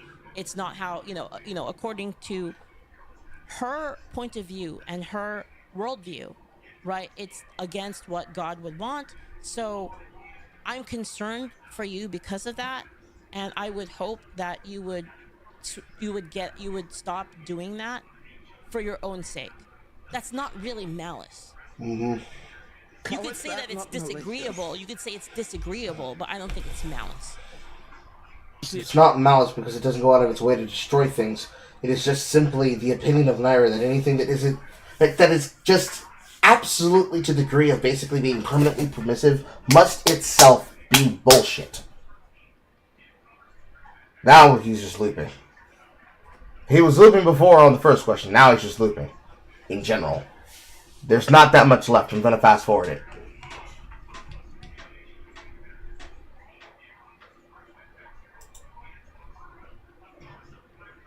Because they have 2 more topics.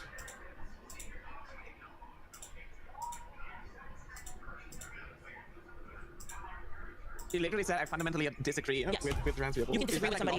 You can disagree with somebody, and you cannot disagree with someone's identity, huh? Well, you could say that their identity is, again, from her point of view. You can disagree with someone. You can disagree about how they choose to present their identity. You can disagree with how they choose to express it. Especially if they're being bombastic. So on and so forth.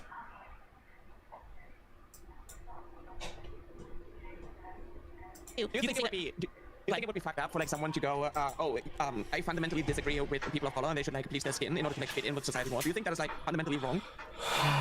that Or do you think there's like an argument to be? There he goes with like, this yeah, goddamn like, stupid in argument again. this, like, I don't know, like America or like whatnot. Alright, hold on, let me analyze that. That it would be easier for you to bleach your skin white because there'd be. Do you think that would be like a malicious thing to say, like a fucked up thing to say, to be like? Okay, so I actually, in that case, I still wouldn't know. I still wouldn't know the intent. To be You honest. still don't think that's malicious? No, I mean it depends. Why It is depends on the angle. Who is making it? Who is making it bad for society for like people of color, like trans people or whatnot? Who is Look, they're responsible? not even really the same thing. They're not even really the same thing. But even if they were, I think that there could be like again you would have to extrapolate the intent from it. I'm not saying whether or not. What do you But listen, I'm interpret? not saying whether or not. Listen, I'm not saying whether or not it's a good thing or it's a bad thing. That's not what I'm arguing. Do you know what I'm arguing? I'm arguing intent. That's completely different from whether or not something is good or bad.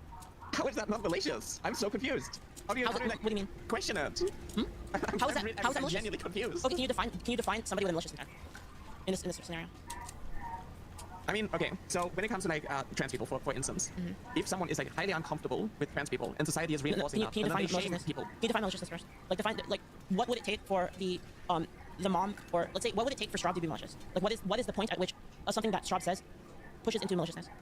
Okay, I'm just going to read you quote like I'm going to quote No, you. no, just answer the question. Give me a second. Give me a second. I will answer. Let me read it, and then I'm going to like point to. Why do you need to read it? malicious intent, okay? Let's pray for Blair. If he could detransition, this would be so huge, not only for his life, but for so many others too. God wants him to embrace who he really is. So there are a lot of like malicious, you know. No, from her things point of that I view, read. from her point of Wait, view, okay. go ahead. The misgendering, and then the assumption that God thinks that Blair White being trans, being a trans woman, is fundamentally incorrect, and she needs to realize that she's actually a man, and she needs to like stray on like the Okay. righteous path. This is what I think is malicious to assert that like trans people are lying Define about who they maliciousness. are. Define what it would take for Straub to be malicious. For Straub to be malicious. Define your So criteria. find what it takes for Straub It to is be harmful malicious. to Oh, assert that So trans harmful people are means lying malicious? and to say, yeah, the intent to harm. It's So malicious. say the intent to harm. Okay, so the intent to harm. So you have to have intent to harm. Yes, intent to harm. That's what you said, right? Okay, yeah. You- but, you- like, I just want- I it want is clear. harmful. I just want It is clear. harmful for trans Hold people on. to repress their identity. Wait. I just want. Can you repeat that? So let me say what you said. You said it's the intent to harm that makes it malicious. Yes. Yes. That's what you said. Okay. So what is Straub's intent It's is the to harm? abuse, What if her intent isn't to harm? Right. So your criteria is it becomes malicious. That's what it is. No, but that's you said intent. You didn't say what it is. You said intent to harm. That's what you said. You said intent to harm. So what if her intent is not? What if her intent is that she thinks it's what's best? She thinks it's what will lead to the most happiness, which is why she wants you to do that. For What is that? herself. No, not for herself. That's for what she has them. to No, base on herself, for not them. for them. She's, No. she is You're assuming that. You're assuming that. trans women are not women, that they are just You're assuming confused that. men. Well, yeah, and she thinks that leads ultimately to confusion and to again, this isn't what I believe. I'm taking Straub's stance, but it does not fulfill your criteria of intent to harm. But it is harmful Yes, to assert yes. that trans people are lying about Okay. their gender identity and to say Even if that they were should true, detransition. even if that were true, it does not constitute intent to harm, which is your criteria for maliciousness. If you're being told about like everything and you still keep pushing, then what am I supposed to assume? Where is the intent to harm? Where's the intent to harm? Where is it? Where's the intent to harm? What she said? It is, Where is it? It is the abuse. Intent. The intent. It is the assertion. The intent. Intent to harm. Intent to harm. Yeah, to insinuate that her God wants Blair White to Uh-huh. embrace who she thinks Because she that Blair thinks- White actually is. Why does she think that? Why does she say that? Because she's transphobic. Why? For what reason does she say that she hopes that they change? For what reason? Because she's transphobic.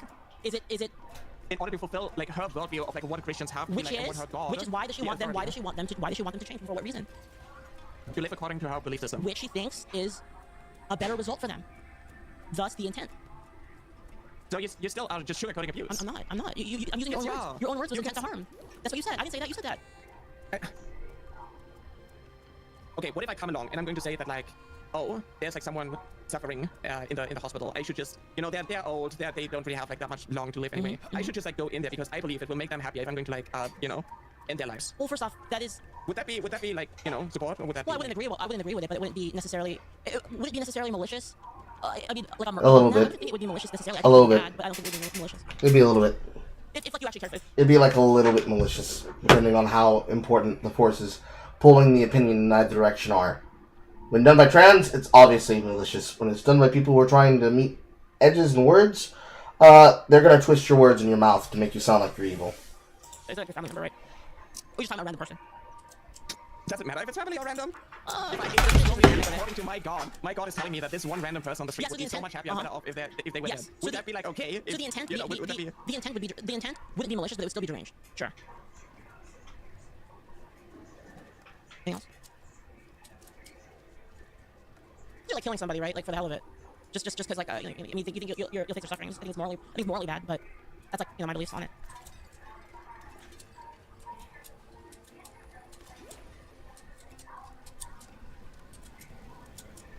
need a moment. Sure. I do. Basically, whether or not a person is deranged has nothing to do with their intent. They can still be deranged. And you would have to determine whether or not they're deranged based off of other factors. Basically, it's a separate issue.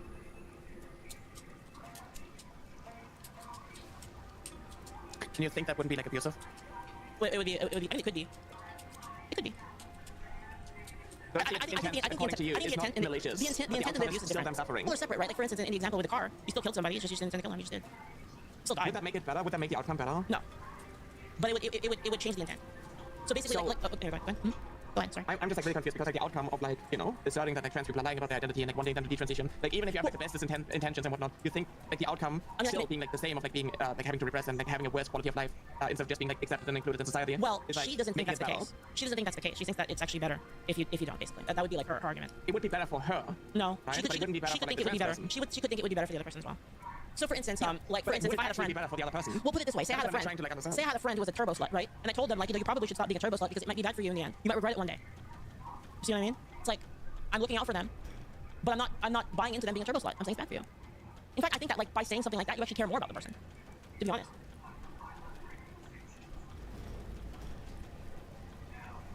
Okay, so There's a lot of issues with being a turbo slut, right? You, like you get pregnant on accident, STDs, harder to get married one day. A lot of things. You can say, like, I think it's bad for you. I think it's bad for you, and it's very you're gonna regret it in the long run. That would be my intent in telling them to stop doing it. Now, I'm not saying that that's what I believe. I'm not saying that I believe the straw thing completely, but I don't think it comes from a place of malice. Is my point.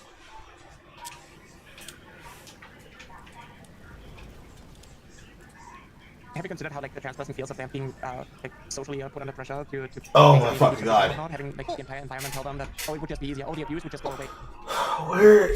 Where would be the pressure that would tell them to do such a thing? Most people would avoid talking to them in general, let alone walking up to them and starting avid conversation in an MMORPG system, bro. Come on.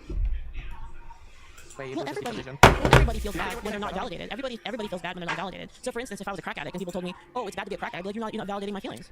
It'd feel bad, right? And it has nothing to do with that. Whether or not, I'm not really saying that they're the same, but my point being that you can feel invalidated, but the other person can still have your best interests at heart. It's not like exclusive. They're two separate things. Do you think being a crack addict warrants enough pushback as like, or like being trans warrants enough pushback as being a crack addict? Well, no, it's a matter of degree, but the matter of degree doesn't really matter. And maybe, I don't know, it depends. Maybe you have serious concerns about how the person came to the conclusion that they were trans. It's a possibility. I don't know. It depends on the circumstance. It's just like an example of it, basically. I'll be real. I feel like you care more about the abuser and protecting the abuser than like what is happening to the victim and how they feel. I don't know if that's like an issue with like empathy or compassion. We don't know we don't know if it's true yet. So, for instance, How about like Strop misgendering me and saying that like I should just be a man? Well, I wanted to end it when like obviously I endure the abuse, but I'm much happier after transitioning. So like, do you think, okay, instead of like talking about like what is happening in Blair's head, what about like happening in my brain? So for If you- I'm telling you, hey, it is abusive, you constantly assert that like I am lying about who I am, and you constantly invalidate me, and they still keep on pushing. is she going after you constantly? Like she's spamming you, saying that you're a dude or How does that something? matter? Well, I mean, it matters because if she says it like one time, it could be that that's just her point of view. But there's a difference between that and harassment. Put it together with like everything. What do you mean? Put it together with everything and... With everything that like Strop is telling about like, oh, she doesn't Put it together with everything that Strop said and... support and doesn't believe in like trans people, that she thinks that like trans kids are like socially conditioned and whatnot in order to be trans, and oh, Blair. If you put it together with what Straub said, Straub basically made a call to action where they said 1488 and started bashing people's heads in. Is that what we're supposed to understand? I don't think we need to watch the last 22 minutes. I have a sneaking suspicion. Should detransition. Oh, I would be happier. Oh, I'm just a man. Like, Pick one. no, you have to view it as like a whole package deal. I mean, Because it it could still be- comes, okay. originates from the same. No, you don't. You don't have to look at it as a whole package deal, bro. It is possible to have split perceptions, split ideas, split personalities, and split conclusions that come from the intake of the information that you're getting from the world and the stimuli feedback that you're getting from your fucking environment. You don't have to do this.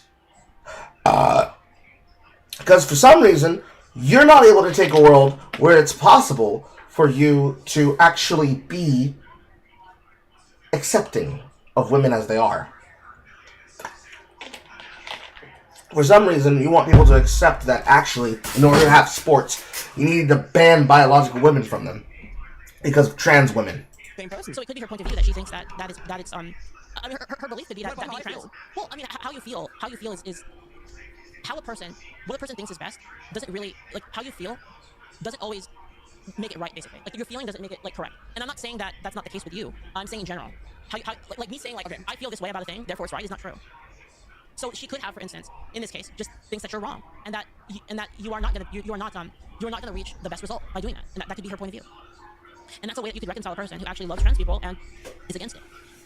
You think it's love to be like, oh, I really want to save you from this path that you're going on? Yes, I think that's no, yes. Point of view. You want to save them from this path that they're on.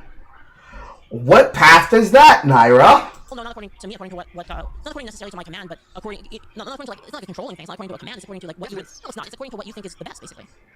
And it's not like she's forcing. It's not she can force you to do it, right? But she's giving you a suggestion based on her worldview that she thinks is better. Yeah. There's a lot of like pressure. Sometimes a lot of like sometimes the best friends sometimes the best friends tell you what you don't want to hear, and that could be the case for a lot of topics. And in this topic, you might think that that's Us finishing the last of the Naira TV / leaflet debate. It was massively uneventful, with a lot of gish and a lot of gallop. the case with how she's treating you, basically. She could be thinking that is what's best for you, and that she's saying it because sometimes you have to hear a harsh truth. And I'm not saying that's what I believe. I'm saying that that's how I would assume she would believe, basically. Can I give you an analogy? Like, bear with me for like a second. Sure. Imagine. Here we go. Imagine everyone is Another like, analogy. and they have like shoes that they're like growing into, right? Okay. Shoot. And there are like some people, the shoes just fit. You know, you're walking around, you don't even like feel it. But like you in particular, anytime you walk, you just have like a constant sensation of like discomfort. I don't know, maybe there's like a rock in your shoe or whatnot. The shoe doesn't fit, maybe it's like a size too short. And you have constantly people tell you, these are the shoes that you were born with, and you gotta walk in them every time. Okay. But you're like much happier, like, you know, you put them off and you just like feel relief. You put on a different size, you put on a different shoe, it fits perfectly, you feel fine. And you have people like constantly berate you, telling you that you need to like start wearing the shoes that you were born with because it's wrong for you to change the shoes. So what if I told That's you? what it feels. Except that I don't think anybody's doing that to you, specifically Naira, let alone in general. It's like, Well, what if I told you? gender dysphoria. Well, what if I told you that the shoes that you want to switch to come with a lot of health problems and they come with a lot of psychological issues as well? What if that were the case? What if there were side effects to those shoes, to switching to other shoes? Now you would make a calculation. Is the pebble in the shoe worse, or trying to like figure out how to walk in a different way to make sure that you don't hit the pebble as much? Is that more worth it, or is it more worth it to have the other side effects? It's a calculation. It doesn't necessarily mean it's from malice for them to tell you that maybe like let's not switch to other shoes. Maybe they think there's a different, What about better solution. What about the psychological like torment and whatnot? You have to endure like constantly wearing shoes that are just like a size too small. Well, it Like, two sucks. sizes too small. It sucks that you were born in Do you shoes. just have to like bear with it, despite you like knowing that like a different size would like fit better Well, or whatnot, just because your environment is like shaming you for switching your shoes? Well, I think it sucks that you were born with those shoes, and I think that's a very sad thing. But in that case, I would say the other shoes have a lot of side effects that we have to consider. Again, not my point of view. I'm taking Straub's point of view, basically, what I assume to be it. What if I think that the shoes you have on right now, working around that and that terrible situation you had is less bad than the alternative? How is that malice? Why do you assume that like your point of view is correct, especially when the other person is telling you? Why does anyone think their point of view is correct? That's why you have a discussion why does your lack of like gender dysphoria and the lack of like struggling of like being trans give you the ability to judge whether or not I'm happier transitioning or not? Sorry, can you say one more time? Sorry, my brain's fried. I've been It's been a long hours. time. But go ahead. It's been a long time. Go ahead. I should sleep too. All right, let's finish this last one. What did I say? Okay, what? Sorry. Why does your lack of my leg? gender dysphoria, like struggling with gender lack. dysphoria, warrant, or like give you the ability to judge whether or not I am happier transitioning? Like, if I don't have it, how do I have a right to tell you? Is that what you're saying? Yeah. Well, can a doctor tell a person that has a disease, like what's wrong with them and what they think is best for them? Why can a doctor do that? Yeah, why can a doctor do that? Like, if there's a doctor that says, oh, I think. Did you just equate being Because the doctor's a doctor, and your friend telling you the best ideas off of WebMD is your friend trying to tell you about the best ideas for something you're trying to cure with homeopathic recipes off of fucking WebMD? answer disease? No. It's not. It's not equating it to a disease. It's equating it to. Basically, what I'm saying is that you're making it appeal that only you, as a person afflicted by a thing, which is being trans, which is like something you don't want, right? You don't want to be trans, right? When I say afflicted, I don't mean as a disease. I mean it's like a thing that you have that you don't like, right? So. I mean, transitioning helped me. Okay, but used a lot of like, the pain. but according to what you said, which is. I don't want to go back.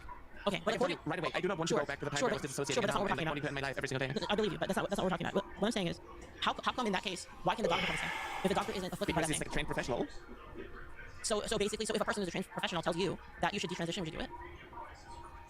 Do you think that like? So what is it? What is it that gives you the right to say? Wait. Okay. Do you think that like having like someone diagnose you and tell you wait. When you go to the doctor and you have like an illness and you go there and you get diagnosed, does that mean like you're going to like actually take them up on what they're telling you, or do you still have like a say in it? Obviously, you would still have a say in it, but can you answer my question? Can a doctor, can a person? What is the criteria? What is the criteria for which a person can have a say in it? In a thing that they aren't. Because I don't buy that at all. I don't buy that you don't have a say because you're not trans. You don't have a say because you're not this and that. I don't agree with that. Do you think that like I think ideas matter. your idea of like being trans, like what you know about like being trans, is more important than like my lived experience as like a trans person? It might be. It depends. It depends on how much I've been exposed to it, how many people I've dealt with that. I mean, like for instance, like you could be in a position where your personal experience is narrow and it's just your own perspective. Whereas I've seen the effects of it happening to other people. I'm not saying that's what happened to me. Although it is kind of the case. But perhaps I have a perspective on it because of people I've talked to that you wouldn't. And I don't think that who you are invalidates the logic. Basically. You know, I'm like. And not a single fucking reply. With this, Yeah. And Just stumbling over your fucking words. Jesus Christ. it's just like crazy to me how you know you're like speaking in hypotheticals and you're Yeah, that's how you defending discuss abuse and whatnot. And So let me ask you. You're speaking hypotheticals and you're considering ideas and you're actually discussing them. That is weird. That's so weird. I'm very used to just making shit up and then just reading straight from the headline. it's more important. Okay, let me ask you then. What would I have to do? Comfortable. What would I have to do? What would I have to do for you to be approving of me as a person? Like, what would I have to do? I feel like you should change your environment. I think that's not good for you. I think a lot of people, a lot of like. But what would I have to do, me? Like me personally, what would I have to do? So change your environment means a lot of things. If what you mean by that is basically move states, fuck out of here with that. I think empathize more with trans people and like acknowledge the abuse that comes from those people who phrase their So abuse can I as disagree? love and support. Can I disagree on that? So the same shit. Sure, you can disagree. Okay, so what about my disagreements is bad? So, like, could you give me an example of a disagreement I could have with a trans person? That'd be okay? I mean, you can disagree with me on pineapple on pizza. I have no issues with that. It's not a trans issue, though. When it comes to like trans stuff, trans issues. Yeah, what can I disagree with? You want? So if I have a trans friend that disagrees with you, what would you say about that? Disagree with me on what? Let's say, for example, they don't think that Straub is being malicious. What if I had a trans friend that said that? Then would Can be you? wrong. Trans people can be wrong. Trans people can be wrong. But then they can argue with you against it. Is that what you're saying? Sure. If a trans person could, if you find a trans person who disagrees with me and they want to like talk to me, I mean, you know. So does anything I say even matter if I'm not trans? I mean, it does matter because you have a huge platform, and I feel like you're incredibly responsible with that. And I think you're normalizing a lot of like these abusive like transphobic talking points, especially like the main criticism that like I had with like the video, like with the thumbnails, like that I'm being portrayed as like someone who's like Yeah, we didn't get into that, unfortunately. I did want to talk about like outraged or whatnot. Yeah, we didn't get off these things. It's just like it's just really disappointing to like see this and to like actually like hear your points of views So because like did you want me? So the only thing I would basically what I would have to do is I would have to basically agree with you that even if I don't think it's malicious, I'd have to agree with you on that. Like I'm just well, what would I need to do? I would just like really I would love it for you to understand why I think the way that I do. Yes, which is why we discuss philosophy, right? Which is why we battle over hypotheticals so that we can understand each other. Because we're not the same person, right? So since we're not the same person, you have to find common ground via hypotheticals in order to discuss your philosophy. Otherwise, there's no way. I think you should empathize with the victim more. Empathize with the victim more. The victim of. I think so in the I case. think you're more in like a mindset of like protecting the abuser instead of like actually understanding like how the victim is actually like feeling. No, I don't when actually it think comes it's to, like- abuse. Bullshit. That's the thing. I fundamentally disagree. Yeah, and I think you would realize that it's abuse when you understand how the victim is feeling. So if the Even more bullshit with sauce on it. victim feels. So if I said, no, you're abusing me right now because you don't agree with me. Like I feel incredibly abused by you and all of the people on X. I feel super abused by it. What then? Does that make you wrong? Because I feel incredibly abused, and a lot of people came after me, said a lot of things to me. I got death threats. Like I feel super abused. Am I right now because I'm abused too? I think you're right in the way that you feel and like how things affect you, and I think you can like. You're right in the way that you feel and how things affect you, but Judge the words that I say based on like how you feel. So won't that make us equally right then? Because you're abused, I'm abused. Like we're both abused, right? Do you think that like you disagreeing so the answer there is no. or like someone disagreeing with the existence of like or like the identity of like some people I mean, is something that you can disagree with, or is that like infringing on your? I mean, they're infringing on my worldview. It's how I believe. It's how I see the world. It's me. It's my identity. And they're saying it's no. I think you need a better worldview then. I'll be real. Yeah, but see, isn't that I'm out. abusive? That's abusive to me. Because what if I told you that? What if I said, well, you need a better worldview? You see what I mean? This is why you have to. You know the paradox of tolerance. Go ahead. You cannot Oh God. But what? The paradox of tolerance means that if I choose to be an unrepentant fucking asshole who happens to be transgender, it means that I have to be rude to every single fucking person I perceive as rude to trans people because they don't immediately give me a pass to be an unrepentant jackass towards them in public. Because I like to harass people that don't like me, and I like to push that upon them because I perceive them to have moral failings that then give me the excuse to forget myself in public. why no, this has never worked out for me at all in my existence in time. And this is something that has created the perception that gives me the reputation I have. Good job, Naira! Fucking Christ! What if I think you're intolerant? You see what I mean? Like, if you go to, I'm the victim, so therefore, like, you have to listen to me, and that's all it is, full stop. You can't go anywhere. It's basically, you're never gonna be able to understand the other person, or even attempt to. You have to, basically, this is why I was talking hypotheticals, so that we could find common ground. You know, by creating a meta world in which like, we could both agree on, then we could come to the actual meat and potatoes of our philosophical disagreements. That's the point of it. I'm not making hypotheticals just And nobody can be able to do that, thus meaning that Naira just got dog walked for 4 hours and 22 minutes. talk video, basically. Yeah, I think defending abusers, if that is like your worldview and whatnot, then you're... Defending abusers! It's okay to be wrong. Okay, well, it's okay for you to be. Defending abusers. When you discuss the differences between why you think you should be allowed to exclude an entire gender from sporting events, it is supporting abusers.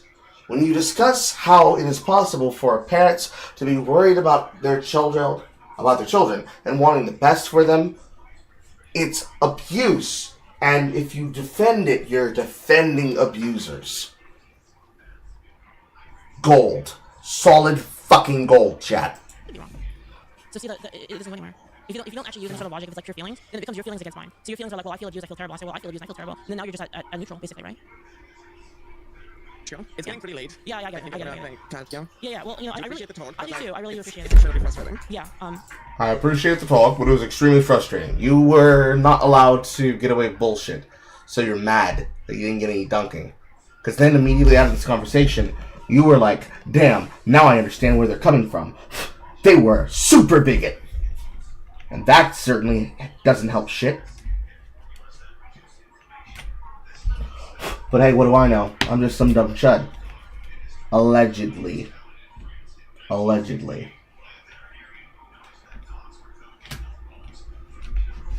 And as that is the end of the video, so does come the end of today's stream. Well, we made it. 2 streams.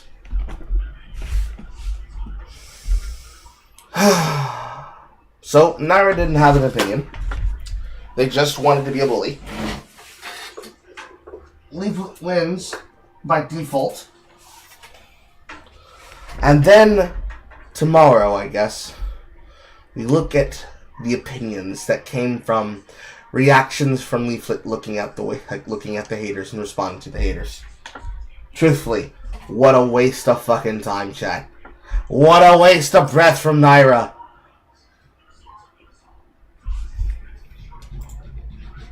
So, we'll look into that tomorrow.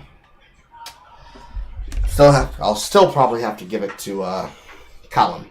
But I can give him this 2-parter between the video from the other day and this one. And then we'll work on getting that one edited at some point in time. Clap and a half, you made it. Might as well get your fadeaways in before you leave if you want to make any last minute donations. Because I have to piss like a fucking racehorse. And then make dinner. What is tomorrow? 2nd? Today's the 1st, right? Yeah. 3 days. Technically 2 days and a half something. But 3 days from the December 4th live stream. Be there. Be square. Be prepared for trouble. And then make it double. A double stack. A double Dutch. A KFC double Dutch. 2 pieces of chicken. Bacon. Cheese. Chicken. I'm making myself hungry. Alright. Up, there comes the racehorse piss. Alright, now I'm leaving. Goodbye, chat. Goodbye. I love you all.